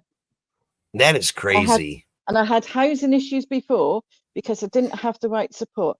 If I came across the channel, I'd get housing in about 90 days, like a home to live, a home. They'd be put in a hotel, different places. Yep. Roast, they'd be assessed. Now, they also, when they come into the country, they don't have to prove who they are. So no passport or ID is needed. They chuck it in the ocean. So we've got people coming in this country. We don't know. We're told that we've even got the Taliban in this country. Oh, I don't doubt that We one got bit. jihadis, and it just goes on. And even whilst we were live, I saw that a 16-year-old had his birthday in London at a school. He's been stabbed to death. That's insane. And London. I lived in London in the early 90s. Would I ever want to live in London now? No. Nope. I live outside of the London area and the motorway that goes round it, but it would take me too long to get to London. I like what Tricky Bricky said in the chat a few seconds ago, that the France are a bunch of cowards, because they are. If I remember correct, when the Iraq and Afghanistan war was going on in America, we went and sent all our troops over into Iraq and Afghanistan. We had almost every country that was part of NATO backing us and helping us with that war, no matter how fucked up anybody thinks it is. Except the French. France was the only motherfuckers that didn't send any troops into those countries to help anybody else. They said they wanted to stay neutral, wanted no part of it. But we had Korean War, Korean Army there, Japanese, the Brits, the Canadians, we had the Americans, we had the Germans, the Italians. We had almost every country with boots on ground in Iraq and Afghanistan. And I know this because I served multiple tours in Afghanistan and Iraq, and I worked with all these foreign soldiers. I got to know some of the most greatest guys that I ever met in my life. I got to work with some of the British SAS, which are some of the biggest badasses to walk the earth. And the French were the only motherfuckers that did not play a role at all during Iraq and Afghanistan. So it does not surprise me one bit what Tricky Bricky said right there, that the French are true fucking cowards in everything they fucking do. And our government are already starting to plan banning our Union Jack to fly. But I'll tell you like this: if the French ever got ran over by another country, do you know who the first fucking country they would probably call for help would be? The United States. Yeah. Because we have one of the biggest militaries in the fucking globe. Now, some people would say back in the day we were a superpower. And to a point, we were, because of our technology and what we have compared to other countries. I don't know if I would be correct to this day and age say that we're a superpower today. But at one point in time, America, I definitely know back in the 80s and the 90s, we were considered a superpower. We had a military force. Yeah, we had a military force that could take out almost any country on this planet by technology.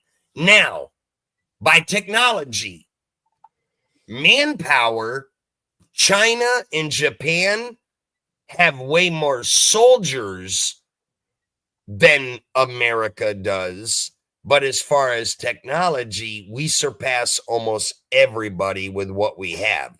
So to fight an aerial war, we could wipe out a continent by an aerial war only. We would never have to set boots on the ground, but we always put boots on the ground for many reasons. And I think Sardine 5, he would probably, if he was up on the panel, would have a lot to chime in on this because he's a military historian, knows a lot about this. But it's just funny because, like I said, I'm not a political person. I'm actually learning a lot tonight that I never knew. It's just because I'm one of those guys. I live my everyday life. I choose not to get involved in this shit. I don't understand a lot of it. I only know by like sitting up here on a panel with a bunch of people from the UK telling me what's going on in your country. And to listen to this shit, like, I'm blown away because I just can't believe. I look at past history. When your guys' original queen was alive, this shit would not be happening. Why is I'm assuming it's a guy, the guy that's in power today, why is he letting this happen? He's encouraging it. He's actually encouraging it. He was the one that was calling for men to step up to go to fight in Ukraine. So educate me for a minute. And Medic, hold on a minute. I've got some bits on X. Can I email them to you? They're just screenshots, and you decide whether they go up. I want to ask this question real quick. So your guys' prior queen doesn't what I would call a ruler, your ruler of your country, your queen, doesn't the royal bloodline, isn't that handed down from family member to family member? The person that you have running your country today, is that not a direct bloodline of the queen that passed recently? Yeah, but he doesn't do anything. It's the prime minister that runs the country. The king doesn't. I mean, he can call for an election. He can dissolve parliament, but he won't because it's all to do with the WEF. They're all in on it. Starmer was getting shitloads of money from various religious group. So, hence we're being overrun. Churches are being closed down and being turned into mosques. So would you say he's corrupted by money? He's being paid off to accept this? Absolutely, 100%. Okay. Well, that would make sense then. Okay, now I understand it a little more. Yeah. It's the whole thing is we have to kowtow and bow down to them. Whatever they want, they get. But I would have figured from your previous queen, she was a pretty strict woman and ran your guys' country where I assume everybody loved it the way she ran it. Everybody was happy with it. She would never have allowed any of this. No. Nitro, how now, especially nowadays, when a grandmother and grandfather die off, the family kind of falls apart. Yeah, That's sort of what happened when the Queen died. Is the family just fell apart, and the king doesn't want to do jack shit, except watch the country crumble, and it's disheartening. Yeah. When you think about it, when you think about it, that's very sad, because I always, growing up, what I knew of the royal bloodline, what I was taught as a kid, that was a pretty strong, strict royal bloodline that every person from the next kept the UK running at, pretty strictly, kept everybody happy. Everything was on the up and up. It's just crazy to see. I never knew really, like I said, I don't watch the news. I don't follow politics. This is not my forte. I'm not into this kind of stuff with foreign countries. We got enough to worry about in America, so I don't really dabble in the foreign stuff. So this is actually kind of interesting, to me, to see what I've learned as an American or as a human in general.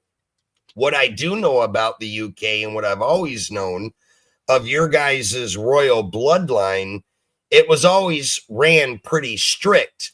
I would have figured that whoever was next in line would have carried on that same family bloodline to run the country as the previous queen did. No, you don't give a crap. And from what I'm understanding, what you guys are saying, that is not the case. The queen stayed in her reign because she was worried about handing it down to that son.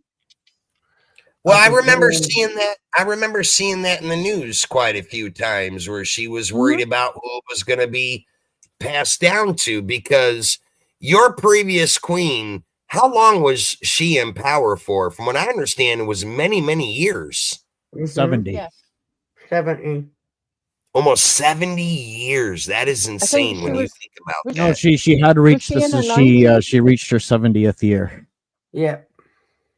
Wasn't she about 90-year-old when? 93. Yeah, when Yeah, she passed. I mean, she had been the queen all my. I never ever foresaw a day without her. She's Since all over the 20, globe. from 23 to 93, 70 years. So yeah. Yeah, he does, Nitro, Rick. You're right. Let me ask you this question, all right? In your country, who would you deem are the most vulnerable that will perish in cold weather, like extreme cold weather? Are you asking me that? Yes, or any That would American be, on your well, that would be our homeless. That's hands down given. Who would perish in extreme cold weather? and the pensioners, yeah. Well, like, what do you mean by Children and elderly, basically? Yeah. Yeah, So- your children and elderly. In the UK, our government so we have something called a winter fuel allowance for people that are vulnerable, like with disability health problems, and the pensioners. And our government cut it last year. Yeah, stopped it. And millions, like they're now actually attacking the disabled.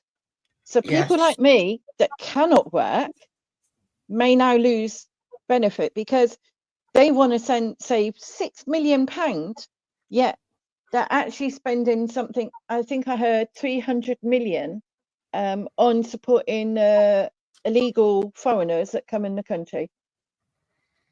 That's how biased it is. Yeah. How it worked, what it was the state pension is pretty grim anyway. Now, bearing in mind, we pay into that all our working lives. They take that money out of our wages, all our working lives, and at the end of it, you expect to be given enough money to live on. Yeah, you So don't. the first thing they did was when they needed money, rather than take it off all the billionaires and the millionaires and all the big corporations, and I'll give you an example, all the water companies are dumping raw sewage into one of the most beautiful areas in the UK, which is the Lake District, into our rivers, basically into our water supply. They're dumping shit into it, and they get fined like £80,000. That's a drop in the fucking ocean to a water company. They should be suing the arse off them for what they're doing. Yeah. but they won't because they're a big corporation. And guess what? They're probably taking backhanders. Yeah. So they picked the soft target. They're going after the elderly. They reckon that 20,000 pensioners would die this winter because of the winter fuel allowance being removed, and that was an acceptable number. That was an acceptable number. It's okay for 20,000 people to die because they're old and elderly and infirm. Then they're now gone after the disabled to force you to work, even if you're not fit for work. They're going to take away your money, so you have to work or you'll die. That's goddamn. You know what this sounds like to me, and this is just my opinion. If I were to work, it would most probably kill me. I couldn't even manage one day at work, to be honest. And I know that Tasha's in a similar situation to me because we've discussed offline. What this sounds like to me, this sounds like fucking Nazi Germany from back in the day. Yes. Yep. Yeah. It's almost like what your guys' situation sounds like, Nazi Germany. Kill people off. That's and the fucking thing is, insane. they know that the sick disabled can't go out and do the protest, just like the elderly pensioners that are vulnerable. Yeah. So they go target us because if we can't put our feet on the road and protest and march.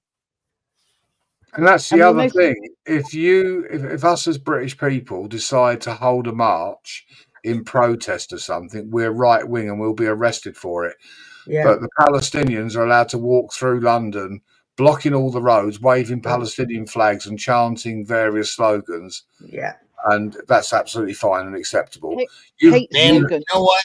You know what? It's a good thing that your country does not allow every person to have the Second Amendment and own guns, because you guys should just all fucking rise up and take these motherfuckers out. Take your country There's illegal back. guns coming into the country. No, I believe it. Via the foreigners. Yeah, it's easy for a foreigner to have a weapon, but you guys that have lived there your whole life, you're on so many restrictions. You guys can't have a fucking We firearm. can't even carry our national flag. Yeah. Look, if I wanted to carry a different flag in this country, I could. I hate to say it. This is my opinion. And don't take no offense. Yeah, don't take no offense to this, but in my opinion, when your country takes your own fucking flag away from you, your country is doomed. It really is. I'm actually going to come to America as an asylum seeker because I fear for my life staying here in the UK.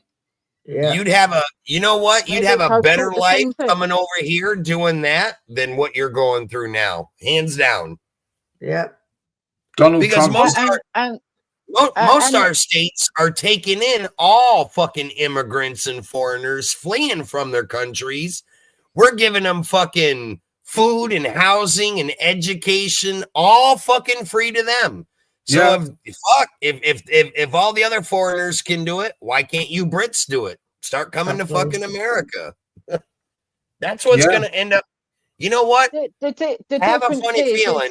That's what we're going to end up seeing in the next fucking 10 to 15 years. Yeah. Yeah. And the difference right now is that anybody entering on a dinghy into this country or illegally on a flight or illegally in the back of a truck does not need any identification, no passport or anything. Yeah, I heard recently that if somebody flies into this country, other than having a visa, they've got to have some sort of not a booking reference, but they've got to have an agreement to come into this country. Harsher than a visa, okay? So if my brother who is native to this country wanted to come back into the country and had an emergency and booked to come in and deal with the emergency, even though he's got a British passport, he would be stopped because he hasn't done this other thing. Yeah. And he grew up, he's been here 30 years. He's only been out the country like 15 or more. That's crazy shit. Yeah. Jump on a dinghy from France. You get in free. You get everything on a platter. You get a free mobile phone. And we're not talking of a cheap one, but we're not talking of the top range. You get pocket money. You get a hotel to stay in. You get hot meals. you get clothing allowance, you get benefits, you get your rent paid, and you'll get accommodation, like permanent accommodation, a home to live in 90 days. And there's so much more that they get. They get free bus passes, they get, you know, and it just goes on and on and on. It's because they play the There's race game billions as of well. money being spent on them, billions, and they want to cut 6 million from the disabled. And there's actually evidence that people that have claimed this disability benefit, there's very little fraud in it. But the one thing is, do they get super chats? Do they get super chats and PayPals? This is the Well, thing. I hear apparently now that you've got to declare, if you're on PIP, you've got to declare that. But I don't know how true that is. I don't run a live channel, so. Man, I never realized the British, boy, you all got some shit going on over there. Holy hell. And you know what, Nitro, you know, I'd most probably never survive a flight to America. So all I can do is live my life to the best while I've got a life. Yeah. And that's what sucks, because that's all you can do. Live the best life you can. And I've tried to get a diagnostic referral for my crippling illness. I've now had 7 failed referrals in about 3 years. Yeah. See, with all this that's going on, you know, in our country, and I'm supposed to be worried about what goes on the other side of the house. Yeah, right. It kind of really makes you realize when you sit and talk about shit like this, how irrelevant Can I the just clear bullshit, something up as bullshit well, on YouTube is with other people. You know, you got bigger problems to worry about. Real life. And Nitro, I had, you know that I was in hospital and I left in September. Yeah, I remember talking with you about that. Yeah, for a start, I never got any physio on discharge, okay, which would have helped my mobility. I've done it all myself and I've made amazing progress. Still in my wheelchair, but I've made amazing progress. To the extent that I have a package of care with carers that come in, but I actually need support workers, which would help me do admin forms, accessing the community, maybe taking me to a laundrette and other things like that. Okay. I don't need a carer which would do personal hygiene and personal care. Okay, you understand the difference? Yeah. So my council, because they're bankrupt, will only give me a carer. Yeah, I've got documentation for the past 4 years that say I need a support worker. The whole reason I'm homeless is because I haven't had the right support. I don't think there's enough of them, to be honest. They've all left the country. Yeah, they've all left the country. Not enough of them. I've had carers come in here, and I had a carer allocated to me because of I was outside of the area of the care agency, but they tried to accommodate and they tried to get somebody from my town to come to me 2-3 times a day. And she actually came into the UK as a so-called skilled worker, as a carer. However, she's already on her 3rd care agency. I know other people in the area that have had her. And the funny thing is that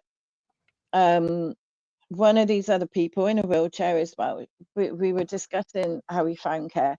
And she was like, oh, I had this nightmare carer. And she was saying things. And I'm like, oh, funny that. I had someone similar. And then we just, what was the name? And it was the same. And it's clearly the same person because of other things that she shared. And so this woman came into the country as a skilled worker to do care. She lost her job, and guess what? My life is in danger if I go back. That's crazy. And she's also allowed to work. Yeah, and she claims she's skilled. In my opinion, no. All right, she couldn't even feed me the food, like, prepare the food that I asked her to. Then as you know, I live in a budget hotel. Then I go in the bathroom after, and she's washed up dishes in my bathroom sink. And I What? find the whole sink with dried on food. She leaves work for me. She makes work for me.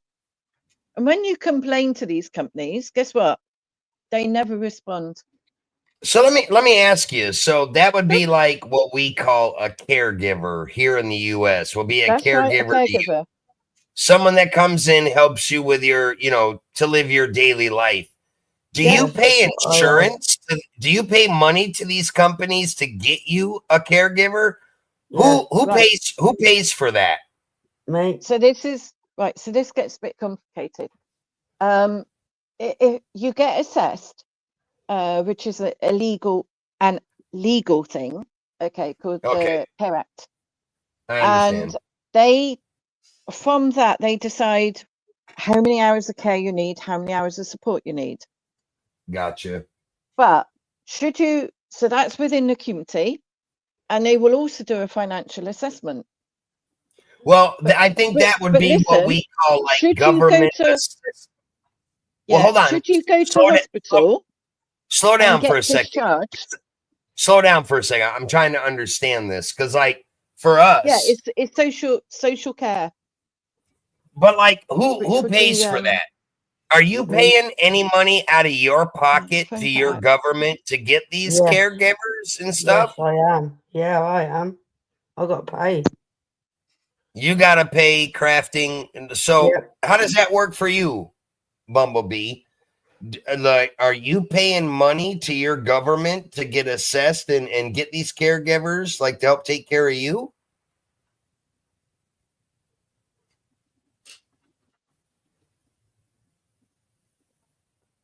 Did she fall off? No idea. She might have. Still there. Because I'm trying to understand how that works in your country. Because, like, for us to get caregivers, like for the elderly, someone's got to pay for that. It's not free. So obviously, you got to pay. You got to pay money.